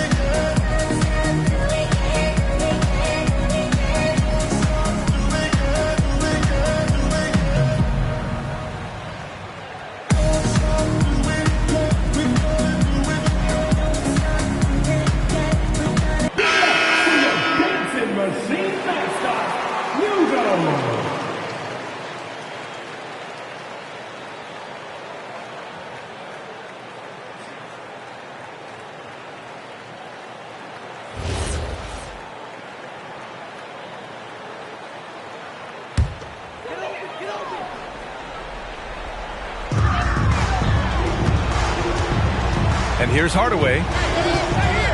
Harden outside. Oh, off target from downtown. Indiana leading by 8. Here's Dumars. Outside Richardson.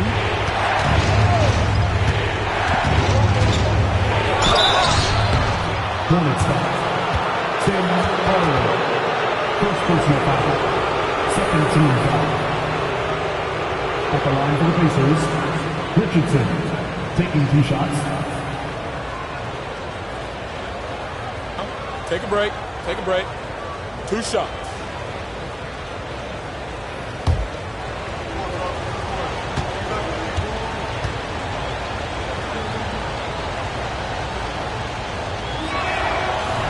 And he makes a first. There are usually 1 or 2 mid-season coaching changes in the NBA every year. Can those energize a team, Grant? You know, B.A., we've seen it give teams a boost in the past, but only on occasion. Usually it's a last-ditch effort in a doomed season or simply just turning the page.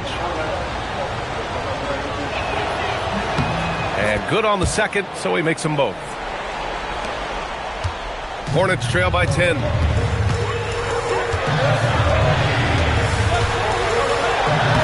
Yes! Using that window! Doing what he can to help shrink the deficit, but it has to be a team effort. Here's Dumars.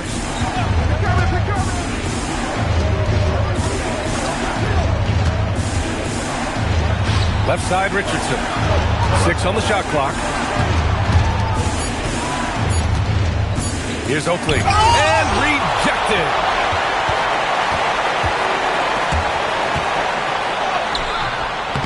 Oh, he misses the layup. Got what he wanted, but then blew the lay-in. He tricked that one.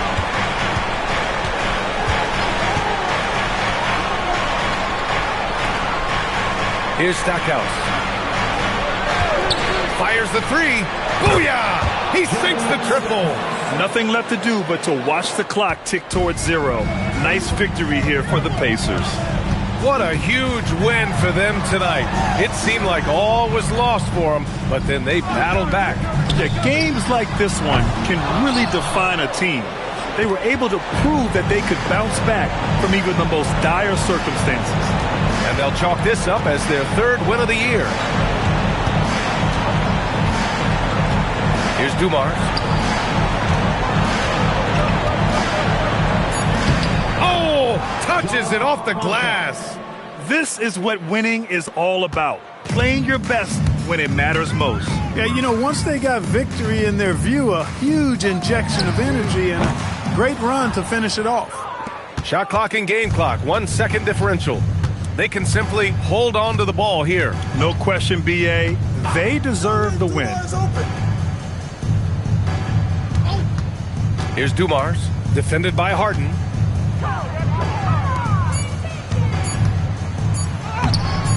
Can't get it to go. And so it's the Pacers taking care of business in this one. Exceptional effort on the road. They were ready and they were focused. Focused indeed. I mean, it takes a strong mental approach to block out the distractions. These guys stepped up 100%. Well, folks, that's going to do it for now. For Clark Kellogg, Allie LaForce, and Grant Hill, this is Brian Anderson. And time now to present our player of the game.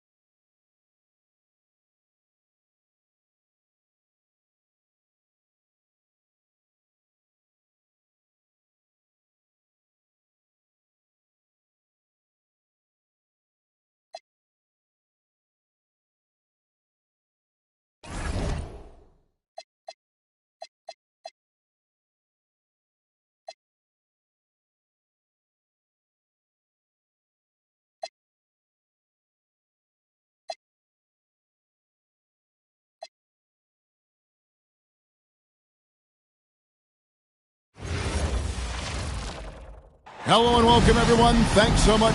Teams are starting to hit their stride in this early portion of the NBA season, Tim. Do you feel like you've hit your broadcasting rhythm yet? I'm getting there, Kevin. You're making it easy for me. It's unbelievable. It's like playing with a great point guard for a shooter. You can't make it any easier. I've got my game notes down. I'm feeling good, but honestly, I think it's going to take everybody a few weeks before we really feel like we're in midseason form. Routine and rhythm are big parts, whether you're broadcasting or, Tim, on the floor. But, Kevin, that is so true. Now, a look at Dallas's starting lineup. Monroe is out there with Bill Wennington, and it's Green. Then it's Josh Giddey, and it's Caspi in at the 3. And it's Giddey with the ball for the Dallas Mavericks. And Caspi kicks to Green. Back to Caspi. Dallas moving it around. Three-pointer, and there's Green on the assist from Giddey. Green's got his second basket of the night. If Green gets any space out there, he's lethal. Ewing sets a screen for Wall. And a miss there on the triple. So for the Nuggets, their last game, a win against the Celtics. And it's Green with the jam. Every coach in this league loves assisted baskets. It indicates your offense is flowing the way it's supposed to. Ewing, a screen on Green. Gordon kicks to Avdia. Pass to McDyess. 6 on the shot clock. Outside, Avdia. And another miss by Denver. For Dallas, they've gotten their first 3 shots to go in for them to start off this game. You know, so much turmoil for the Mavericks last season, GA. Despite that, they were a win away from making the playoffs. Yeah, they battled valiantly. But to go from the 2024 NBA Finals to the lottery, obviously disappointing. They're looking to make amends this season. Now Wall. After Jalen Green's three-pointer that didn't go. Ewing. And he banks in the layup. And that ends the struggle. You can feel the tensions in the building with each miss. Well, you need to have a short-term memory. You can't worry about the shots that didn't go in. Now here's Giddey and the wide-open shot from Green. Green missing again. Wall looking for an opening.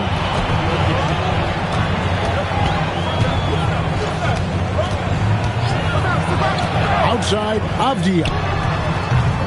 On the 3 off target. That's 20% now from the field. What a cold start. Pass to Caspi.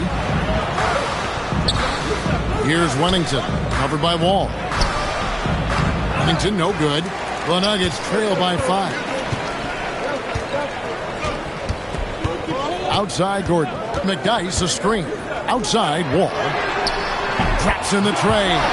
The arc isn't where Wall makes most of his points, but his concentration on that shot was terrific.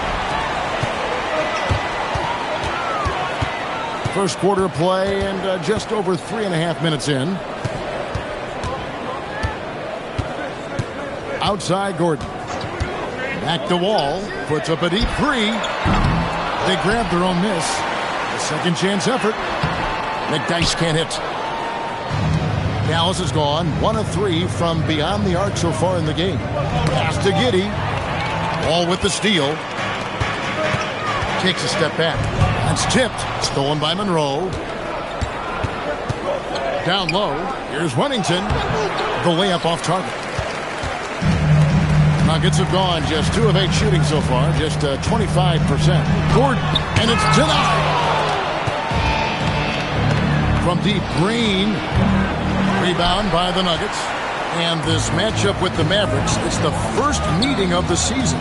And although they were the better team last year by overall record, this was a competitive matchup for them. Wall's shot is good. And it just seems that every pass they make is leading to a score. Just great ball movement. And so now a timeout called by Jason Kidd.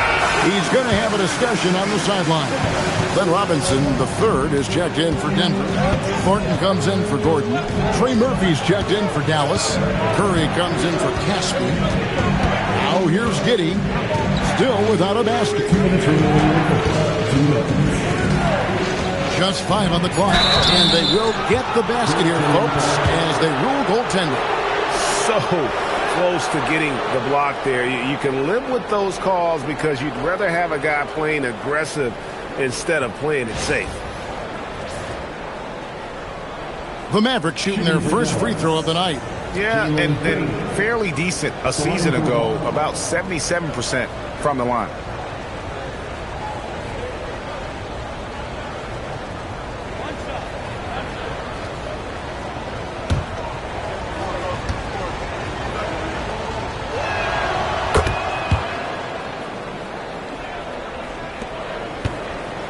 And so it's Wall. He brings it up for the Nuggets. Trailing by 2. Their last game, a win against Boston. Looking to carry it into this one. Yeah, and that one, their rebounding was the difference. Big disparity between the two teams. I love it when a team comes out and sets the tone physically. Stolen by Robinson. And the Nuggets pushing it up now. Basket is good. He'll get a chance for one more at the line. The defense just has no answers for him right now. With each made basket, the more his confidence continues to grow. And we saw last season the Nuggets, GA, in the final week of the regular season, making a coaching change and a shift in their front office. A pretty rare situation. Seemed like there'd been a power struggle, and rather than choosing sides, the decision was to just make a fresh start. And that one falls for John Wall. And this summer, Carmelo Anthony inducted into the Basketball Hall of Fame. The former 3rd overall pick by Denver back in 2003. And he played 7.5 seasons with the Nuggets, his longest stretch with any team, representing them 4 times in the All-Star game. 4 on the clock, stolen by Ewing. Always going up for the alley-oop here. Curry against Robinson. Curry passes to Giddey. Outside, Green. There's the pick. For 3. Rebounded by McDyess. The Nuggets leading by 3. Greg, their offensive approach has been rock solid here. And they're finding the weak spots in the D and attacking. Outside, Robinson. Ewing, a screen on Green. Robinson for 3. That shot missing. Curry looking around. Pass to Giddey. And here is Green. Fires for 3. And the last shot before the buzzer is off. John Wall getting it done for the Nuggets. He finishes with 9 points in the quarter. The D is having all sorts of problems with him. We've got more in store for you right after this.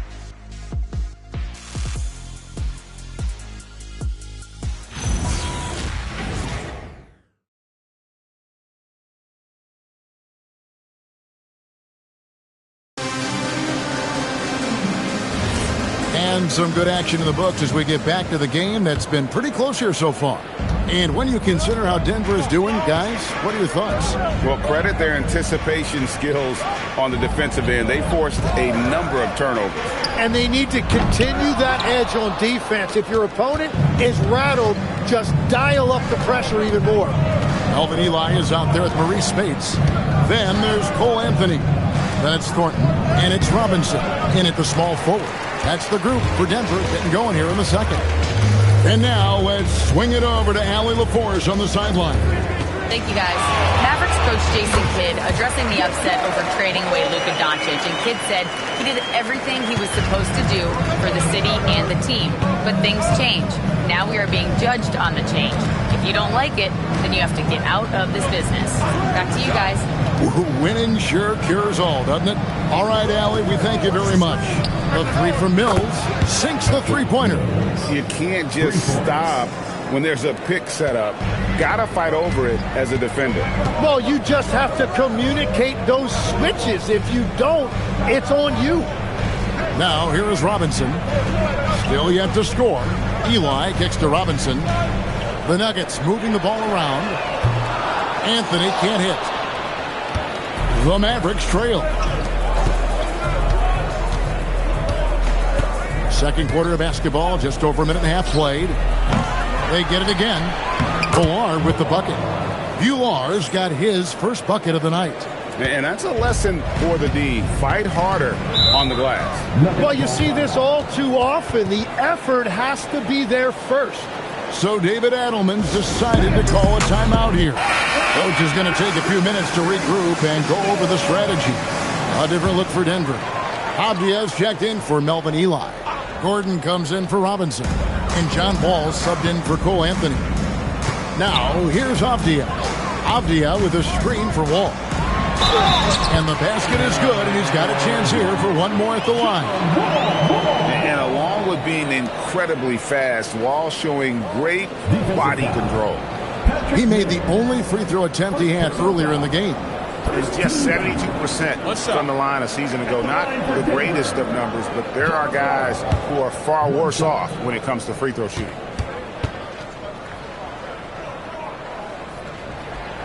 That's good from Wall. And you think of the different styles of play. Tim, is there one that you prefer watching? I personally like variety, Kevin. I like certainly three-point shooting. That's how I made my living. But I also want to see post play. And I want to see teams that also can beat you with isolation sets as well. I think those are the toughest teams to defend. They can hit you from any area. They sure can. Very difficult to stop team play when the ball's moving. Excellent find with the pass to create that scoring opportunity. Now here's Mills, and here's Green outside. They get it back. Monroe uses the glass to finish the layup. Monroe's got his first points of the game. How about the perseverance there, the extra effort on that offensive glass?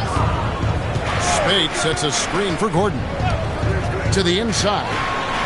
And Wall gets it to go in on the assist by Gordon. Wall's got the lead up to 6 now for Denver.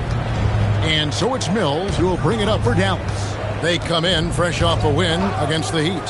Yeah, it was all hands on deck. Helps to get points off the bench when you're on the road. It was a total team effort, and let's give credit to the front office. This is exactly what they had in mind when they put this roster together. Wall, that's good. Well, a couple made threes in the first quarter, and he's not slowing down after drilling another one. And just over 3.5 minutes played here in the second quarter. And so now a timeout called by Jason Kidd. Coach needs a moment to talk things over. So, GA, between the NBA Cup, the play-in, the new All-Star game formats, the NBA not averse to some experimentation. No doubt. And listen, not all the ideas have been successful, right? But overall, that willingness to innovate has paid off. The world doesn't stand still, and neither should the NBA. Catching up on the changes for Denver. Ewing comes in for Maurice Spates. And it's McDyson for Marcus Thornton. Dallas also making some changes. Wennington, he's checked in for Trey Murphy. And Josh Giddey's subbed in for Patty Mills. Clock at 4. Here's Green. Rebounded by McDyess. Nothing going his way this quarter offensively. Time to recalibrate. Out of bounds. It'll be Mavericks ball. And let's see what Denver has coming up. On Tuesday, they'll tip off a road trip in Toronto where they'll take on the Raptors. Then on Tuesday, they're off to Oklahoma City to face off with the Thunder. And looking at that Lakers matchup, that one will mark game number 6 for them in the NBA season. We'll see if there are any adjustments between now and then to the rotation. Now here's Giddey after Jalen Green's miss. Gordon deciding where to go with it. Right side, Wall. A chance to extend the lead to double digits, but it's no good. Mavericks trail by 9. And here is Giddey. Still scoreless. McDyess grabs the board. McDyess has got 4 rebounds now tonight. Wall against Giddey. And he's fouled pretty hard on that shot, but he's got the chance to pick up the points at the line. And the moment John Wall arrived in the league, expectations were high, especially for his passing. He has met those lofty goals in my eyes. Take a break. Take a break. 2 shots.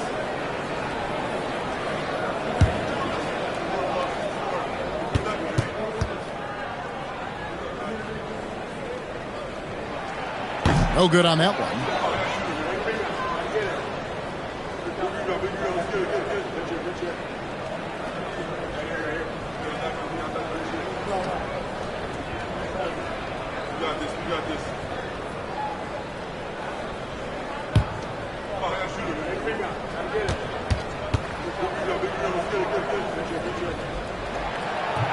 Good on the second free throw. Mavericks trail by 10. 2 minutes remaining in the first half. 2 minutes. Giddey surveying the D. Monroe with a screen on Wall. Now here's Giddey. Monroe the pass to Giddey. Dallas no good that time either. Avdia dishes to Gordon. Ewing sets a screen for Gordon. On pass to Wall. 1:22 left here in the second. Monroe with a screen on Wall. And here's Green outside. And that comes off the assist by Giddey. Giddey's got 3 assists tonight. The Nuggets leading by 7. Outside, Wall. Pass to Ewing. And then Ewing with the jam. That is ferocious. You said it. That was ferocious. And it's Giddey with the ball for the Mavericks. At the conclusion of this game, they're off to Minnesota where they'll take on the Timberwolves. That'll be the 3rd game of this 3-game road trip. For Denver, they've gone 6 of 9 in the second quarter. Some good work from the field. Here's Wall. And he lays it straight in. And now an 11-point Denver lead. Well, he has dictated the tempo this entire quarter, getting basically whatever he wants offensively. It's 9 seconds separating the shot clock and game clock. Green passes to Wennington.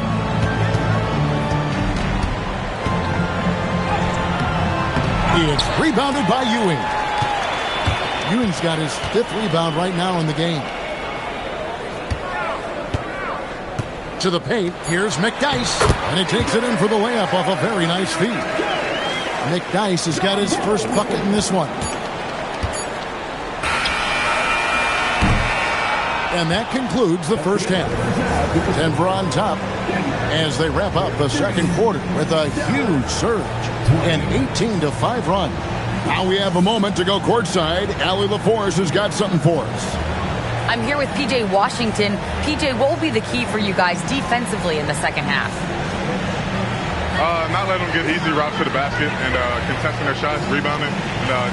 Thanks, Allie. Much appreciated. Halftime now, and we'll be back to get the third quarter underway in just a moment.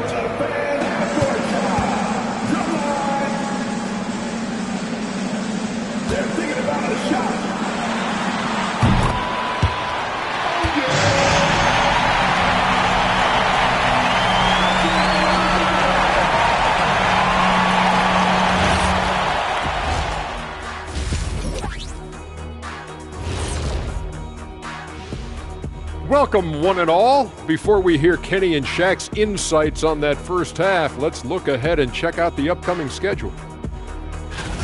Well, right now for the Nuggets, so far they've had it pretty easy.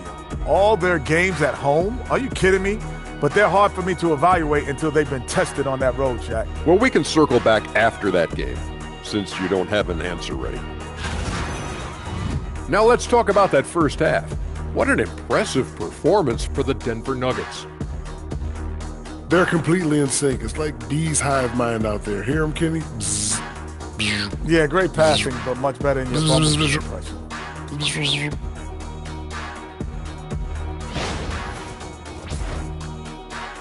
And that about wraps it up. And as the third quarter is about to begin, we go to Kevin Harlan for the call.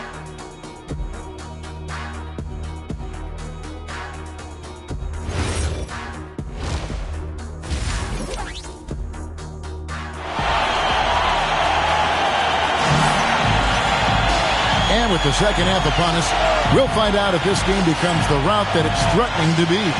An exceptional performance from John Wall.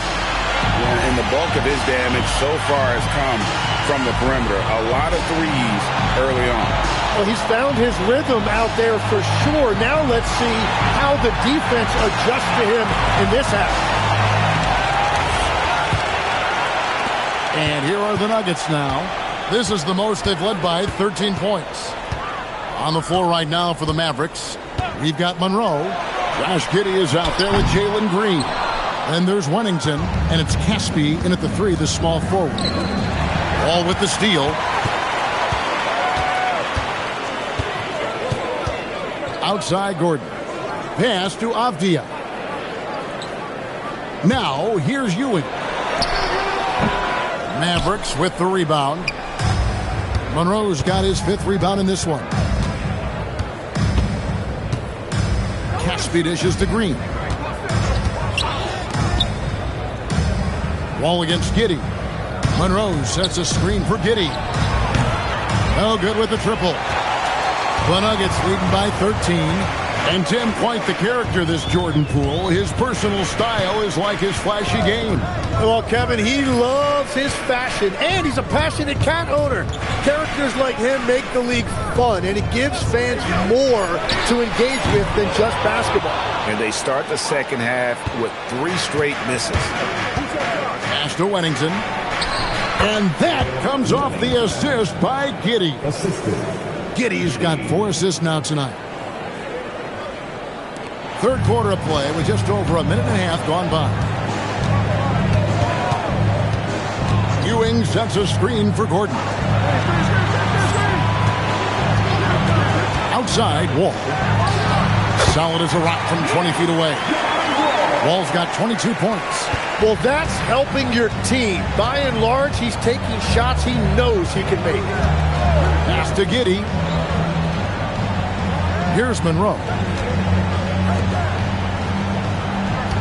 Giddey with it. Scoreless thus far.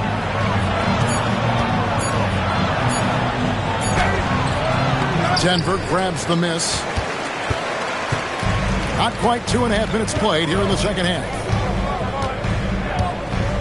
Ewing, a screen on Giddey. Ball passes to Ewing. And Ewing frames it in. It really does make the game easy for your teammates when you can lead them to the rim that well with the pass. Guys are looking for a spark here. Yeah, a cold stretch offensively for sure. Now Green. He's got 13. A three-pointer, no good. Beyond the wing. Outside Gordon. Outside Wall. Ewing sets a screen for Wall. Offline with his 3. Mavericks trail by 15. Pass to Wennington. Here's Giddey. Inside. Here's Green. And the layup's good off the glass. Green's got 15 points. Yeah, I love that. He comes off the pick and takes it right to the hole. So David Adelman's decided to call a timeout here. He's ready to talk things through with them. So, Tim, when you look at the current landscape of the NBA, the talent level seems to be at an all-time high. Well, Kevin, there are more high-level shot makers in this league than ever before as guys continue to add shooting range and creativity with their hands. And they got to be always evolving, right? I mean, you cannot rest on what you've done. Well, the league now emphasizes high-level shot making more than they ever have. And in the era of the three-point shot in particular, it's crucial that you add that to your game. Absolutely.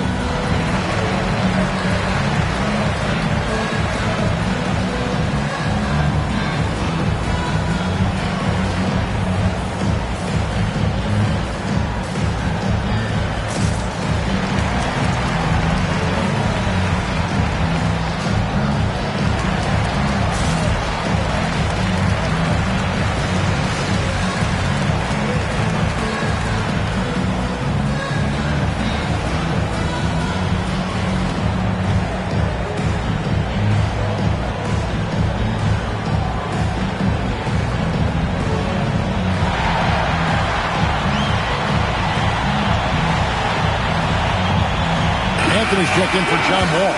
The Mavericks also with a sub. Mills, he's checked in for Jalen Green.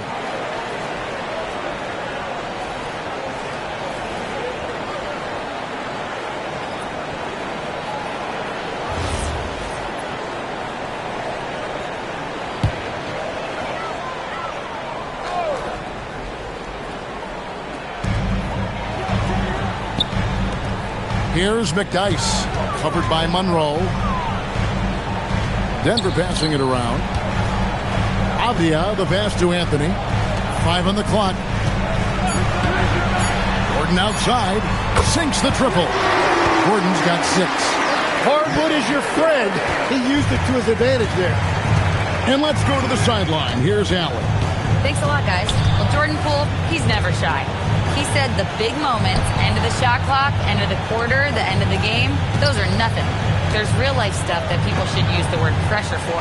Basketball might be a little nerve-wracking for like 30 seconds. Guys, back to you. He certainly plays without fear. All right, Allie, we thank you very much. Dallas on defense after the three-pointer from Ben Gordon. Ewing sets a screen for Avdia. Took the opportunity when he saw it. Anthony's got his second bucket. That's a high percentage look when the D doesn't fight over the screen. Yeah, and that's the effectiveness of the two-man game right there. Now here's Mills. 2 minutes remaining in the third. Pass to Wennington, and he gets the whistle for the 3-second call. And a chance to check out some stats for Gordon. How he performed last season. Averaged 8 points a game, 6 assists, and 3 rebounds. You know, year one, he was learning the ropes. I think he's hoping to make a much bigger impact in his second campaign. Well, he's definitely got the right mindset, and that sophomore leap is a real thing. Marcus Thornton, he's checked in for Antonio McDyess. And Dallas with a change here, too. Trey Murphy's checked in for Wennington. Thornton, no good. Mavericks trailed by 19. And you watch Paolo Banchero. GA, offensively, he is a load to deal with. Yeah, I mean, he can cross you up, hit you with a spin move, score over either shoulder. This young man is a force. Gordon against Giddey. Avdia with a screen for Gordon. Deep 2 from Anthony. Releases from the wing and drills it. Anthony's got 7. And so it's Mills who will bring it up for the Dallas Mavericks. Out to the wing.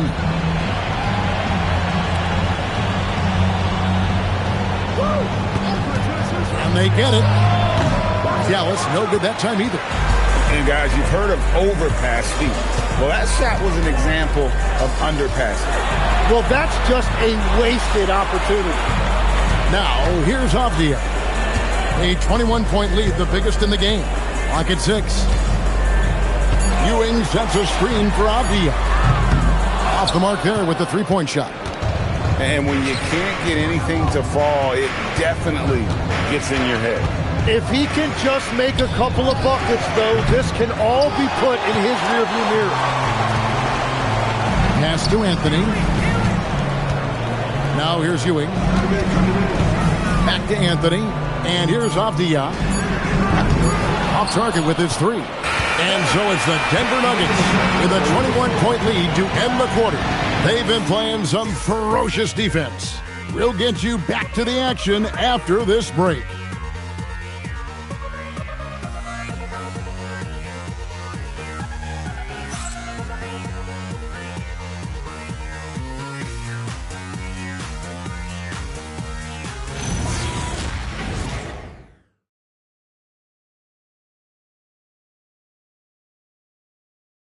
And let's take this opportunity now to show you our State Farm assist of the game. And I'm glad this was the pick because I love this pass. Such a great dish. That's what I call court vision.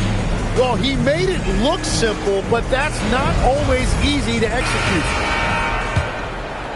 And there may not be a lot of drama down the stretch as we head into the fourth quarter, but stranger things have happened. We've got Melvin Ely. Robinson is out there with Maurice Spates. And it's Wall. And it's Thornton in at the 2 guard.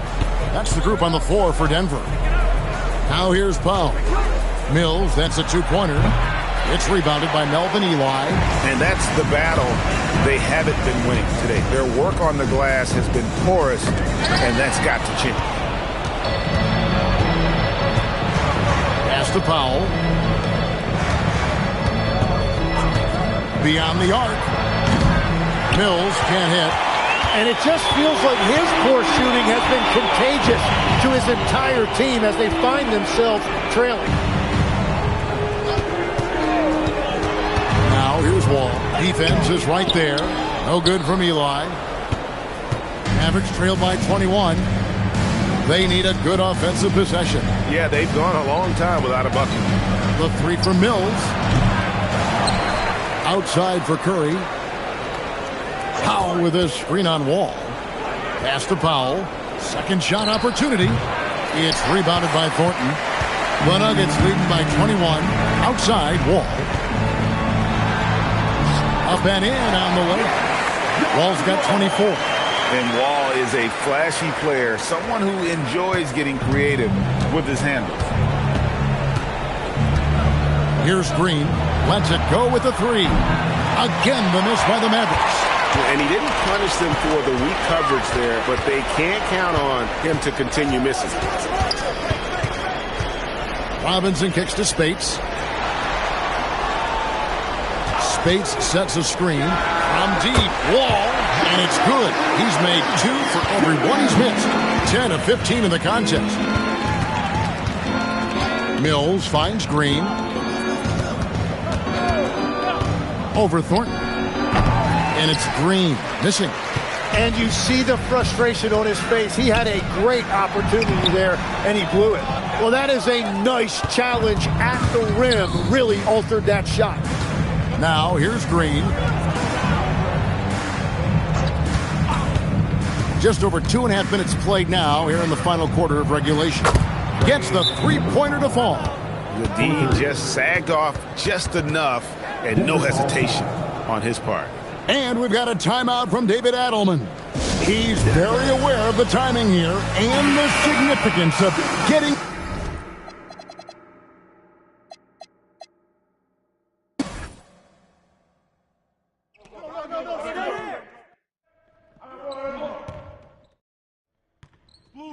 Put it back up! Screen down! Put it back! Put it back! Shot! Yep.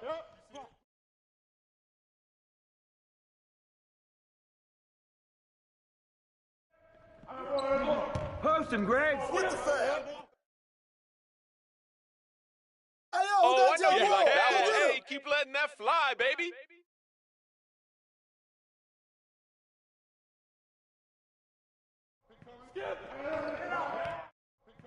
Who's got time?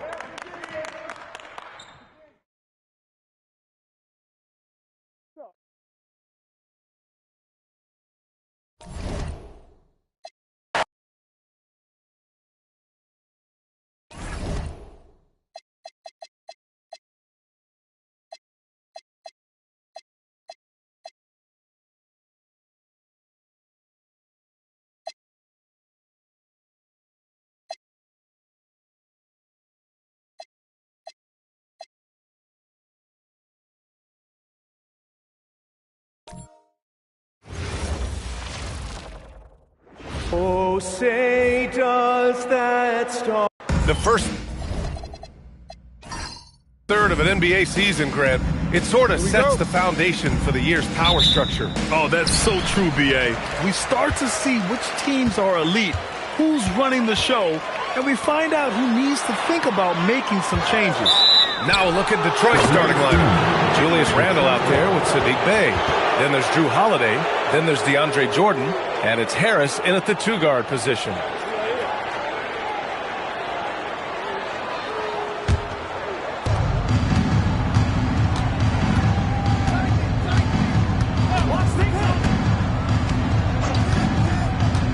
Bey outside. Now here's Holiday. The D's right on him. 6 to shoot. Harris down low. Nail with a rebound. Here's Beck, hounded by Harris. Back to pass to Trent. Here's Whiteside. Over Jordan. Nice shot by Whiteside. Able to create the shot they were looking for there. First quarter of play, a minute in. Holiday surveying the floor. And it goes out of bounds. Last touch by Butler.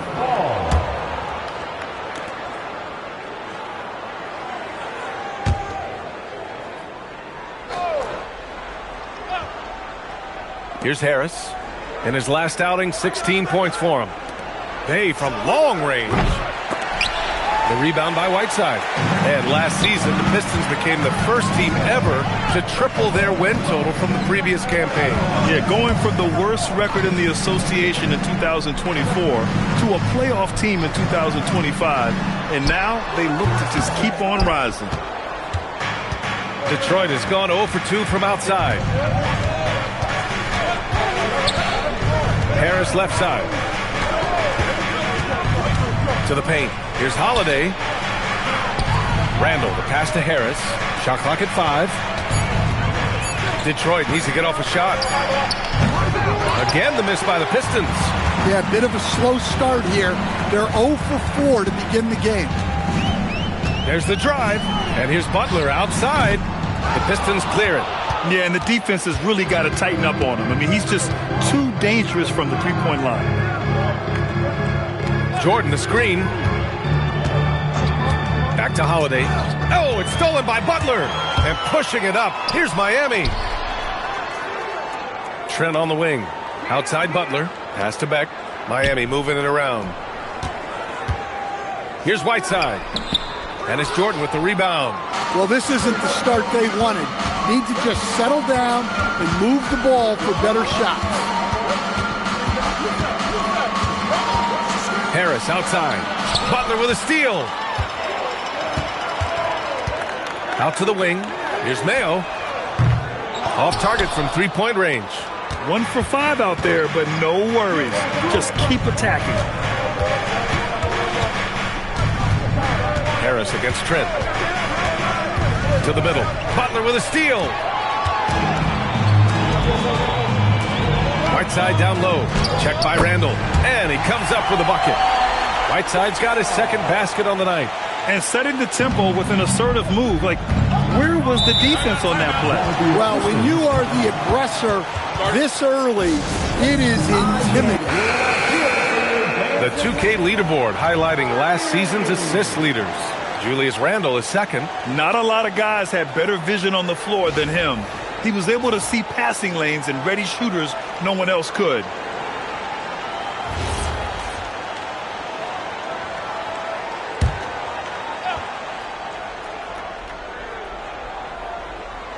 Just over 3.5 minutes gone here in the first. Back to Holiday. Pass to Randall. And here's Holiday. Cook it. And it's Randall with the assist. Well, if you look at Holiday's three-point numbers, they're more than solid. It's an underrated part of his game. Now here's Whiteside. Whiteside with a screen on Harris. Here's Mayo. Oh, Harris with the block.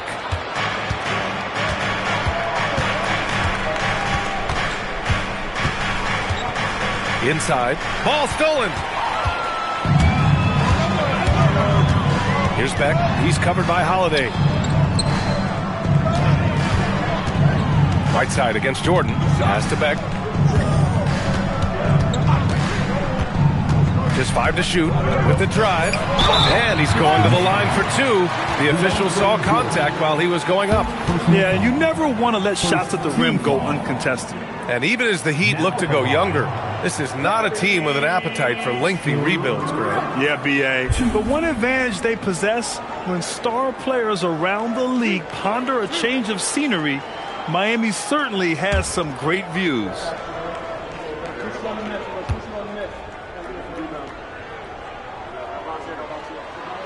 That's good from Trent.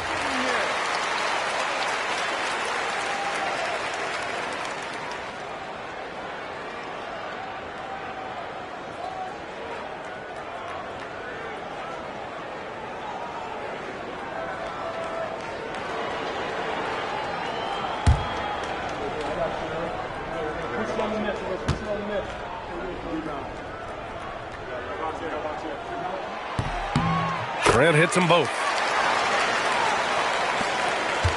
Pistons trail by 3.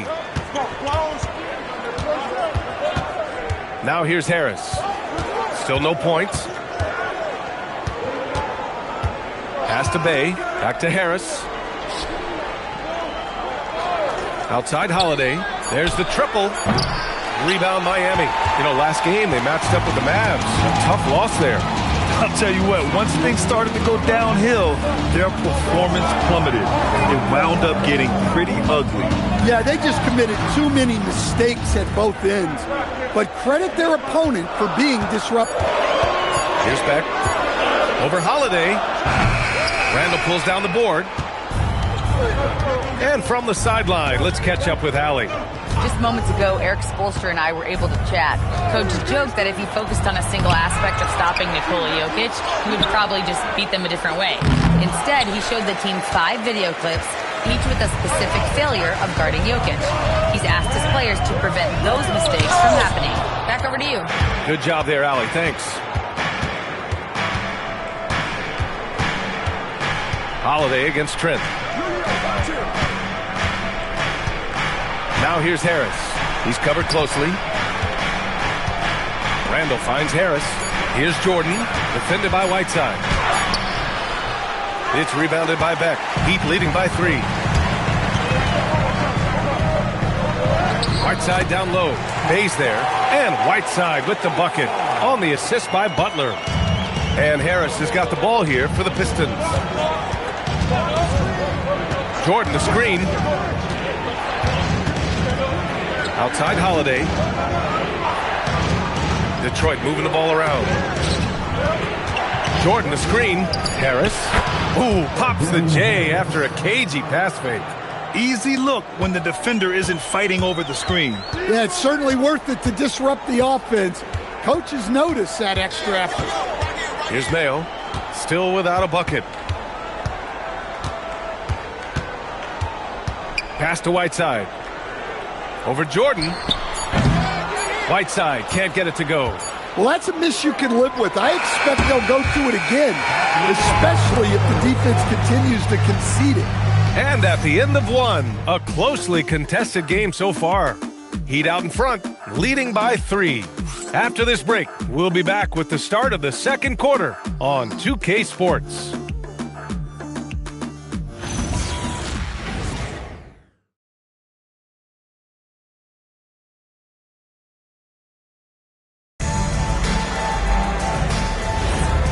Close game underway so far. We'll see if either of these teams can jump out ahead in this second quarter.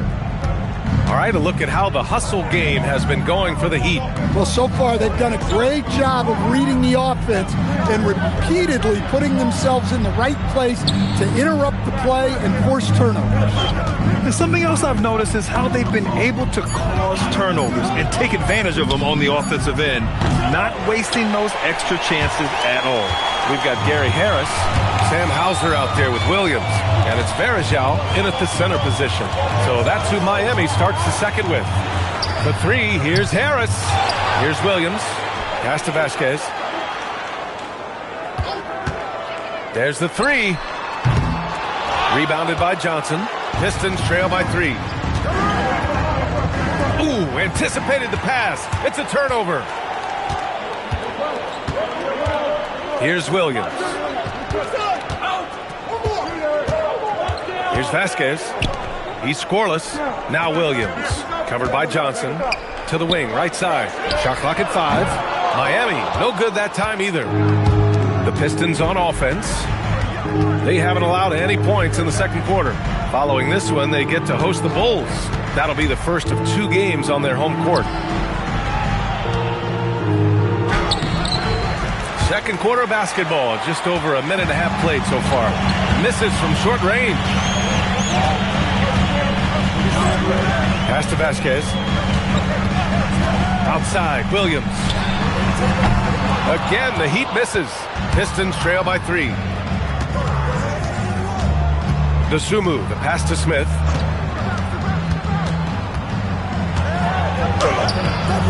Vasquez grabs a miss. The Heat have gone 0 for 4 in the second quarter. Hauser outside. Here's Vasquez.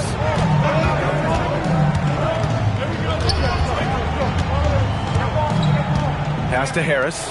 Jacks up a three. Miami, no good that time either. And the shooter had very little space on that attempt. There's no air space there whatsoever. That's as close as you can get without foul. And the ball out of play. The Heat will have it. And Grant, when talking about certain players, we hear expressions like, he does the little things, or he does the dirty work. What does all that mean exactly? You know, it's about what doesn't show up in the box score. Setting good screens, winning those 50-50 balls, hustling back on defense. Often, it's just as important as putting up those points.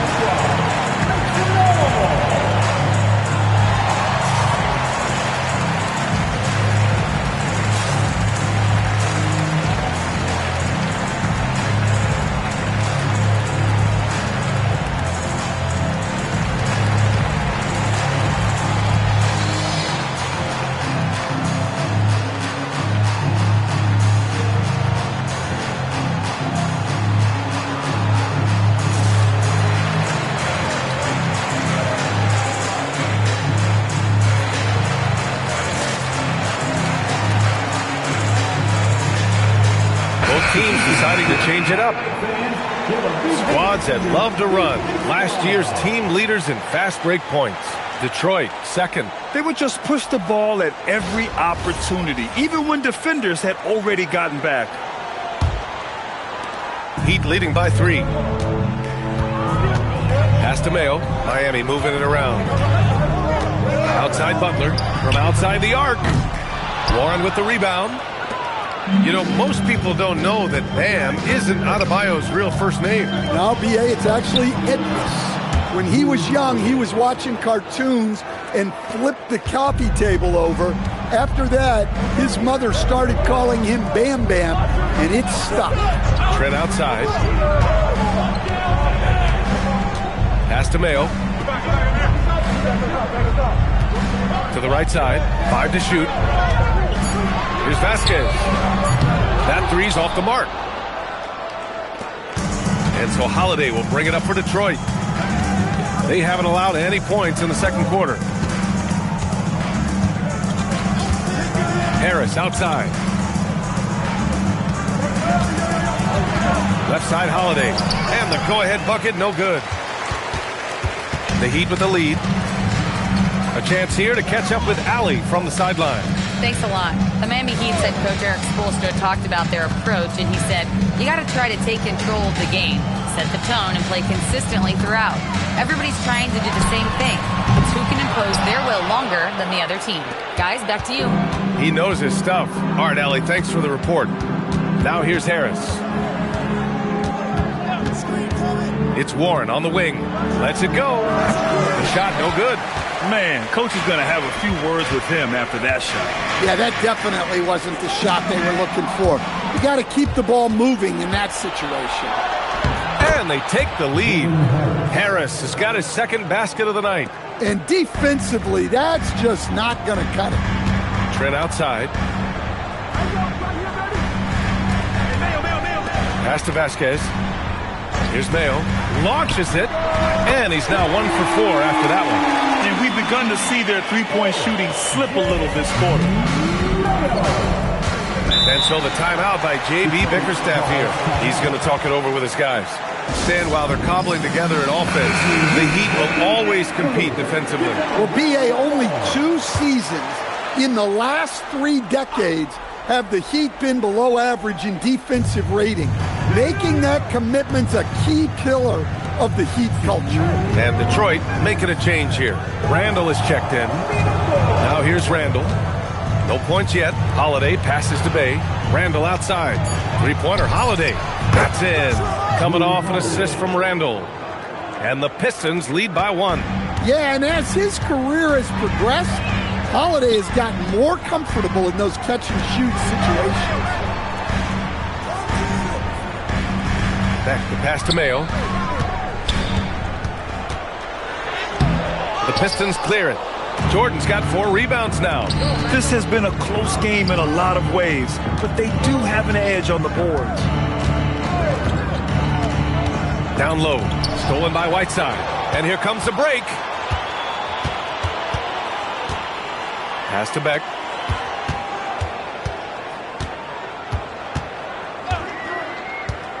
Left side, Butler. To the inside. Mayo, the pass to Beck. Miami needs to get off a shot here. And here's Butler outside. He is just so deadly from out there. You expect that to fall. And here's Holiday. There's 38 seconds left in the first half of this one. It's stolen by Trent.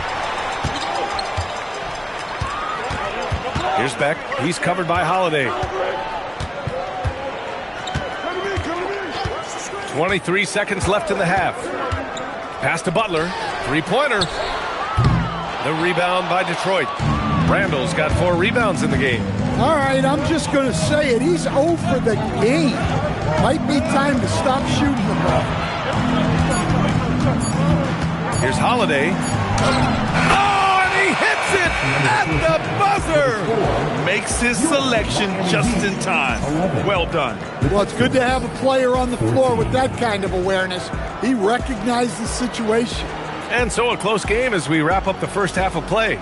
Detroit on top. They lead by 3. And we'll see you back here after the break. Third quarter action in just a bit.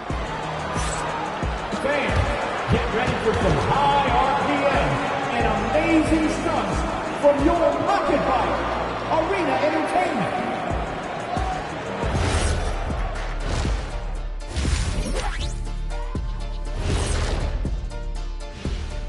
Come one, come all. The 2K halftime is here, and so's our breakdown of the upcoming schedule. Let's check it out. You know, for Miami, it's a long season, but you don't want to dig yourself in a hole this early. In a few months, they won't even remember the bad start. Unless they keep losing. Then they will. Shifting focus. How about this tight game the Detroit Pistons find themselves in?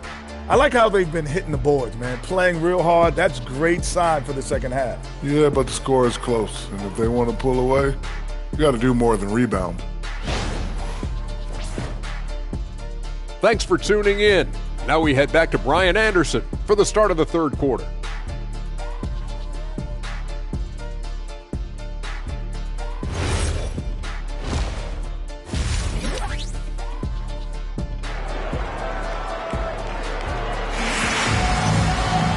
And we've got second half action for you. Thus far, a pretty evenly contested game. Man, we've seen Drew Holiday really having a great game. And you can say his performance goes beyond the stat sheet. Well, he's a great competitor. He makes positive plays at both ends, and he's a great teammate as well. Setting the floor for the Pistons. We've got Julius Randle. He's out there with DeAndre Jordan. Sadiq Bey out there with Drew Holiday. And it's Harris in at the 2. Back the pass to Trent. And that one goes out of bounds. Last touch by Trent. Looking at last year, here were the players that led the way in terms of overall scoring. Julius Randle, 3rd. This is a guy who never took a night off. You look at his numbers and you know that he put in a tremendous effort every single game. Inside, here's Holiday, and the shot is good. Harris making the play. Harris has got 3 assists now in this one. And guys, the way this defense is getting manhandled down low, you have to wonder if they're at 100% right now. Here's Harris, and he lays it in on the break. And now it's a 9-point Detroit lead. They are on fire to start this second half. 3 for 3 and looking totally in sync. Back to pass to Mayo. 3-pointer. He drops it from range. Mayo's got 6. Not the best three-point shooter in the league, but he's got enough skill that you can't just let him fire it up. Jordan, the screen. Oh, there's the alley. That's 10 straight points they've given up in the painted area. Just over 1.5 minutes have passed in the third quarter. Outside Butler. Pass to Beck. Miami moving it around. Mayo can't hit. I'll tell you what, they've been aggressive and they've been physical. Harris passes to Jordan. And slam dunk by Jordan. Attacking the rim with power. Tremendous finish. Here's Beck. No made baskets yet.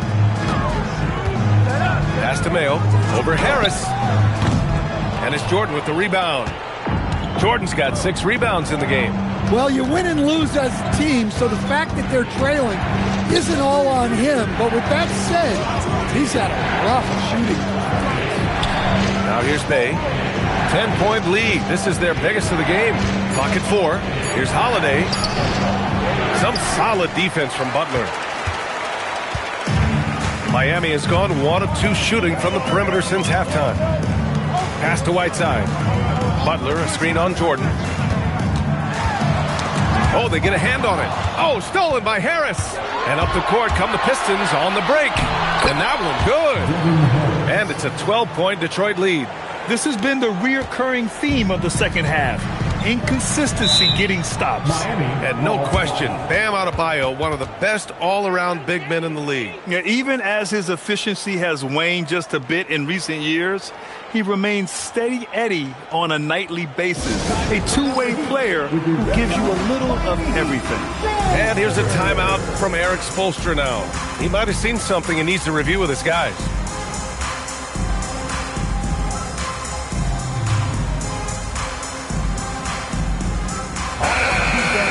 Make some noise once again for your Miami Heat dancers.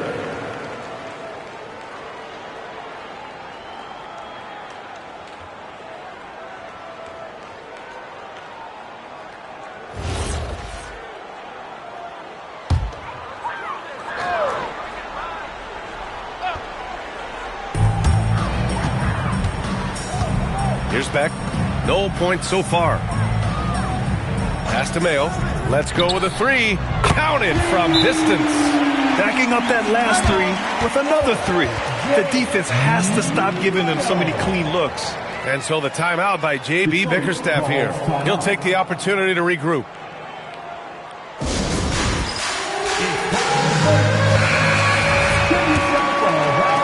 Third quarter action, and just under 3.5 minutes have passed.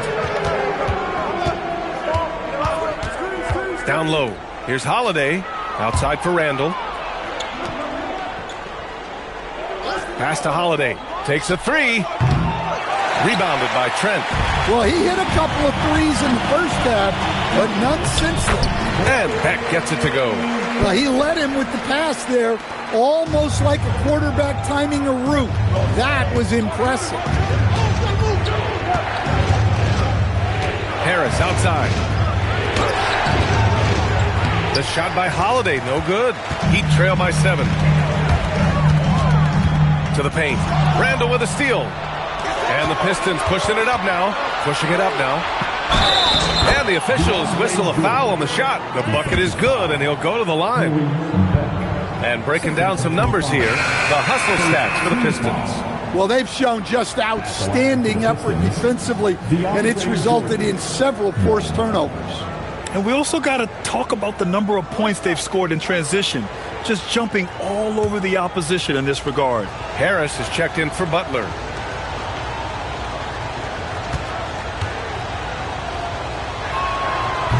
Free throw's good. Jordan. And here are the Heat now. Next, the pass to Whiteside. Here's Mayo. The 3, here's Harris. And the three-pointer goes. Harris has gotten himself going with a triple. His first basket of the game. The Pistons lead by 7. Jordan, the screen. Harris passes to Bay. Now here's Holiday. Puts it up from 12. Again, the miss by the Pistons. Bay against Harris. Pass to Beck. Back to Harris from deep. That shot, no good. Good D by Bay. And so it's Holiday who brings up the ball for the Pistons. Harris outside. Back to Holiday. And here's Harris. The 3. Another miss by Harris. If they just continue to dominate the boards. Outside Holiday to the middle. And it's Harris, that time on the assist from Holiday. Harris has got 10 points in the game. They're finding ways to get the ball into the paint. 5 consecutive buckets. Harris outside. The 3 ball. Gets the 3 to fall.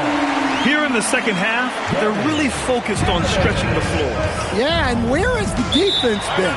They've been content to let them fire away. They've got to close out to the arc. And so the timeout by J.B. Bickerstaff here. I think right now he might be looking at some adjustments.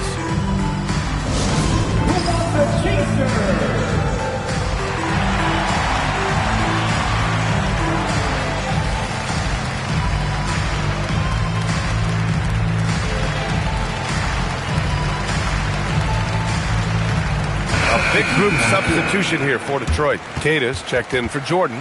Warren comes in for Randall. DeSumo, he's checked in for Bay. And it's Smith in for Holiday.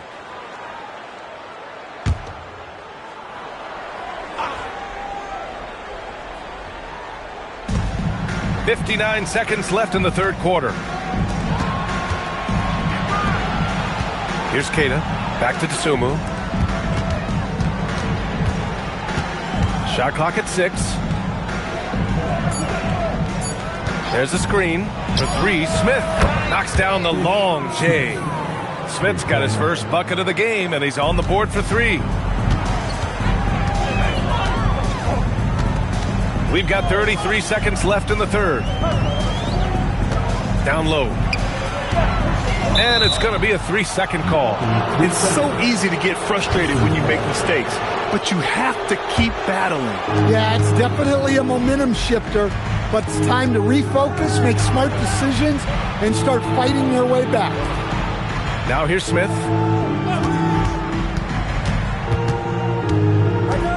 Harris outside. Detroit moving the ball around. And stolen by Williams. And it's Butler off the drive.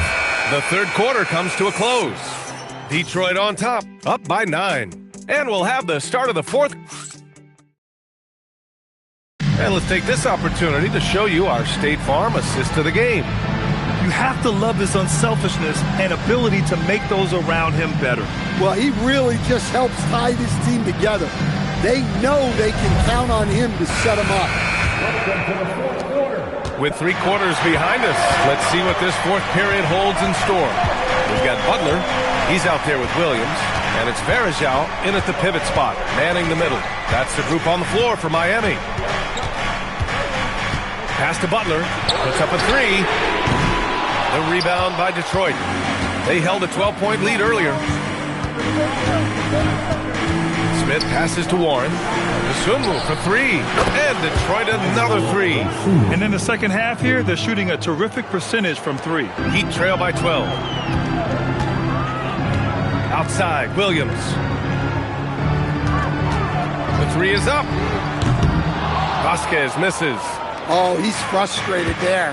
You know he wanted to come right back with a 3 of his own. And the basket by DeSumo. And they've really managed to dominate inside. We played just over a minute here in the fourth. They need something good to happen here. Yeah, they've gone way too long without a score. Williams with the screen to the paint. Deflects the pass. Uses the glass that time. It's good.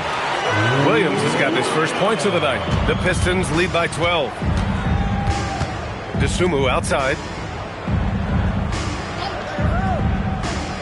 And a little over a minute and a half gone by in the fourth. Here's the pick. To the inside. Here's Keita. And so he draws the foul. Headed to the line to shoot a pair.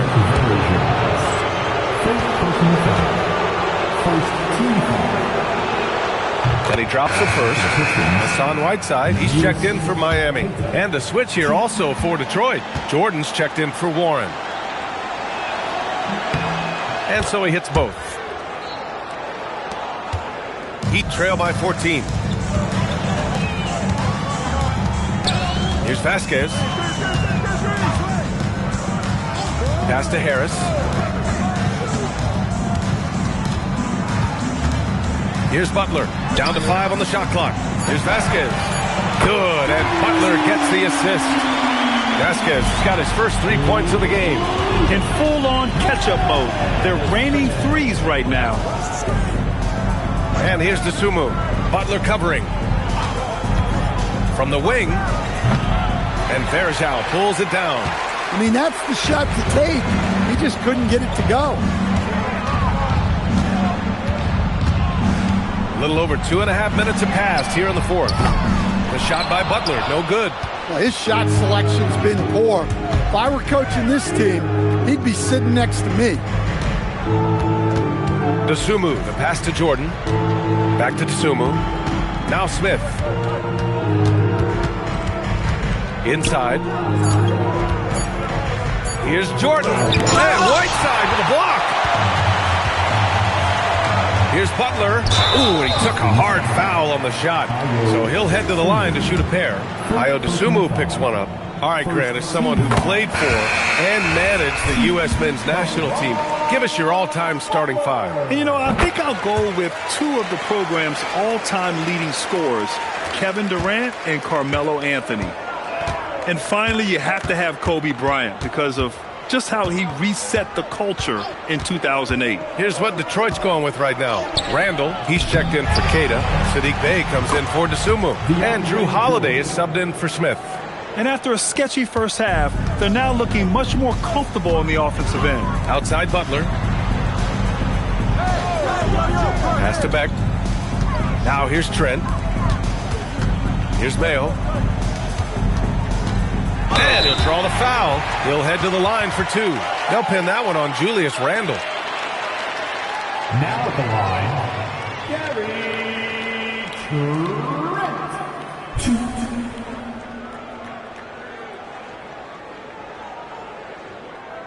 Shooting two.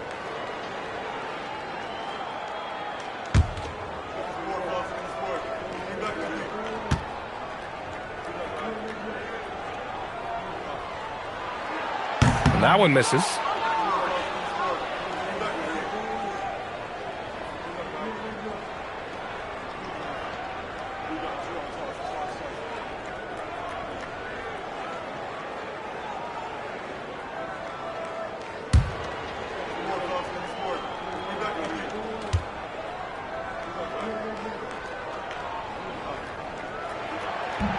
And he can't get the second one to drop either. Coming up empty that time. Well, that's not the focus we're used to seeing from him at the line. He's usually rock solid from there. To the middle. Oh, deflected. Stolen by Whiteside. Here's Beck. Pounded by Harris. Now Trent. Using the glass to lay it in. The coach loves seeing chances from that range. Work that inside area. Detroit leading by 9.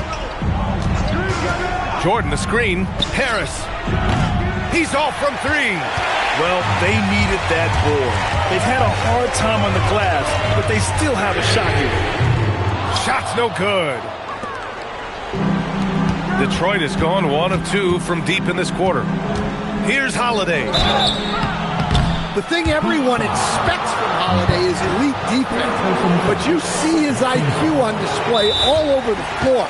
He's constantly making smart decisions on or off the ball. And the timeout called here by J.B. Bickerstaff. He wants to make sure everyone is aligned. Given the situation right now, gives us a chance to catch up with Allie LaForce. J.B. Bickerstaff had some words for his team over the break. He told his guys to stay after it, to not get complacent and lazy with this lead. He wants them to keep adding to it. We'll see if they're able to do it, guys. All right, Allie, thanks once again. That free throw, no good.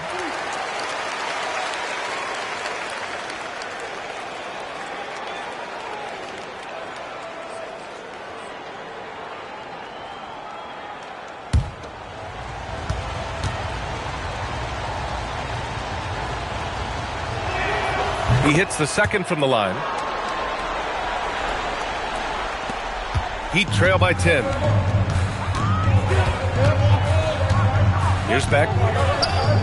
Oh, it's stolen by Jordan. Left side, Holiday. Jordan inside, defended by Whiteside. Just in time with the putback. Just great positioning to get the rebound, then get it back up. And Eric Spoelstra decides to call timeout. He was quite emphatic, demanding the timeout, clearly wanting to address strategy with his team.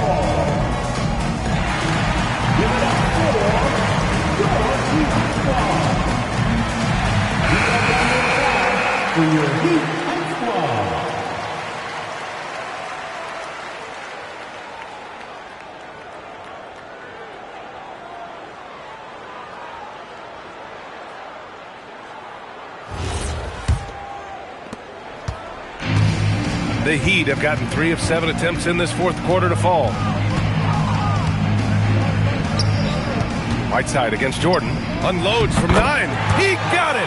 The defense lets him off the hook and gives up 2 points because of it. They can take their time if they want. Yes, you have to regroup. Make sure you get a good shot. Holiday lays it in easily.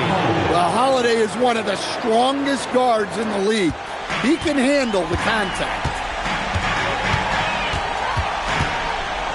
Here's Mayo, pounded by Harris. Can't get the 3. He is just so deadly from out there. You expect that to fall. Holiday outside. Bang! Can't hit it. Heat trail by 12. Barring a miracle comeback, this one is wrapped up. They were able to control the tempo and flow of the game, and it will end in a victory for the Pistons. I was really impressed with their attitude today, Graham. Competitive game, they battled through every step of the way. And B.A., can you say big-time effort and energy? I mean, just a tremendous performance. They were well-deserving of this win. And this one concludes with their second victory of the year. Whiteside against Randall. Now here's Whiteside. Defense is right there. 5 on the clock. Driving inside. Butler fires. Oh, can't hit the jumper.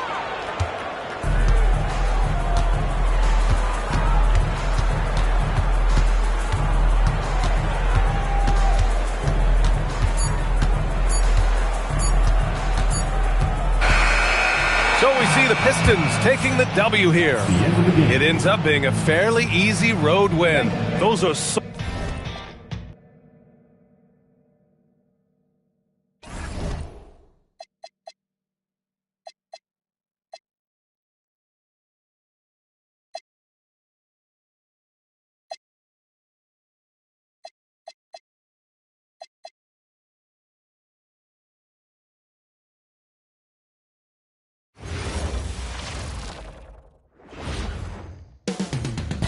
Up next, Richard, you switched teams a few times in your career. Tell us, what's the first year in a new city like, being, with the new team and new surroundings? Early in the season, it takes a little bit to get settled, but it's also dependent. Are you solo? Do you have a family? There's so many things that go into a player getting comfortable in a new city. And a look at the starters for San Antonio. They've got Turner. Evan Mobley is out there with Griffin. Then there's Bogdanovich, and it's Dragic in at the point. Now here's Payton. Kicks it out to Ariza. Pass to Ingles. Outside Jackson. Payton from outside. Bogdanovich grabs the miss. And so it's Bogdanovich who brings up the ball for San Antonio.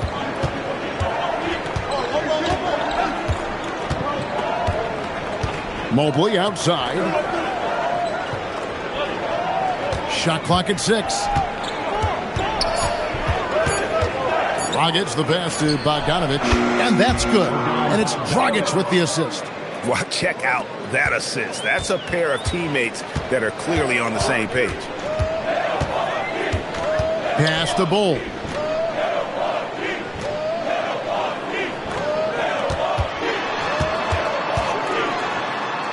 Back to Payton. Jackson kicks to Ingles. Shot on the wing. And the rebound goes to Griffin.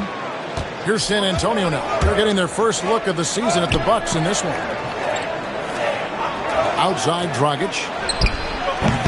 Shot 3 off the mark. That is not a guy you want to allow open looks for range. Lucky for the defense, he just couldn't get it to go. And truly, RJ, some luck for the Spurs in recent drafts. Yeah, they've jumped into the top 4 in 3 straight lotteries, and with 2 straight Rookie of the Years, they've done a good job with those picks. Payton can't get it to go. For San Antonio, they've gone 2 of 3 here to start out the game. Griffin passes to Dragic. And here is Mobley. Spurs passing it around to the middle. Oh, trying for it. There's Dragic with the 3. Hits it from three-point range. They've come out strong, 3 of their first 4 to start the game.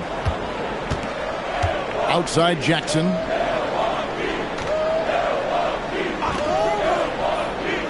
Back to Payton. Pass to Bull. Ariza outside to the paint and stolen by Bogdanovich. Down low. And Dragic gets it to go on the assist from Bogdanovich.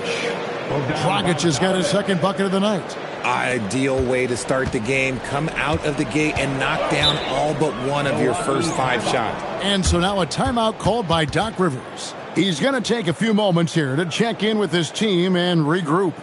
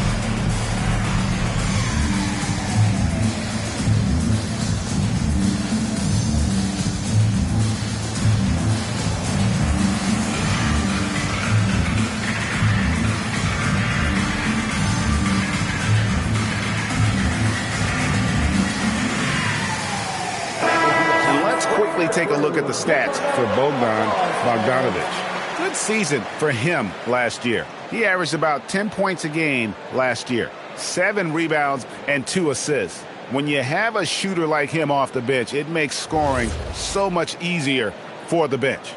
Guys like that can really stretch your weapons offensively. Now, here's Payton. There's a lob to Jackson, and it's out of bounds. And they say last touch by Griffin. Gets a finger on it, but just can't quite come up with the steal. That's fine. You love the effort, not making things easy for the opposition on offense. Payton with the ball. He's guarded by Dragic. Oh, wow. Okay, we're going to start the game with 4 straight misses. Look, that's about as rough as it gets. It'll get going soon. Excellent all-around performance so far, hence the big lead. They got off to such a hot start, and that can keep you energized throughout the whole game. He's just scored his first basket with that shot, making him 1 for 4. Finally, after all those clanks, someone comes through for him. Yeah, the lid's now off, guys. Maybe they can rattle off a few more in a quick order. Now, here's Dragic. 5 points in the game. Inside. And Bull sends it back. Ingles dishes to Ariza. Ingles kicks to Payton. Jackson a screen on Dragic. Shot clock at 5. That one good for 2. Payton's got his second bucket tonight.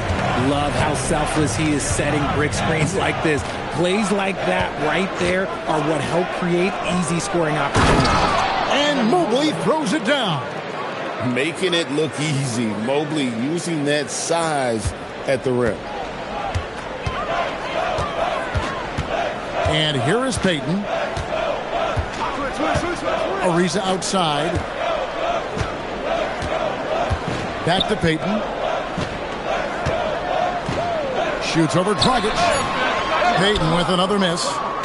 Okay, let's just say it. This has been an ugly quarter for him. Not quite a break a mirror ugly, but it's getting there. Mobley, the pass to Bogdanovich. Back to Mobley.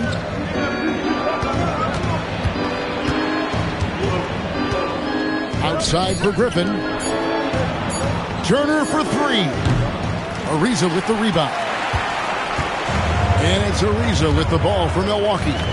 They trail by 9 points. They couldn't put the pieces together, losing the last matchup with the Lakers. A bad outing offensively. You break that game down, their issues were pretty clear. Won't win games in this league with an offensive night like that. They've got some things to figure out. Greg, over the last 9 seasons, the Bucks with the second most wins in the regular season. I mean, a dominant run to be sure. Not to mention the franchise's second ever title back in 21. Those are things you can never take away. All Reed's checked in for Milwaukee. Vujicic comes in for Ariza. Wayne Ellington's checked in for San Antonio. Collison comes in for Goran Dragic. And you can't help but pick their defense apart. They're completely in disarray. Payton kicks to Reed. Ingles passes to Bull. Lays it up and banks it in. Yeah, another nice bucket down low. They've really been able to work the ball into the post effectively here so far. Now here's Collison. Pass to Mobley. From deep. Collison, no good. Bucks trail by 9. 2 seconds separating the shot clock and game clock. Ingles passes to Reed. Vujicic dishes to Payton. He scores the basket. That's field goal number 3 for him. And that's right where they wanted to go with the ball, in rhythm. To the inside. Here's Griffin. That falls. Great assist by Darren Collison.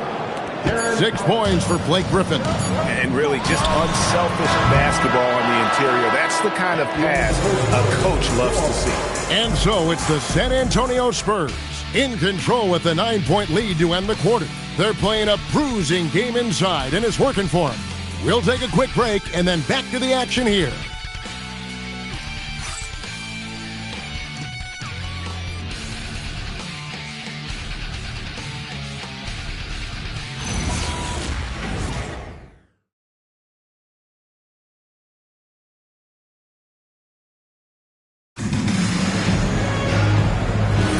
And if you're just tuning in, we've got a wide margin on the scoreboard, but plenty of time left for a comeback. And what do you guys think so far about the offensive approach for the Spurs? The ball movement has been outstanding so far. They've come out of the gate looking for that extra pass. And they've also done a great job turning defense into offense tonight, creating turnovers and capitalizing on the other end. Cash out there with Vujicic. Then there's Paul Reed. Then it's Hamed Haddadi. And it's Fields in at the small forward. So that's who Milwaukee starts the second with. There it is, guys. One of those effort plays that makes a big difference in the game. And GA, it is definitely making a difference so far today. Offensive rebounding is about hustle and determination. Huge putback, making a statement there. And didn't do anything fancy there, but didn't need to. Nope, his only concern right now is getting the points on the board. I don't mean style points.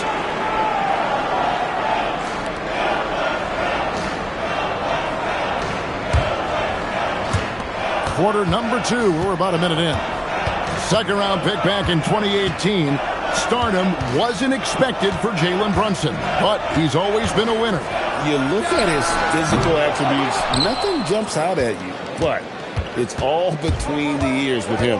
The skill, the footwork, the vision, that's what makes him elite. Now here's Collison. Hasn't made one yet. Down low, on the wing, Ellington. 5 to shoot. Mason kicks to Collison. A 3-ball. Vujicic grabs the miss.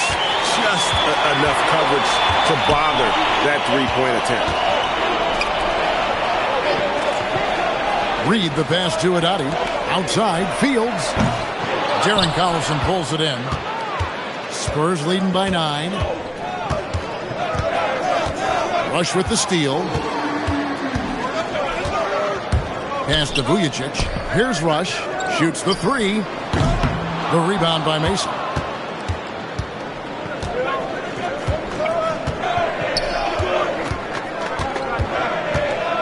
Now here's Ashik. To the middle. Here's Collison. Can't connect from short range. For Milwaukee, they've gotten only one of their first 4 shots in the second quarter to drop. Reed misses. Last game for the Spurs, they picked up the W against Atlanta. Now here's Collison. Ashik with a screen on Reed. Shot from 16. Collison's shot is good. Collison's got the lead up to 11 now for San Antonio. Pick works well there. Not much resistance from the D. Yeah, that just comes down to a lack of effort. The defender has to do a better job fighting through the screen. And so now a timeout called by Doc Rivers. He's going to make some adjustments to the game plan.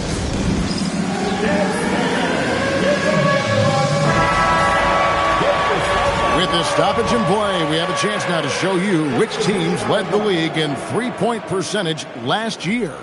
Bucks number 1. You know, they went through stretches when they just didn't miss from beyond the arc. I mean, that carried them right to the top of that list. Now about 3 minutes gone in the second quarter of basketball. And stolen by Mobley. Right now, let's take a moment here to catch up with Allie LaForce on the sidelines. Thanks, guys. Mikal Bridges is very comfortable with his mid-range and in-between game. He said when it comes to the basketball court, it's not just the rims and the threes. You have the rest of the court, too. Now, not everyone is effective with those middle-distance shots, but Mikal always has been. Back to you, Kevin. Oh, yeah, he can knock them down. Thanks a lot, Allie. Controls the rebound and puts it back up and in. That is really good work there on the offensive glass. Bogdanovich looking around. Mobley sets the pick for Bogdanovich. He's looking for Mobley and finds him. Oh, inflicting some punishment with the two-hand flush. They're going for the throat. Bol, a screen on Dragic. Payton against Dragic. Payton inside. San Antonio with the rebound. The Celtics will be coming into town for the next game. That game is the first and last of their homestand. And Mobley throws it down. Yeah, he's shown terrific control of the pace and the rhythm of this offense.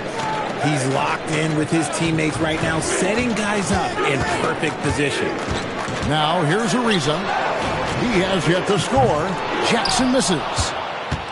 And one thing, Richard, you note about this Spurs organization is their stability.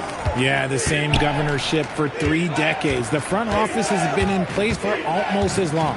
Now Mitch Johnson has taken over as coach, but it was a smooth transition, not a big shakeup. A nice shot by Bogdanovich. When you allow good scorers to get uncontested shots at the rim, no wonder you're losing. That's a great possession. Put your best players in a position to succeed. Now, here's Bol. Jackson kicks to Payton. Just 5 to shoot. Trains the three-pointer. Payton's got 9. Sometimes trailing in the game, players get sucked into trying to make that home run play. And so Mitch Johnson decides to call timeout. This now will give him a chance to discuss some potential changes.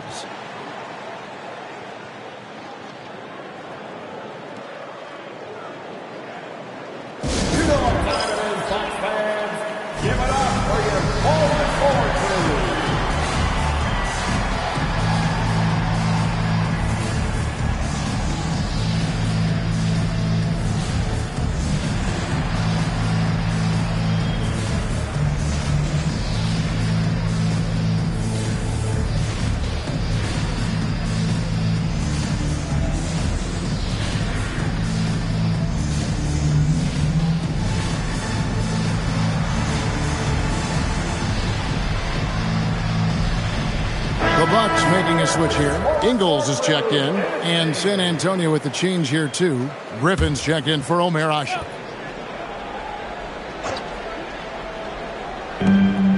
.130 left in the second quarter. Mobley sets the pick for Dragic. Inside. And Mobley the bucket on the assist from Dragic. Dragic has got 3 assists tonight. Adept at fending off aggressive coverage. Mobley already looking like a vet out there. Now, here's Bull. 59 seconds left to play in the first half. And the call is going to be, yes, it is, an illegal screen. Beyond the leaning, you could see his feet more set on that screen. Easy call. Look, guys get away with this all the time, but on this occasion, he got caught. Outside, Bogdanovich. To the paint, here's Mobley, and Mobley throws it down. Oh, I dunk you very much. He can really fly, and you combine that, Greg, with some nice penetration, too, and you've got 2 points. Now here's Jackson. Payton surveying the floor. To the middle. Outside for Jackson. Pass to Ingles. Shot clock at 2. Here's Ariza. Rebounded by the Spurs. They are coming off that win against Atlanta. And it was one of those games where it was just hard to get anything going. And you could see frustrations emerge. But what a gutsy win. To struggle in the offensive end that much and still win the game, that says something about the character of the team. Nice work to get it inside and draw the contact. The Bucks shooting their first free throws of this game. And he knocks down the first one.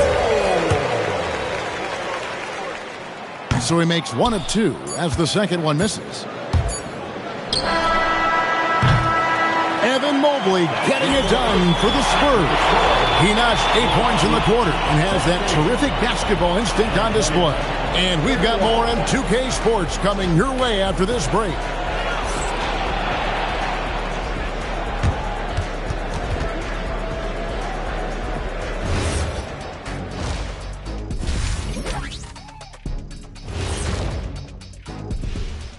And hello, everybody. What an amazing first half performance it's been for the San Antonio Spurs.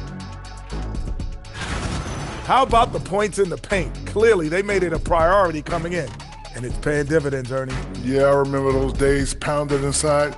Break your opponent's spirit. Easy now. Now let's take a moment here for a look at the upcoming schedule. And a look here now at the Bucks. It's been a painful start for them, 0-2. I know the season's young, but they're probably feeling a little desperate for that first win. Yeah, if you include the offseason, it's been months, Shaq, since this team's won a game. And that about wraps it up.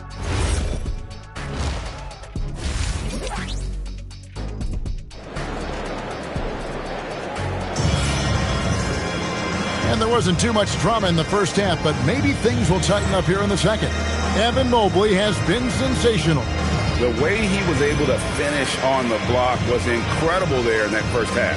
The question now is, will the defense keep letting him punish them inside? Or did Coach have some new ideas for them? On the court right now for the Spurs, they've got Dragic. Turner is out there with Griffin. Then there's Bogdanovich, and it's Mobley in at the 5 spot. Here's Payton. In it goes for the 5th time and 10 shots for him this game. So you think about game preparation for an opponent. Richard, how different is that in the regular season versus the playoffs? Oh, there's a significant difference. Not as much time in the regular season. You could be coming off 4 games in 5 nights. But in the playoffs, there is so much detail position by position. Now Ariza. Following Bogdanovich's 3-point attempt. And the dunk by Jackson. And maybe that'll trigger them. Impossible not to get pumped up after that. Yeah, well, you could see the immediate reaction of the guys on the bench. They are pumped up. Now here's Dragic. 5 points in the game. And Gary Payton is going to pick up the foul. That's his first foul. First team foul.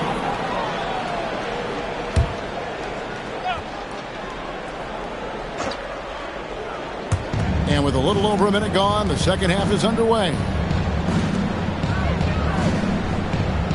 Turner looking around. 5 to shoot. Mobley wide open. That falls. Nice feed that time from Turner. Mobley's got 12. Great to see Mobley knocking down the mid-range, continuing to improve that part of his game. Payton can't get it to go. It's a +5 advantage for them in rebounding after that one. Pass to Dragic.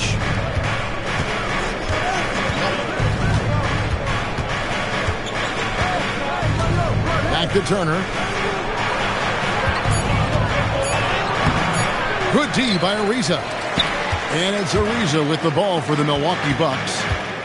They've only allowed 2 points so far here in the second half.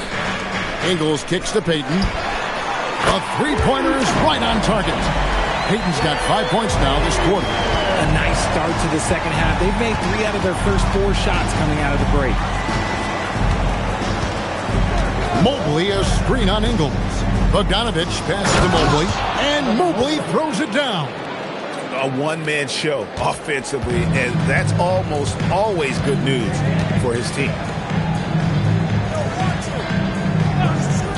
A touch over 2.5 minutes of basketball played here in the third quarter. A jump hook, and it's wide right. It's off the rim. Looked like he just rushed it there. Just maybe take a little bit more time in the future. To the inside, and Mobley throws it down. And that's his MO. Sometimes he can score more points by himself than the rest of the team. And timeout called by Doc Rivers. He's going to take a minute here to get things straightened out. And the lack of rim protection, top of the list. I'm sure coach is going to give them an earful about that. He can't be happy with that soft interior D.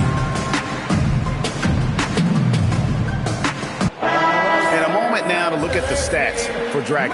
Last year, getting it done. Put up about 17 points a game, 3 assists and 3 rebounds. To have a scorer like him consistently deliver you points makes such a big difference for a team. He's someone you can rely on to bring it on a nightly basis. When they need a basket, he's the guy they turn to. Now here's Griffin after the miss from Gary Payton. Mobley the pass to Bogdanovich. The kick out to Dragic. Off target from three-point range. Bucks trail by 14. And it's Ariza in the corner. Offensive rebound. Bull. Chalk up 2 there.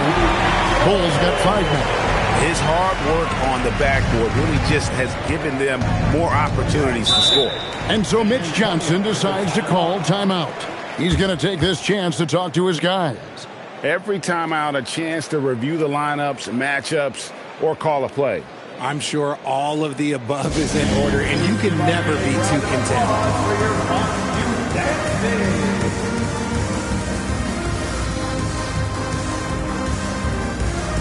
Sasha Vujacic is checked in for the Bucks. And San Antonio with the change here, too. Ashik's checked in.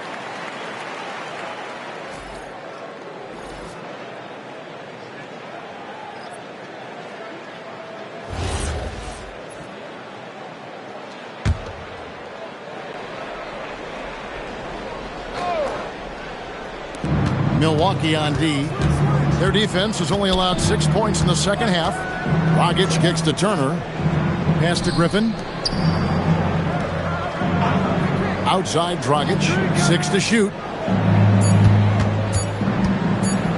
He takes it in, and he hits it just before the shot clock expires. 7 points in the game. That makes it 10 of their last 12 coming from inside the paint. They set the screen. And the shot is good. The Spurs lead has been cut down to 12 points. The points that time coming from Ingles. And that solid play in the paint continues here, guys. Now let's take a minute to talk to Allie LaForce courtside. Allie. Thank you, guys. Commissioner Adam Silver was asked about the wildest ideas thrown around in the league office. He said, quote, one thing that's been discussed is potentially 2 free throws for a foul on a 3-point shot. I don't think we'd do it in the last 2 minutes of the game, but that's something interesting. Guys, back to you. Not a bad idea. All right, Allie, thanks a lot. And the Bucks making a change here. Haddadi's checked in. Wayne Ellington's checked in for the Spurs. A fader. San Antonio with the rebound. Asik's got his 5th rebound in this one. San Antonio again turning it over. With the break in the action, we've got a chance now to look at last year's top rebounders. 5th, Trevor Ariza. What a season he had in the paint. I mean, his rebounding numbers really mind-boggling. Who wouldn't love to have a guy like that? Now Vujicic. No scoring in this one.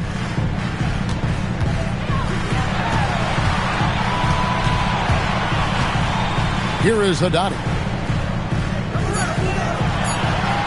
Pass to Ariza. Lets it go with a 3. Milwaukee, no good that time either. And the well is running dry for him right now. Nothing falling. Yeah, and the risk now is that he gets inside his own head. Time to take deep breaths in through the nose, out through the mouth, and let the game come to you. And here is Ellington. No good on the 3. Well, he's got a paint stroke. That one almost dropped. Ellington grabs the miss. San Antonio leading by 12. Right side, Dragic. Outside, Griffin. They double-team Griffin. Back to Dragic. Pass to Ellington. And Bogdanovich kicks to Griffin. Here's Dragic from outside. Rebounded by the Bucks. Here's Vujicic. Guys are looking for a spark here. Yeah, a cold stretch offensively, for sure. Jackson setting the pick here for Ingles. And a miss there with a chance to cut the lead to single digits. The edge on the glass is the difference. It's allowed them to build this lead. Dragic left side. Can they get it? And he lays it up and in. Dragic has got 9 points. What I want to know is, where is the rim protection? That was just too easy. And so it's San Antonio sitting with a comfortable lead, up by 14. They've had such great ball movement and shot selection, and it's led to a terrific field goal percentage. We come back right after this.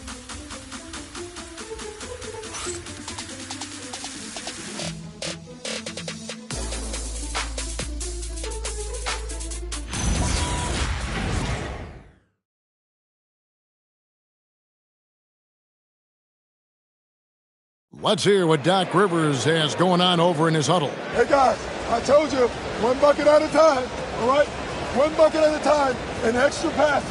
Extra passes. Let's go, baby.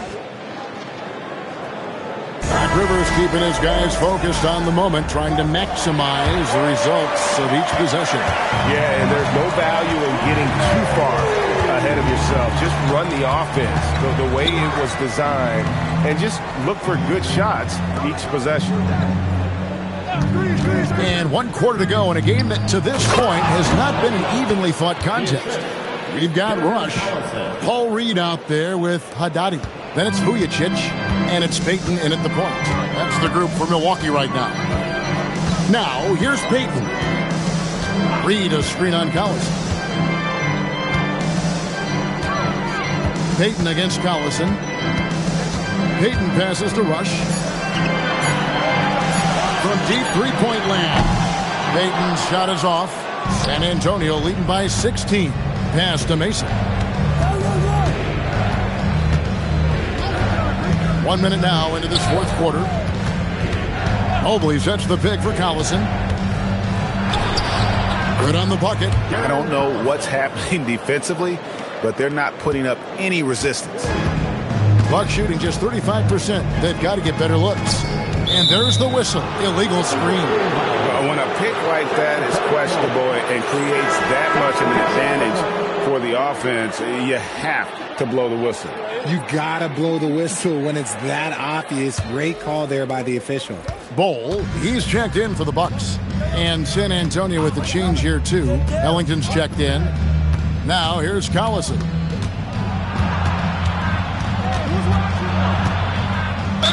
Count the bucket, and he's got a free throw coming up as well. The plan of attack is obvious. Get the ball inside and go strong to the rim. And let's get your take, guys, on the scoring breakdown for the Spurs. Spurs. Look, they're getting good looks inside. It's been a point of emphasis all night long, but I love this hard-nosed attitude of this team. Another place they've had the upper hand tonight is in transition. They've gotten a bunch of their points off the fast break. And it seems, Richard, sometimes the best player on a team isn't necessarily their leader.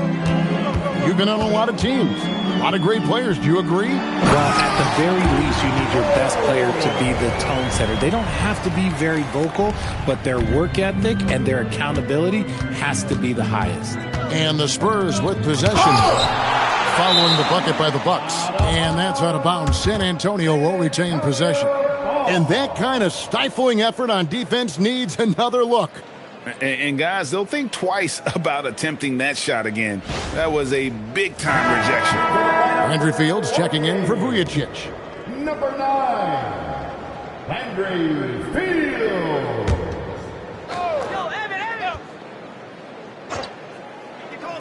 Game moves along. 2 minutes gone here in the fourth. And not allowing the shooter even an inch of breathing room on that one. I'm sure they'll think twice about shooting against him next time. Now, here is Fields. Payton outside. Pocket 6. Over Collison. The shot by Payton, no good. And here's Collison, who will bring it up for San Antonio. Over in the corner, Turner. And that one, good. And the Spurs lead by 21. And that's just taking advantage of some soft defense on that drive. Little resistance for him on the way to the basket. Rush dishes the ball. And when players get into a little extracurricular conversation with opponents, RJ, do you think officials are a little too quick to hit them with a double team? No, that's just officials trying to get control of the game, giving both players a warning. That's all a tough technical is a warning, because we don't have both players have been warned. We have both players have technicals. Now here's Collison. Down low. It's rebounded by Payton. No other way to put it. Just a poor shooting performance for him. But luckily, his teammates have picked up the slack.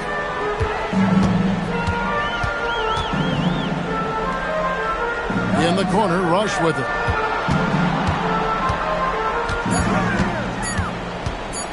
With the teardrop. And that one, good. Rush has got his first points of the night. And so it's Mitch Johnson calling timeout. It's a chance for them to regroup and refocus.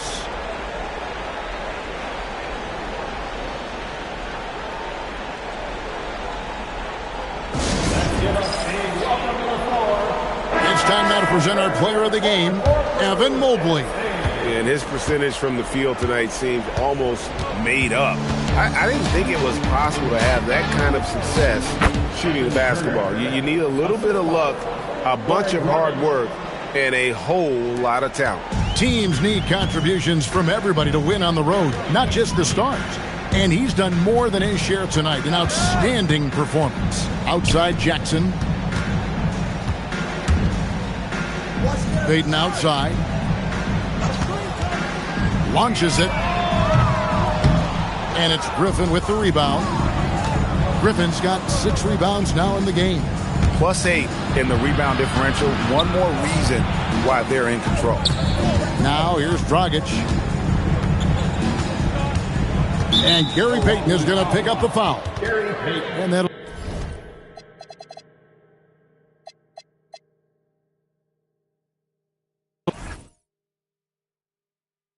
Hey, yo, right here. Griffin. Yeah.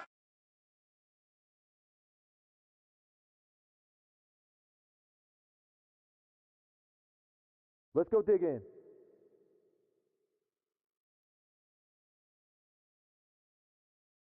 Let's go, fellas, from the get-go. Get Roger. Yo, DC. Don't do too much.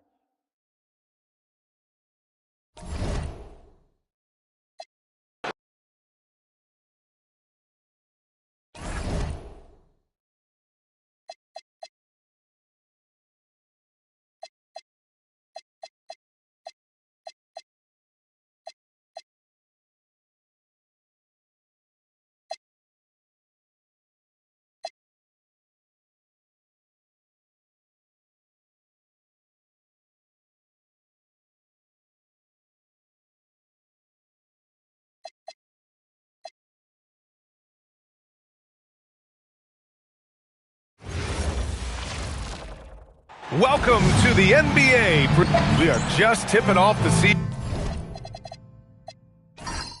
When you look around the league doors, what are you tracking? Probably two things, B.A. The rookies. I always am so curious to see how they respond in their debut. And then the new signings for different teams. What does the fit look like? Let's check out Minnesota's starting lineup. They've got Joel Embiid, Nicholas Batum out there with Jordan Clarkson, and it's Stoudemire in at the 4. Now here's Batum. Clarkson outside. Misses the 3. Outside Grimes. Barnes against Clarkson. Barnes passes to Wiseman. Rebound by Stoudemire. Here's Finley. Pass to Clarkson.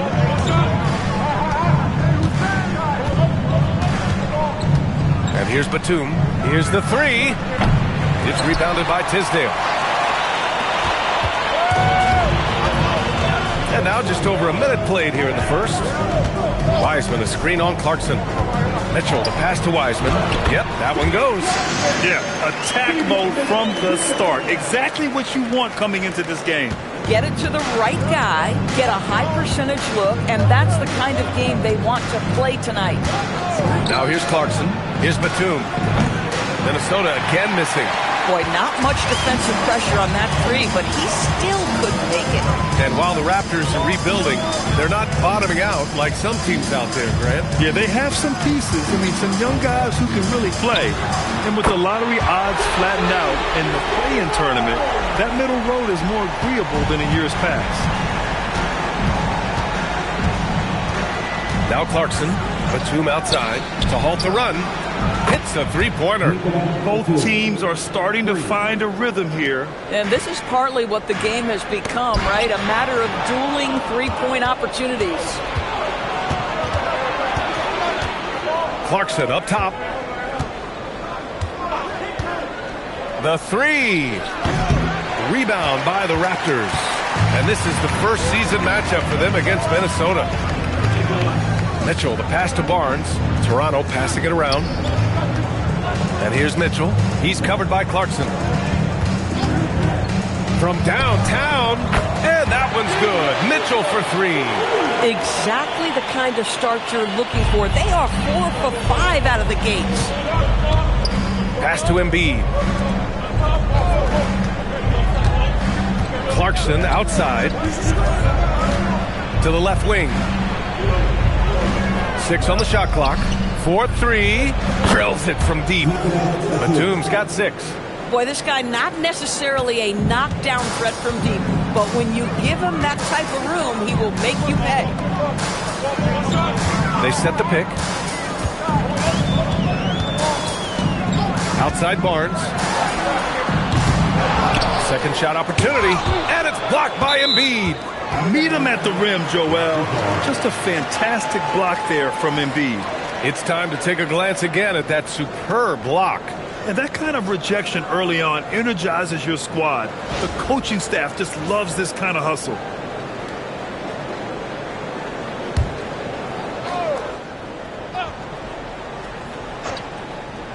And we're just over 3.5 minutes into this first quarter. Clock at 6. Here's Barnes. Well, it was only a matter of time before they finally get the bucket. And they've settled in quickly today. A nice flowing rhythm to their offense. Pass to Embiid. Clarkson outside. Here he goes. Batum outside. Here's Finley. Minnesota needs to get off a shot. Batum's shot is off. Raptors lead by 6. Pass to Mitchell. Now Barnes. From the arc. Grimes' shot is off. Yeah, and the defense has really got to tighten up on him. I mean, he's just too dangerous from the three-point line. A skill Scotty Barnes definitely possesses is the ability to guard multiple positions, Grant. Yeah, he has that blend of quickness and length to smother shooters. and he has the strength to deal with bigger guys, too. A moment to hear from Allie LaForce. Well, thanks a lot, guys. Raptors coach Darko Rajakovic explained what he's looking for on the offensive end. He said, quote, it's unselfishness, ball and body movement, playing together and making each other better. Also, you have to be able to adjust. Basketball is not set in stone. If it was, it would be a recipe. Guys? Yeah, got to roll with the punches. Thank you, Allie. And Chris Finch wants a timeout. Coach taking this moment to speak to his guys, maybe alter some of the game plan.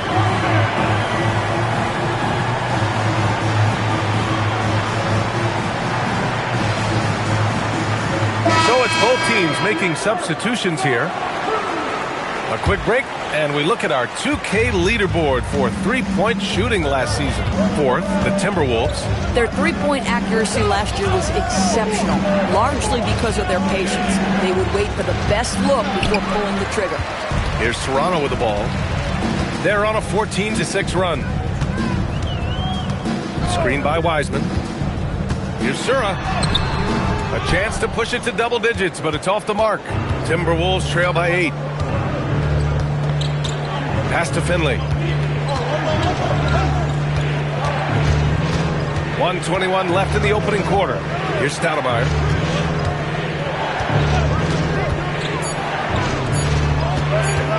Shot from the wing. Finley can't hit. Raptors lead by 8. Barnes passes to Barros. And stolen by Williams. On the take. He puts up a 3. Fires in the triple. Boy, what a sweet pass. That one on time and on target. The Raptors have gone 6 of 11 so far. And there's a pick. Left side Barnes to the paint. Here's Wiseman. Pass to Sura. Here's Tisdale. Just 5 on the clock. And Embiid with the block. And there's the shot clock violation. Couldn't get the shot off in time.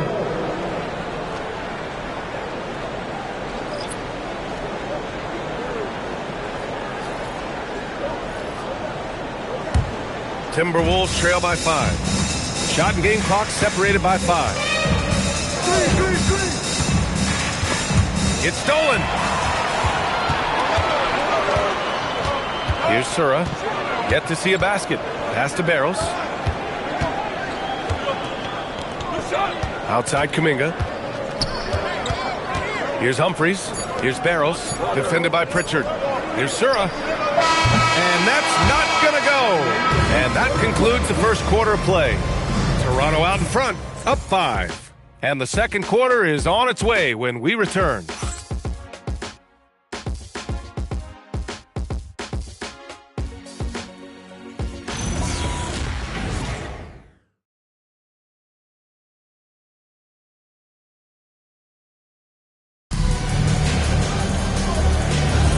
Hope you've enjoyed the broadcast so far. Halfway through the first half in this one. All right, what stands out to you from Toronto in this one? Well, they came out with a physical presence and made rebounding a priority. I think it's why they hold the lead here early, because they're controlling the flow of the game with those second chance opportunities. On the court for the Timberwolves, we've got Maxi Kleber. He's out there with Williams. And it's Banga in at the 5 spot. Here's Sura, just 5 to shoot. Toronto needs to get off a shot here. Kuminga's shot is off. And so it's Pritchard who brings up the ball for Minnesota. It's a 5-point game. They'll be hosting Miami for their next game. And that's the first of just 2 home games for them. Kleber outside. Back to Pritchard. The rebound by Barros. This has been a close game in a lot of ways, but they do have an edge on the boards. And after some uncertainty, the Timberwolves moving forward under new governorship rules. Boy, BA, that sale process was long and obviously at times quite contentious. I believe the organization has to be thrilled that that is finally in the past, because what you want to do is focus on trying to continue the Wolves' recent run of success. There's a lot to be excited about with this young group. Now here's Pritchard. Hasn't gotten one to fall yet.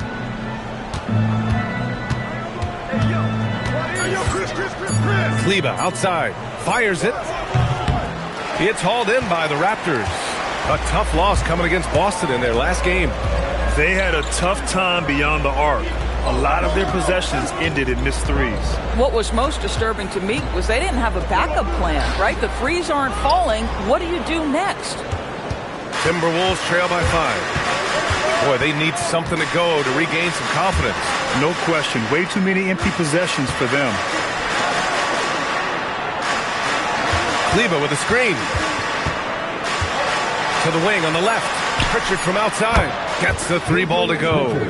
Pritchard's gotten himself going here. His first points of the game on the deep ball. Timeout called by Darko Rajakovic. He's going to gather the troops and talk it over. Grant, you are a Hall of Fame small forward, so you know a bit about the position. What's key in excelling at the 3? Well, B.A., you have to be able to space the floor. We almost never see a 3 or even 4 who can't make threes. And on the other end, lots of times you're matched up with quick guards.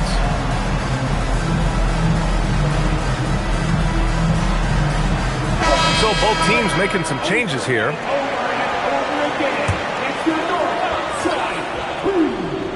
And a little under 2.5 minutes gone by here in the second quarter. Grimes, the pass to Barnes.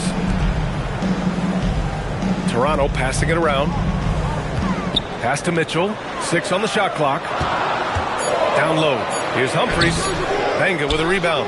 Just tremendous defensive determination right there. Refuses to allow the easy 2. They set the pick. Now here's Batum. The 3 is up. And again, it's Minnesota with a 3. My goodness, that's just too clean a look. He takes full advantage. Pass to Humphries. And here's Barnes.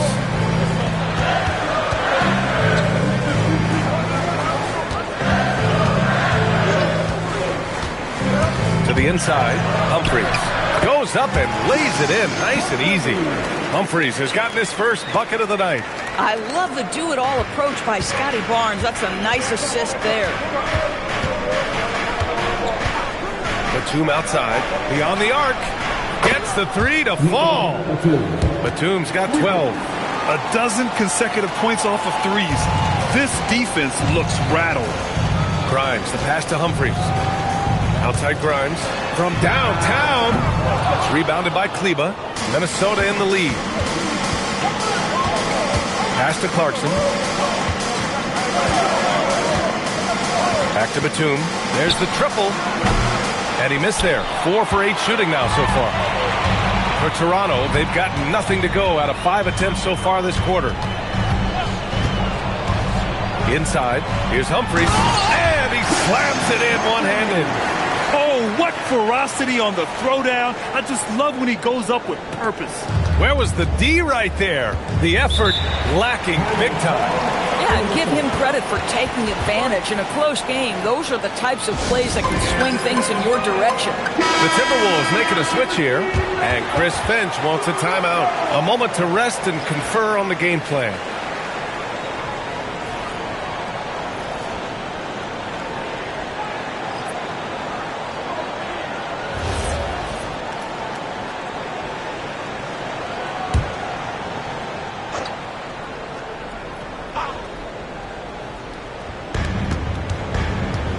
Clarkson finds Embiid. Minnesota again missing. For Toronto, they've got just 2 of 6 field goals to go in the second. Screen by Wiseman. Here's Barnes. That one a little long.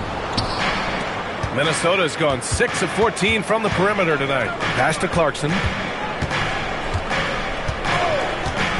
Here's Batum.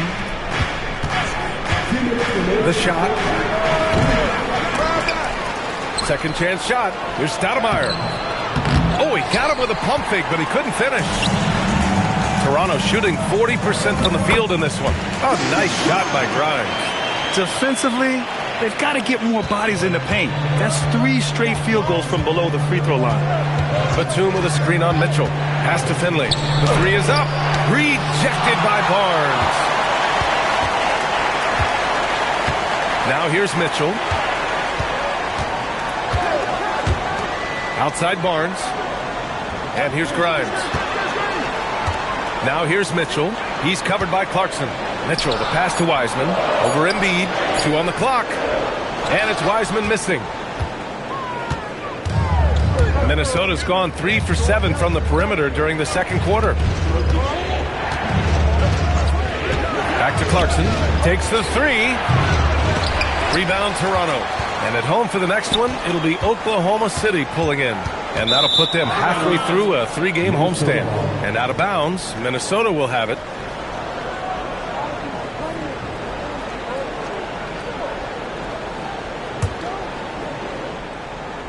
Here's Clarkson. No points so far. 40 seconds left to play in the second quarter. Embiid, a screen on Mitchell. To stop the drought. Shot clock at 5. So it'll be 2 free throws. He was fouled in the act of shooting. That's on James Wiseman. Yeah, when it comes to drawing fouls, Embiid is one of the best to ever do it. Minnesota is shooting their first free throws of this game.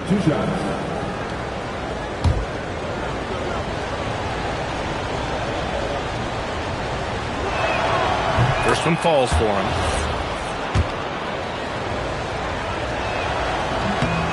And Embiid drops them both. And here are the Raptors now. Here's Barnes. Outside for Mitchell. Outside Grimes. No good on the 3. Now here's Batum. He's got 12. Here's Stoudemire. Here's Clarkson. And so it's tied as we head to halftime. And we'll be back for the second half following the break. Keep it right here on 2K Sports. 20.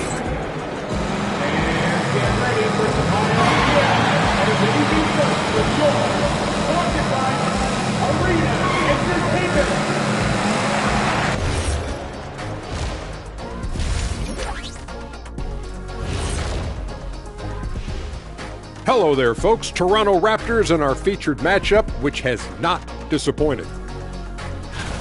One takeaway is their work on the glass. They're playing mean, pushing guys around, high elbows. Nothing wrong with that. Watch out, camera guy. Hey, we'll see if the refs agree with you in the second half.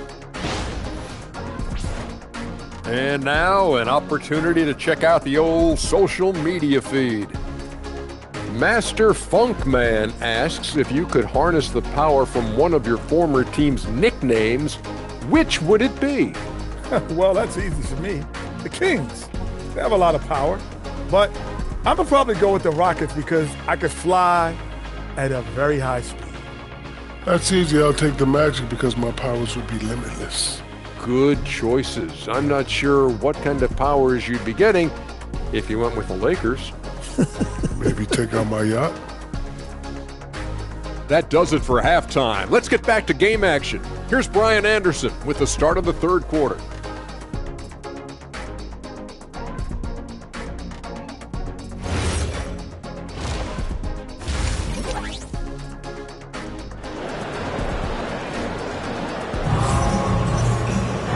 And in that first half, we saw a pretty tight battle. We'll soon find out what sort of adjustments were discussed during halftime. You're going to like what we're seeing from Nick Batum. They've leaned on him to provide a lot of offense, and that's how he likes it. And one would expect that the defense made some adjustments at halftime, but he has the ability to answer right back. Here's Clarkson. Yet to see a basket. They've got Davion Mitchell. He's out there with Quentin Grimes. Barnes is out there with James Wiseman. And it's Tisdale in at the power forward position. That's the group starting the second half for Darko Rajakovic. And let's swing it over to the sideline and hear from Allie. Thanks, guys. Scotty Barnes letting everyone know. He said, I'm a great defender. I feel like it doesn't really get talked about enough. I guard whoever, 1 through 5.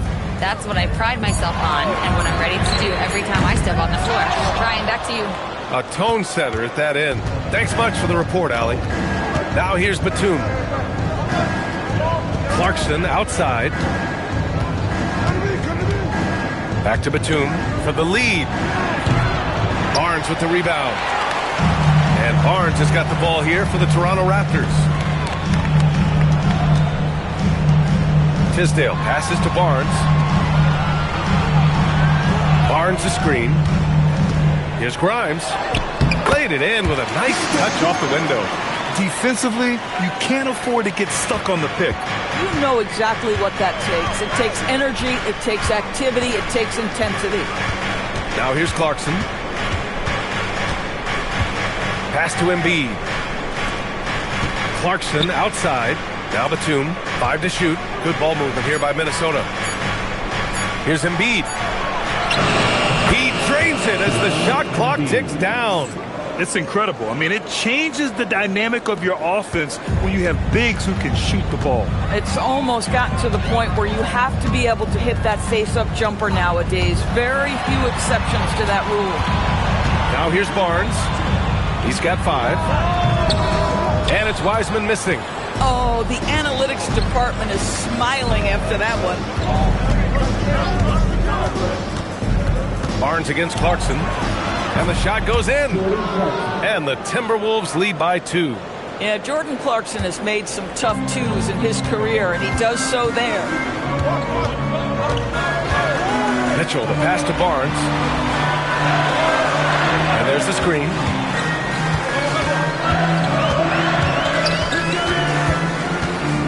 To the middle. Oh, look at Wiseman. All the tools inside. In a tight game, they wanted to make sure of that possession. The Timberwolves have gotten 2 of 4 shots to go since the break. And Chris Finch wants a timeout. And we might see some changes. Coach potentially looking to adjust.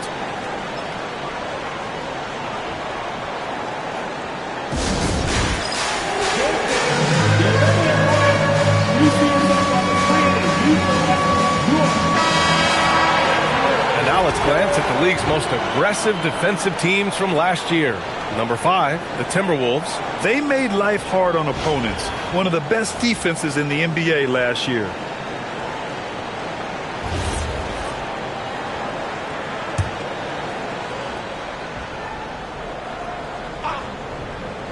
Here's Clarkson. Pass to Stoudemire.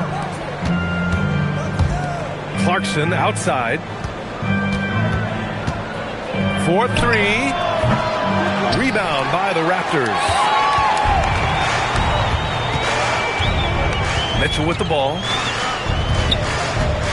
There's a screen. To the paint. There's Tisdale. And down it goes. Jam that one home. Creating easier opportunities for your guys to score. That is good offense. Batum outside. Pass to Stoudemire.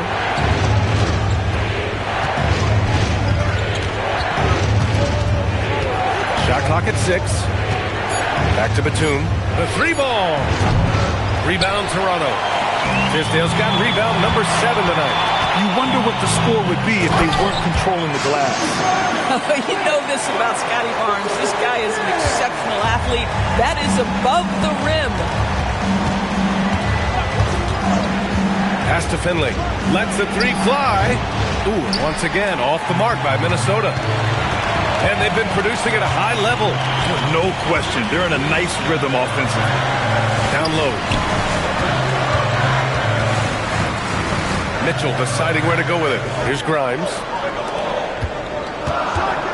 Now here's Barnes. From the arc. Gets rebounded by Minnesota. Stoudemire's got 6 rebounds now in the game.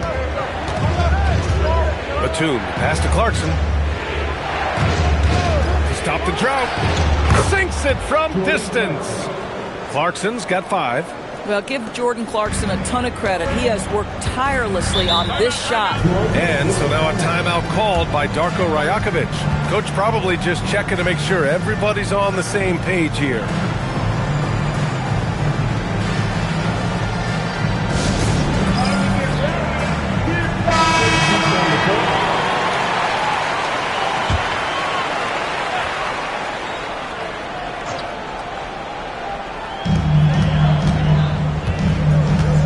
Outside Mitchell.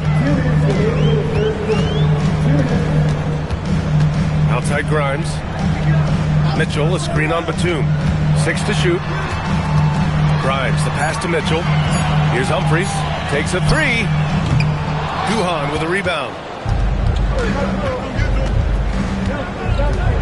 1:39 left in the third quarter. Pass to Clarkson.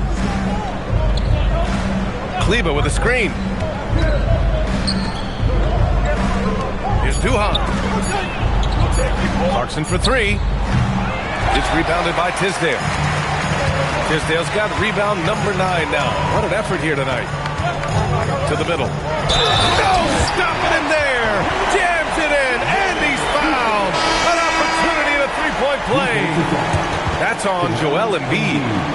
And let's take a moment here to get your take, guys, on the scoring so far for the Raptors. They've been all about high percentage looks in this game, working the ball inside and doing whatever it takes to get it to go.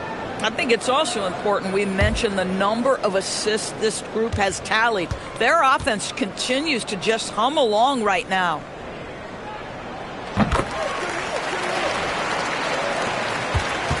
Timberwolves trail by 4. Here's Duhan. Still no points. Kleba outside. The three-pointer off the mark. 56 seconds left in the third quarter. Pass to Barrows. Here's Tisdale. And again, Toronto, no good. The Timberwolves shooting just around 26% for the game. Out to the wing. Barnes, he's checked in for Toronto. First team foul. Substitution on the court.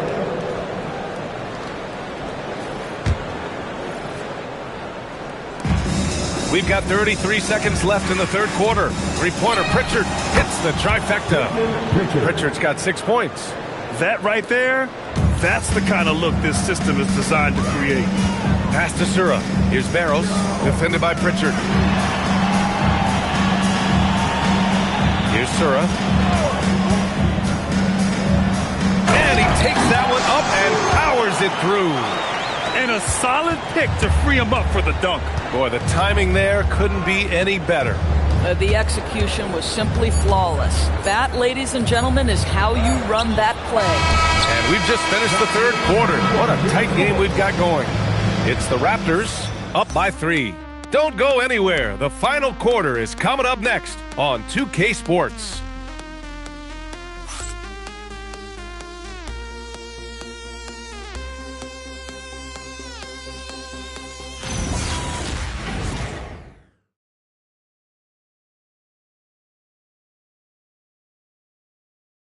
And a moment now as we take a look at our State Farm assist of the game.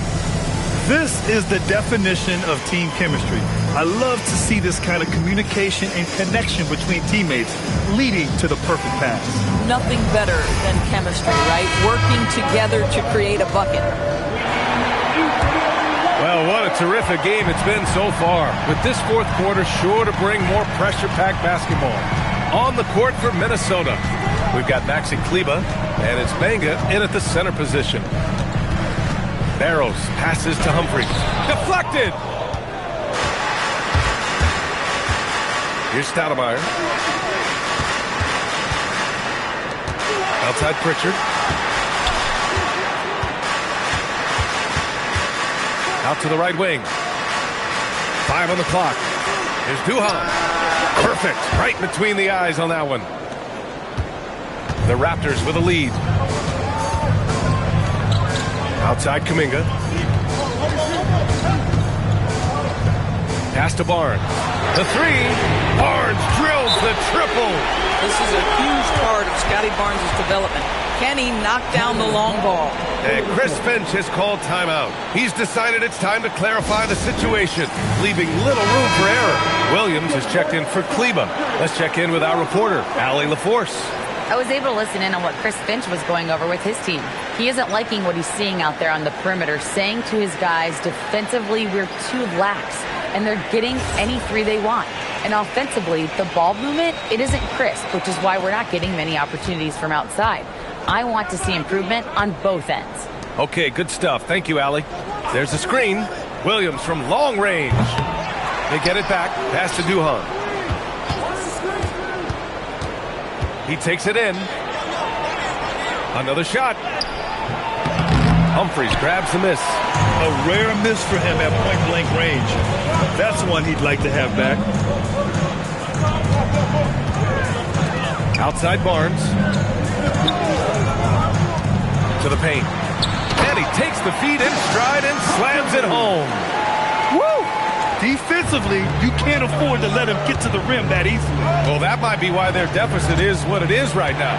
I tell you, you can't get stops if you're unwilling to put in the work. The shot by Stoudemire, no good. Raptors lead by 6. Here's Kuminga. And he was fouled while in the act of shooting, so he'll take 2 free throws. Well, Jonathan Kuminga is one of the most exciting young players in the league. He's long, explosive, and right now it's about adding to his game. And timeout called by Darko Rajakovic. He wants their game plan to be crystal clear at this point.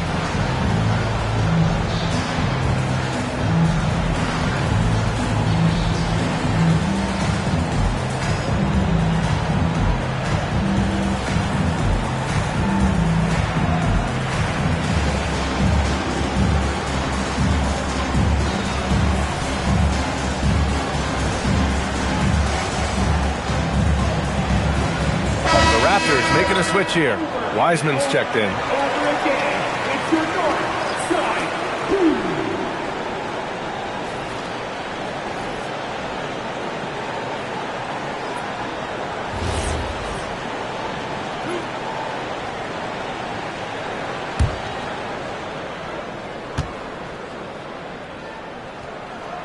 The first one falls.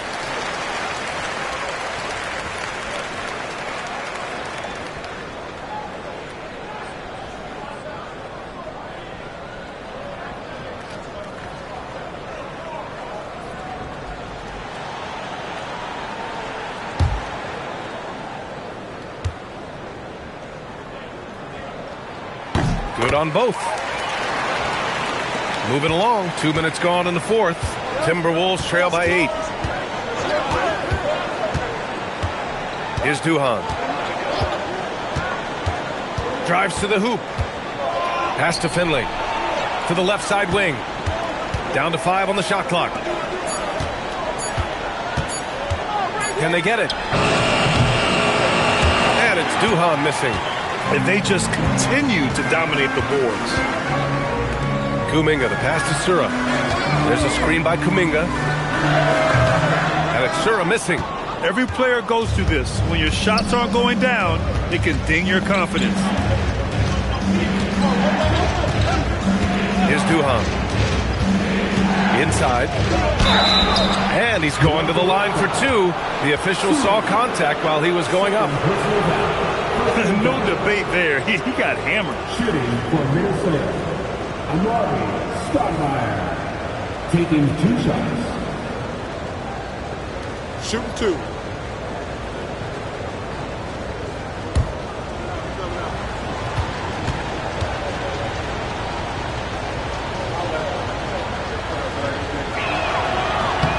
First free throw is good. The Timberwolves making a switch here.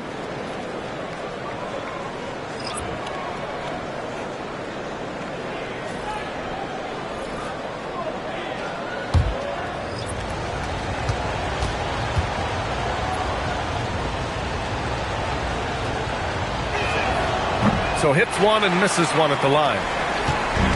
And here's Mitchell. He'll bring it up for the Raptors. They've played a great fourth quarter defensively, allowing only 3 points. Pass to Tisdale. That one's good.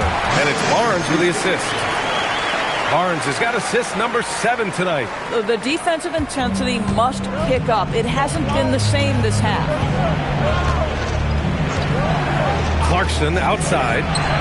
Drops in the 3. After hitting nothing from downtown in the first half, that's his second make since.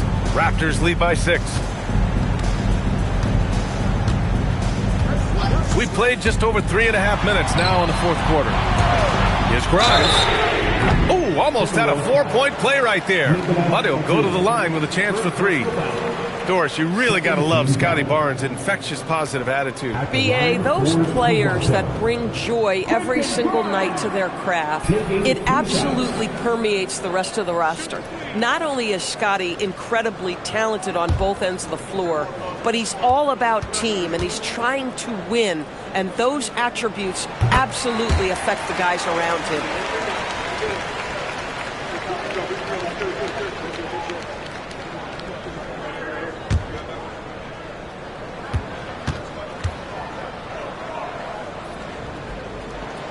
And he can't hit the second.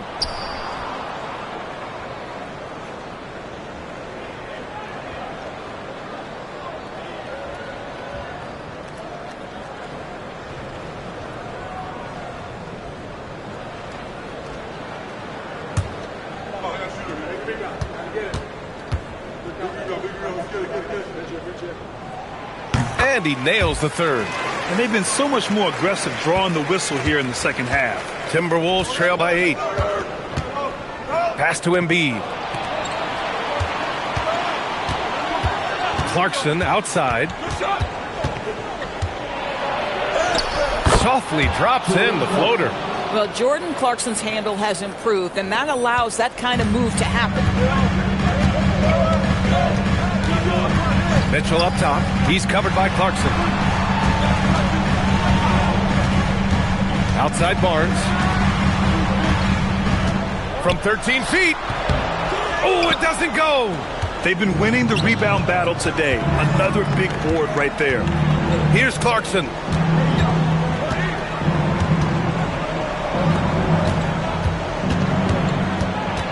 Here's Stoudemire.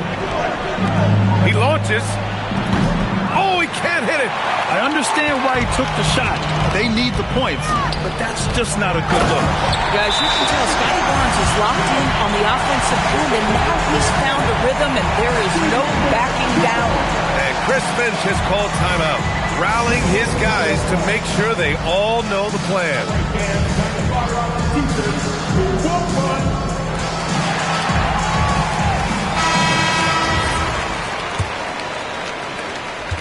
Timberwolves trail by 8.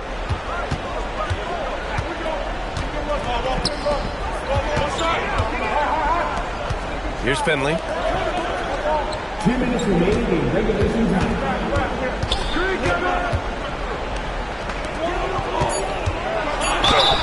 Toronto going into the game. First personal foul. Second team foul.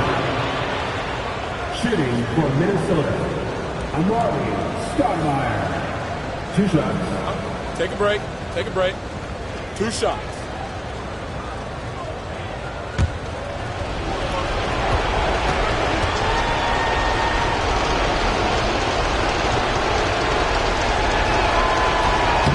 First free throw is good, and that narrows the gap to 7.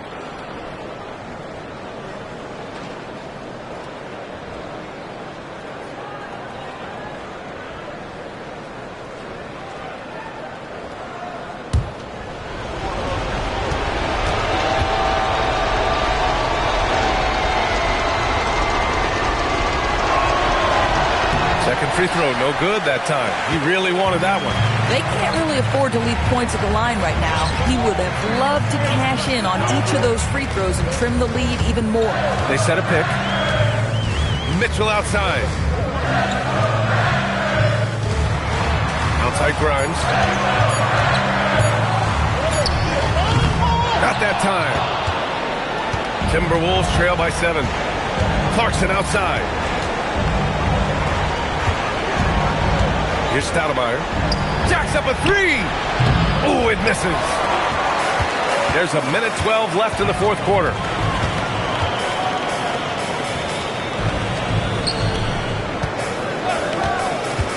And here's Barnes. And there's the foul. It's on Joel Embiid. That's foul number 2 for him.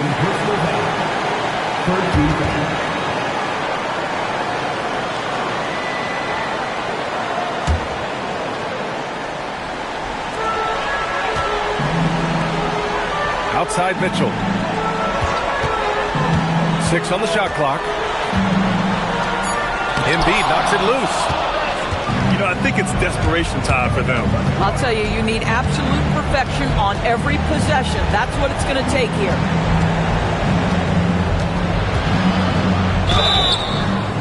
Toronto foul. Wayman Tisdale. Second personal foul. Third team foul.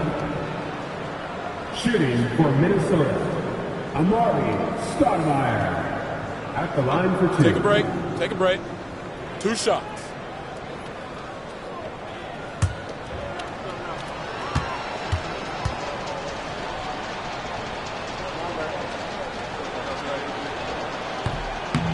Oh, the first of 2, no good. A heartbreaker.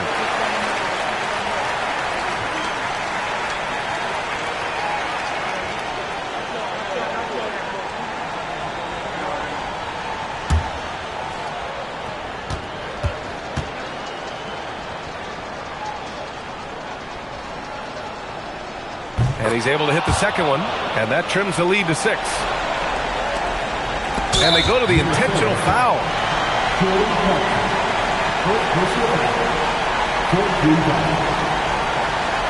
the line for Toronto.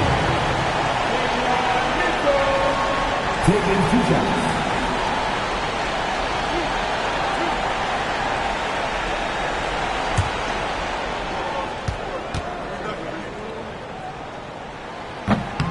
So the first one drops, and that makes it a 7-point lead.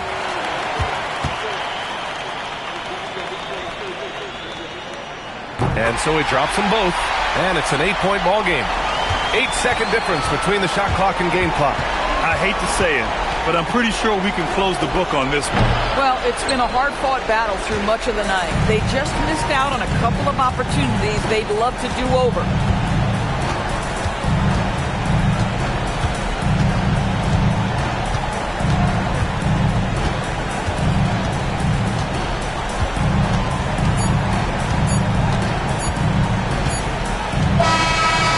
Toronto picking up the win. A competitive game. You have to feel like this crowd gave him.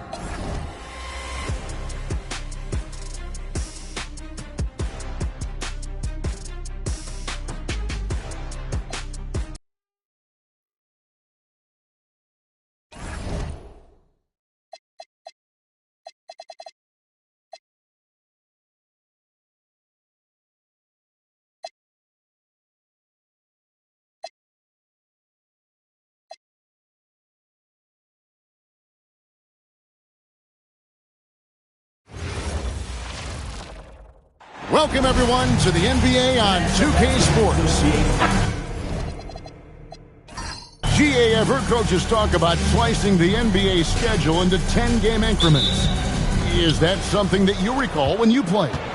Well, keeping focused on portions of a long season can keep players focused, especially during road trips. Big goals are reached through small steps. A look at the Magic starting group. Aaron Nesmith is out there with McDaniels. Then it's Ricky Rubio. Then it's Green. And it's Mourning in at the center.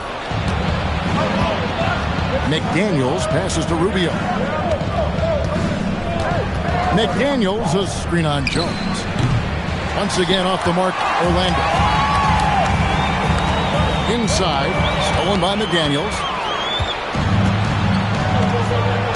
To the wing on the left, from the arc. Nesmith can't get it to go. And so it's Jones. He'll bring it up for Washington. Wilkins outside. Rose. Mourning with some nice D. And not allowing the shooter even an inch of breathing room on that one. And guys, that's exactly the kind of high-impact defense they want to see out of him. Now, here's Rubio. Hoping to put that miserable performance against the Clippers behind him tonight. And boy, did they need that one. Their first make in the 5 field goal attempts they've had. Here's Rose. Here's Wilkins. And it's Mourning with the rebound. And here in the first, closing in on 2 minutes play.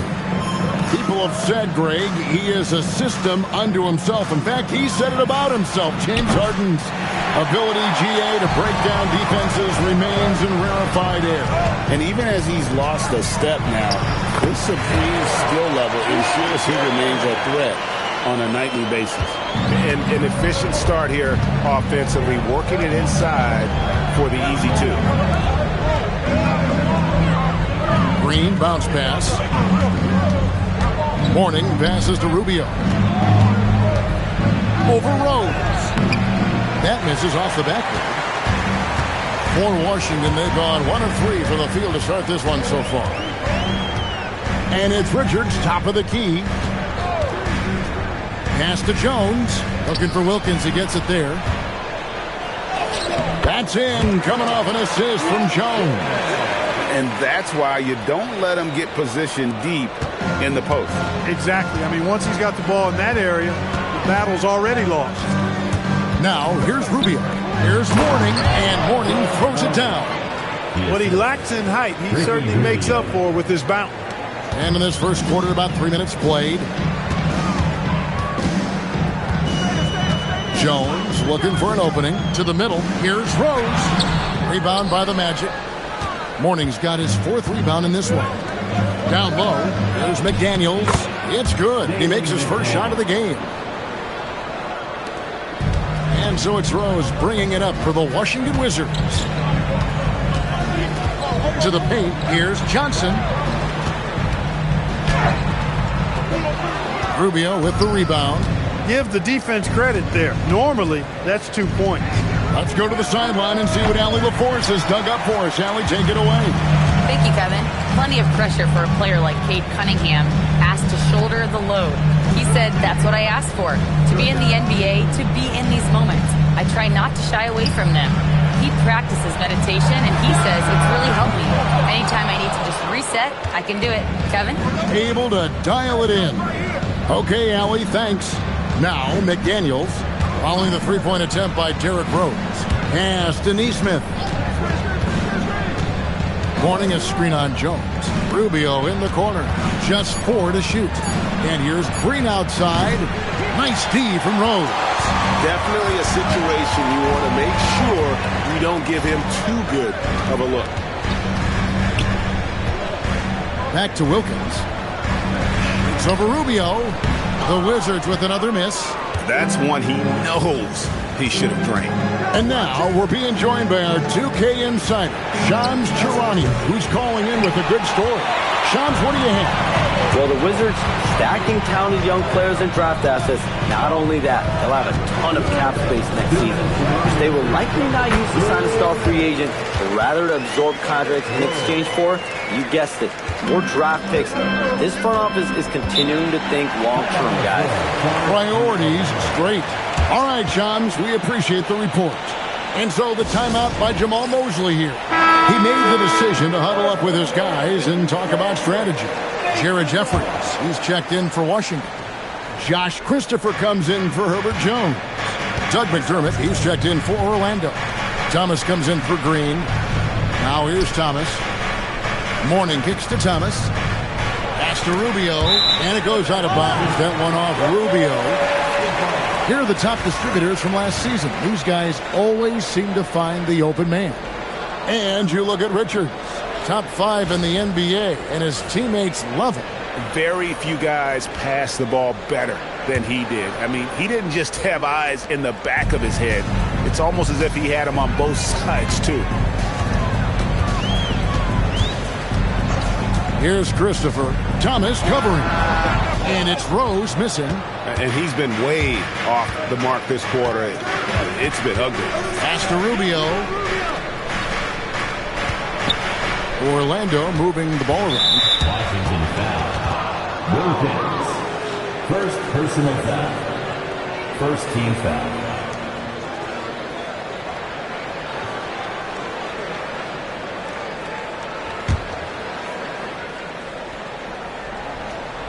Here's Mourning. 8 points his last outing. McDaniels finds Thomas. And a miss there on the triple. Here's Washington.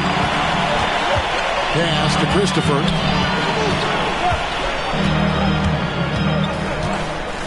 Back to Rose. And it's stolen by Ricky Rubio.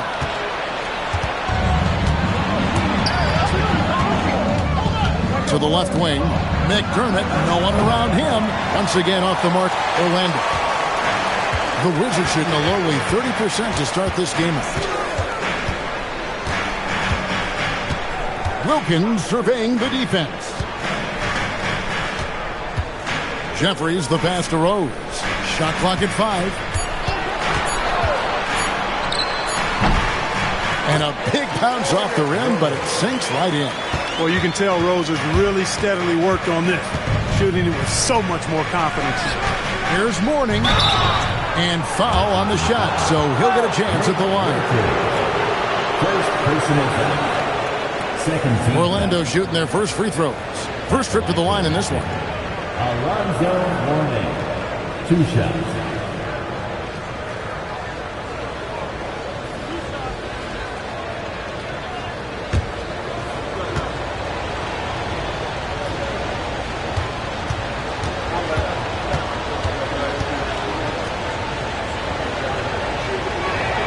That free throw good for Mourning.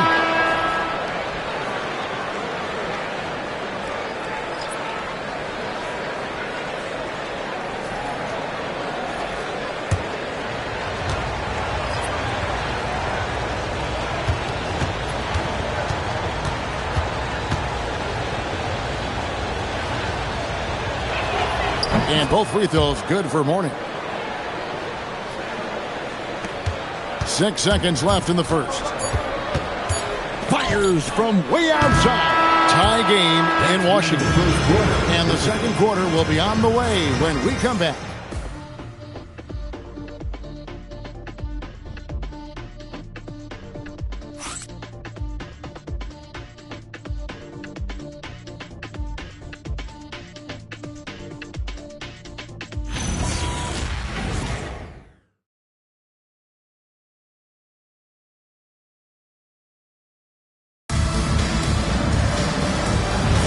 And this has been a fairly close game through the first quarter, and we'll see what happens here in the second. And let's quickly break down the game we've seen from the Wizards, guys. What we saw in that first quarter, they won their matchups defensively. Yeah, I agree. I mean, look at the energy, the effort defensively. They put it all out there in that opening quarter. Jeffries out there with Kristic. Then it's Martin. Then there's Miles McBride. And it's Christopher in the 2-guard. That's the group on the floor right now for Washington. Here's Peeler. Just 5 on the clock. Puts up a deep 3. And the rebound goes to Martin. And that was a little bit of a range check for him. You know, guys, I think he's got confidence to shoot it from anywhere, but he could have gotten a better one than that. Pass to Christopher. Here's McBride. And it's off from three-point range. Just over a minute gone here in the second quarter. Well, Clark, after missing most of the 23-24 season, Tari Eason came back strong last season. Boy, he sure did. I mean, he really looked good and comfortable out there. Made quality plays at both ends of the floor. You really hate to see anybody get injured, but especially a young guy like him. But youth gives him a chance, I think, to bounce back pretty quickly. Carries it down low. And the Wizards lead by 2. And we always talk about making your teammate better. That assist was right on target. And so the timeout by Jamal Mosley here. This now will give him a chance to discuss some potential changes. Washington making some changes. Jalen Johnson's checked in for Jeffries. Jones comes in for Martin. And Derrick Rose is subbed in for Miles McBride. Now, here's Nesmith. Nothing on the board. Here's Hickson. The Magic again can't hit. The Wizards have gone 1 of 3 to start out the second quarter. And the basket by Rose.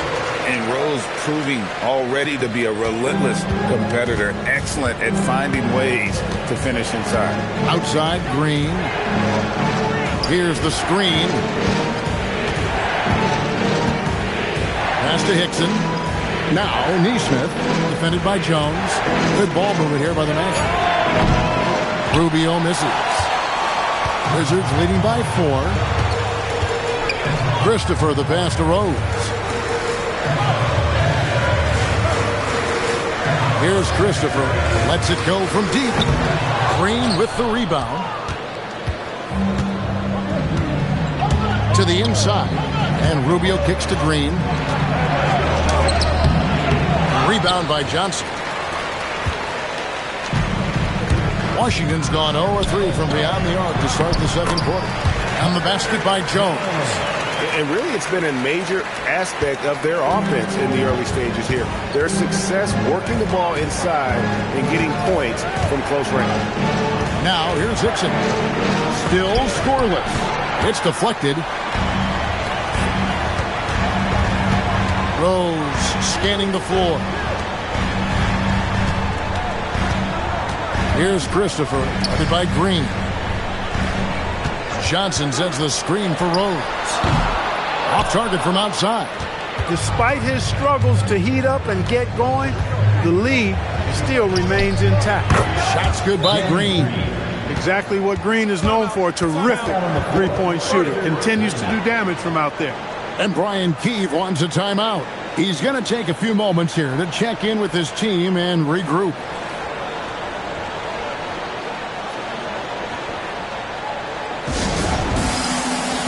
So for the Wizards, Nick Richards comes in for Nenad Kristic, and Wilkins subbed in for Josh Christopher. The Magic also changing it up. Morning comes in for J.J. Hickson, and it's McDaniels in for Green. Right now, let's take a moment here to catch up with Allie LaForce on the sideline. Thank you, guys. The Wizards are letting their young guys learn on the fly. Guard Bub Carrington said the whole organization communicates to us often.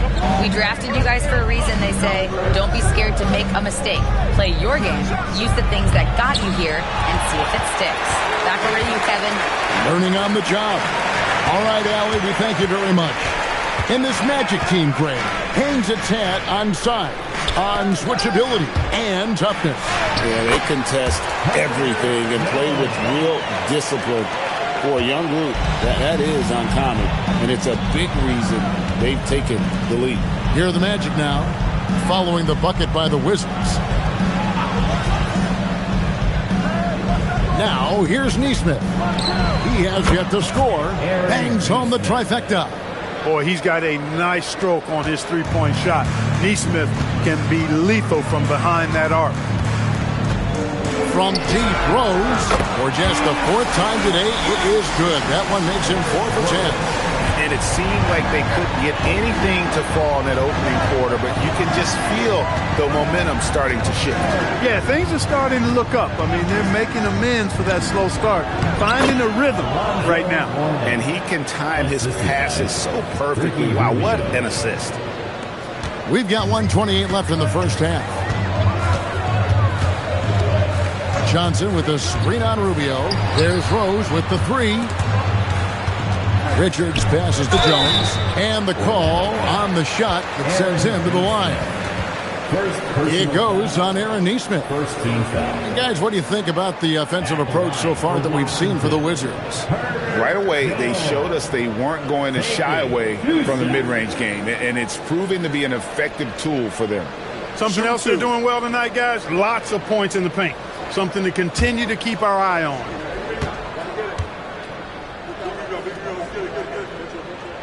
And that one falls for Jones.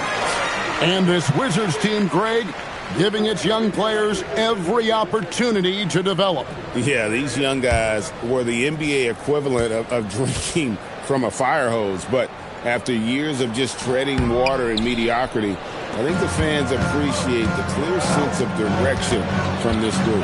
As James Harden's career has gone on, Clark, he has crept his way up the all-time scorers list. Yeah, it's kind of been a low-key stealth march, if you will. I mean, as long as he stays healthy, I think he's going to end up cracking the top 10 in all-time assists and maybe even go higher up that list.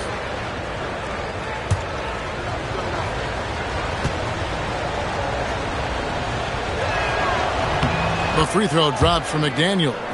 And for such a young team, Greg, pretty impressive how well the Magic defend. And that's their identity. They are elite at that end of the floor, and they force turnovers at a really high clip.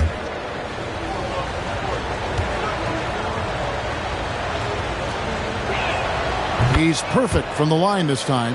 And this is the second full season for Brian Keefe as head coach of the Wizards. Even in a rebuild, setting culture matters. Keefe's approach, Accountability, teaching, and no shortcuts. Looking at the last game for Orlando, it was a loss to the Clippers in Los Angeles. Live by the three, die by the three. If you're perimeter dependent, you don't really know game to game how it's going to go. You know, I think the lack of success from the perimeter really did them in. They just couldn't get it going from there. The Wizards have gone 1 for 2 on the night so far from the line, and he makes the first. Both free throws good from Wilkins. Yeah, nice job of drawing the contact and creating opportunities at the line. My kind of hoops. Straight ahead, playing downhill, and physical. And finished off by McDaniel. And you could see him give a little nod and then just burst to the rim for the alley-oop slam. A pair of teammates, Greg, with a terrific feel for each other. Man, I tell you what, guys, that's a big play to make in a close game. Potential momentum builder there. And no need to rush this. Let the clock run down. Yeah, don't give them another possession here. Here's Mourning. Shoots over Richards. And that would have counted, but his shot was off the mark this time. And that'll do it for the first half. A competitive game so far. Washington out in front, leading by just 2. They'll be back shortly, live from Washington.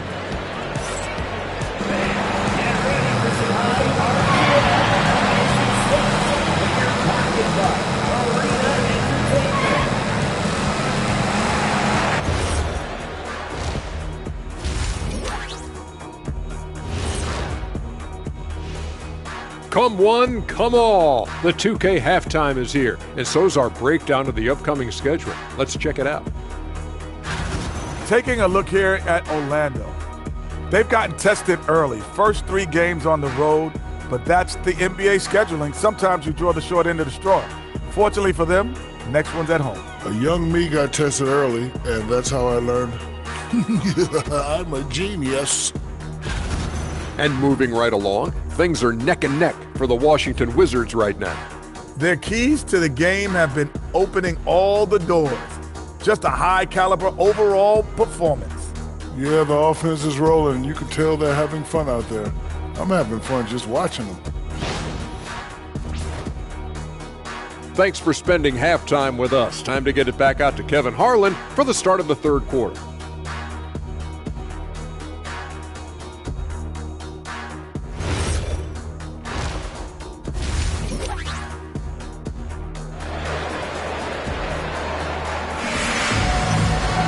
And if you're just joining us, we've played through the first half in a game that's been fairly even so far. Kind of like what Rose has done this one so far. Man, how about the amount he's contributing in the scoring column through 2 quarters? He has been terrific. And you know what? They've come at him a few different ways defensively, and nothing has slowed him down. And so it's Wilkins who brings up the ball for Washington. The lead is 2. Checking out the group for Jamal Mosley to start the second half. Mourning is out there with McDaniels. And it's Green. Then there's Aaron Nesmith. And it's Rubio in at the point. Now McDaniels following the three-point attempt by Derrick Rose. Mourning a screen on Johnson. McDaniels. And that won't go, missing the go-ahead bucket. Wizards shooting a lackluster 38% for the game, struggling so far. Jones, the pass to Richards. It's stolen by Green. Rubio outside. And about a minute of action so far in the third quarter. Mourning with the screen. McDaniels outside. Hits the three-point bomb. McDaniels got the first points of the third quarter up on the board for the Magic. It's tipped.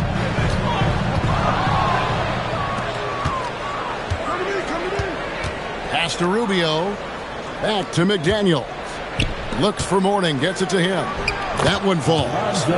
Mourning's got the lead up to 3 now for the Magic. Well, you often hear that the skill level in the league has never been higher, Greg, and some say this is the peak of the game. What do you think? And I'll tell you this, Kevin, I'm not complaining. If the league can improve upon this, the sky is really the limit. And Richards has it in the corner. 4 on the clock. It's hauled in by the Magic. I didn't see that miss coming. I mean, he's usually been money from that range. McDaniels outside. Count that one. Now it's a 5-point Magic lead. They're doing work here in the second half. 3 or 4 to start. Wilkins against Green. A little under 2.5 minutes gone by here in the third. And Rubio kicks to McDaniels. Now Wilkins. He has 6. Down low. Will it go? And Mourning sends it back. They have yet to hit a shot. A real slow start here in the second half. Let's pause to take a look at the teams that really made their opposing teams earn their points a season ago. Number 1, the Magic. Defense was their identity, and that's how they're going to beat you. And they did it better than anyone in the league. Take a break. Take a break. 2 shots.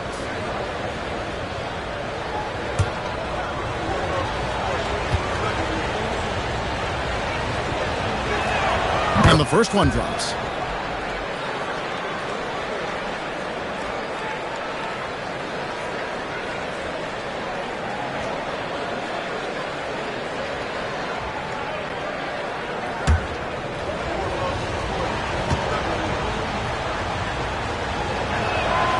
That one misses. You know, Greg, after struggling with injuries to start his NBA career, Cade Cunningham is figuring it out. And the former number 1 overall pick in 21, last season his first All-Star appearance, and he's only getting started. Now, here's Green, following the miss by Derrick Rose. It's stolen by Wilkins.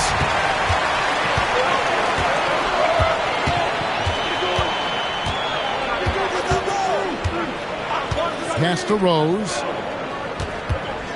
Back to Wilkins. Here's Johnson. And misses it off the right side of the rim. Magic leading by 6.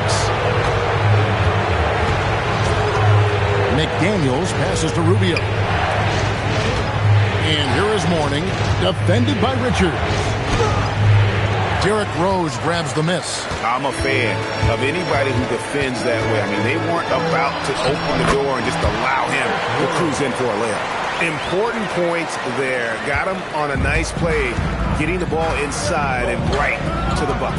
Here's Green, following the score by Derrick Rose. There's the screen. Kicks it out to Rubio. Rebound, Washington. Richards got rebound number 5 here tonight. To the paint, here's Rose. The shot from the low post is good. Rose has got 4 points in the quarter. This is how lethal Rose can be on offense, and it's because of that high motor he possesses. And so the timeout by Jamal Mosley here. He's going to take this chance to talk to his guy. Josh Christopher, he's checked in for Washington. And the Magic making a change here as well. Thomas is checked in.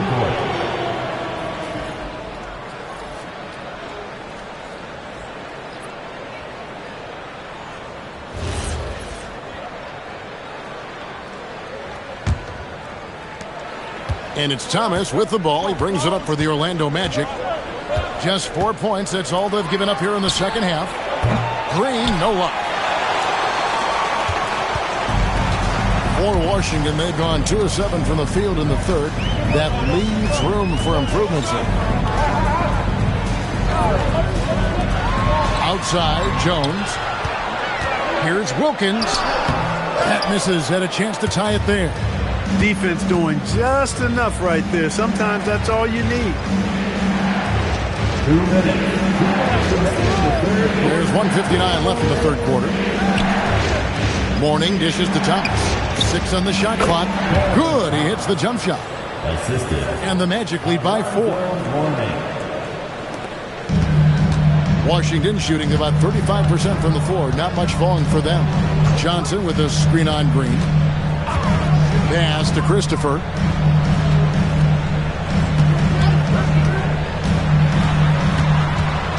Back to Wilkins. Johnson kicks to Jones. Over and Eastman. And it's Orlando with the rebound. Right side, Thomas. And he drops in the layup off the glass. Thomas got the lead up to 6 now for Orlando. Boy, I think they've lost their intensity. I mean, the defensive pressure is lacking this half. And Brian Keefe wants a timeout. Looking for a breather and maybe adjusting a thing or two.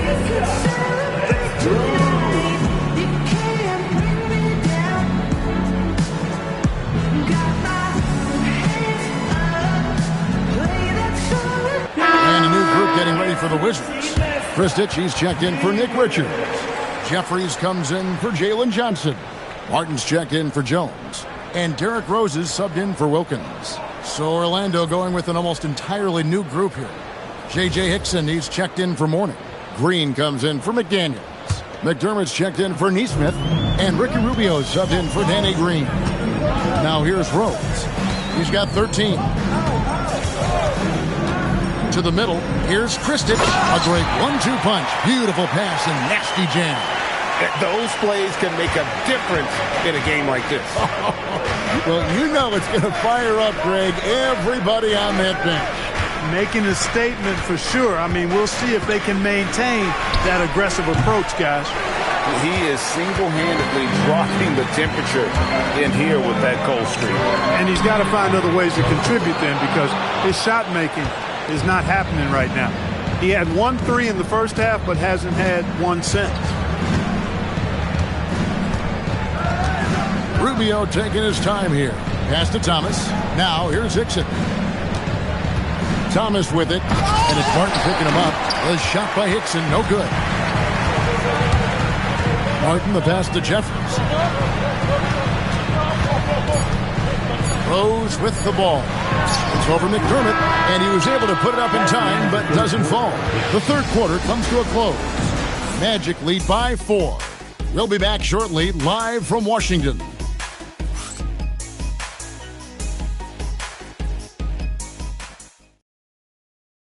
And a quick look now at the State Farm assist of the game. And how about the floor generalship right here? I mean, showing us why they're always in good hands when he's the man in charge. Well, clearly he's the guy that stirs the drink for him, and that's how he does it, with his dynamite passing skills. And I know I speak for all of us when I say I can't wait to see what kind of finish awaits us here in the fourth quarter. We've got Jeffries. He's out there with Kristich.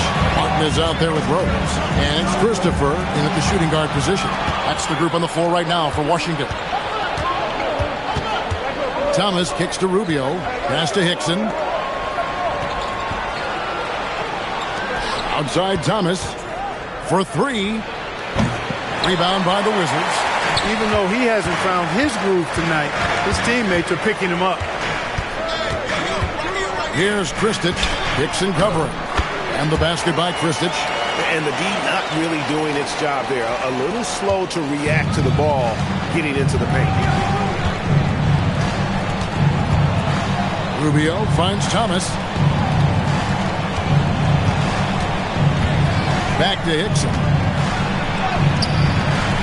Doesn't get it to drop for him. Washington trailing. We've gone about a minute and a half into the fourth quarter. Outside Rose. Pass to Jeffries. Wizards need to get a shot off here. And it's Martin missing. Magic have gone 0-3 to start the fourth quarter. Thomas kicks to Hickson. Hickson a screen on Rose. And the basket by Rubio. And the Magic lead by 5. Well, you know, one thing you notice about Rubio's jumper, the slow release takes him a while to get into it. Something that's not so easy to just get up and change. Going to take a lot of work to remake that release. And it's Brian Keefe calling timeout here. He's clearly intent on wanting to lock in and make sure everyone's on the same page. Wizards making a switch here. Richards is checked in. McDaniels, he's checked in for Orlando. We're now joined by our sideline reporter, Allie LaForce. Allie, it's all yours. Thanks, guys. I got a chance to hear what Brian Keefe was saying to the team. He told his guys to up their aggressiveness on the defensive end, saying this game is all about who can get stops right now. I need you guys to bring some more energy on defense. That's how we'll get this win. Guys? All right, Allie, thank you. I love the ball movement there. He put that on a silver platter. Just served him up. Hickson finds Thomas. Good ball movement here by the Magic. This one for three. Jeffries with the rebound. Washington's gone 1 of 2 from three-point range here in the fourth. Martin with the bucket. And that assist got him a little nod from his teammate after that one. Fourth quarter keeps moving right along. 3 minutes gone so far. Rubio outside. Hickson sets the screen for Rubio. Oh, and that one, no question, powered it down. And guys, I don't know that this is the time for that kind of flair. In a close game, the important thing is to get the 2 points, not necessarily the dramatics. Oh, come on. He had to go for that, didn't he? My goodness. I can't fault the guy for adding a little flavor to things. I'm fine. Even if he'd have missed it, I don't mind taking a chance to spruce it up a little bit. Here's Thomas after the basket by Washington. From outside, off the mark. The game has been very close in a lot of areas, but rebounding has been the one differentiator thus far.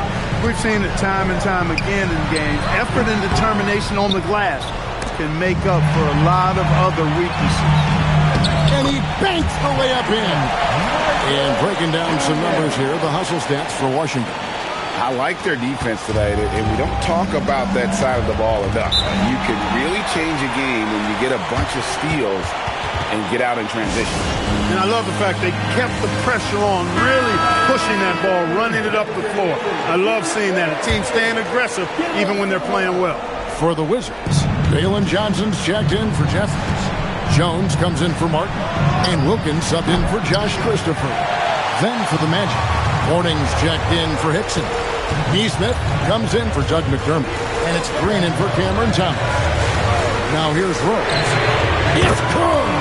Hey guys, we know Rose has drilled big shots before. Let's add another one to the highlight reel.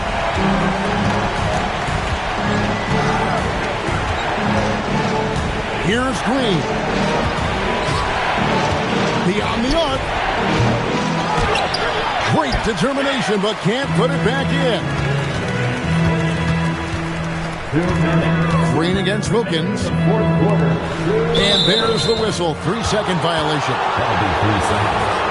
Possession to the Magic.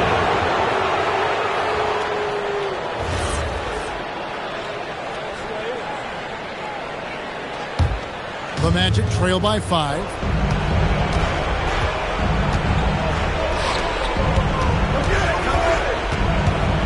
Now here is Morning. Defended by Richards. And down it goes. And that's almost automatic anytime he can get the ball in that position. Rose against Rubio.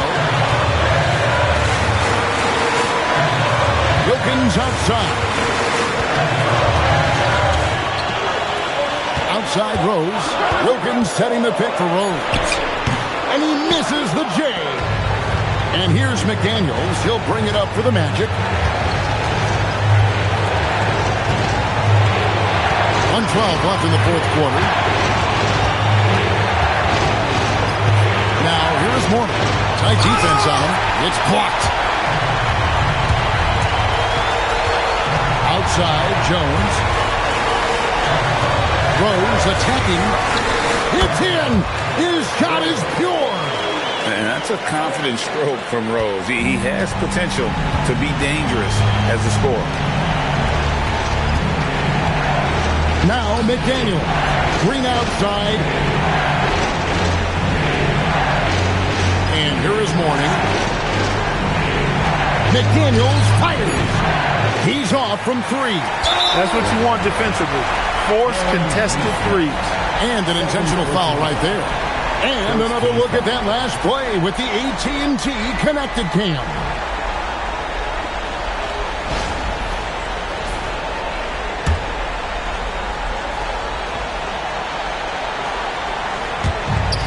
So they foul intentionally. Ricky Rubio. First personal foul. Second team foul.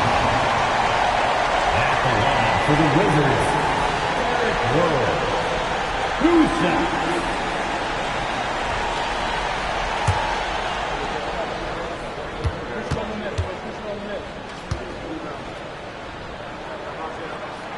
Good on the first, and that increases their lead to 6. And already, Rose may be the most athletic point guard in the league. Amazing quickness to go with that leaping ability. And he hits both free throws here. So now it's a 7-point game. Talk about much in the clutch. Big trip to the line there. Time called here. The Magic decide to talk it over. They're trailing by 7.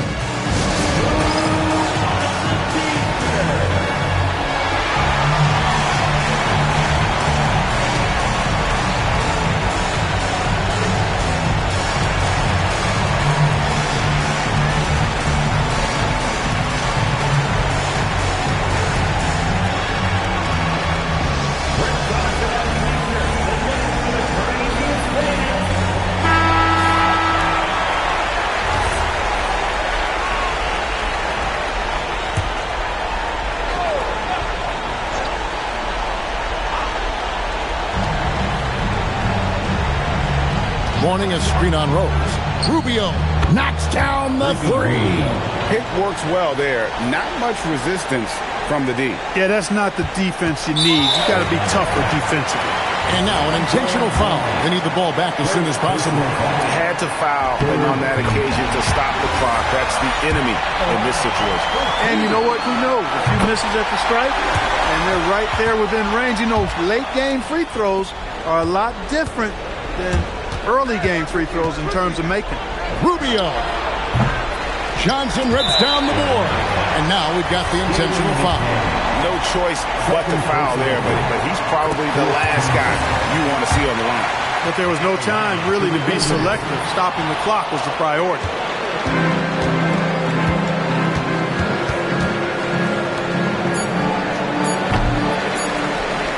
And they go to the intentional foul.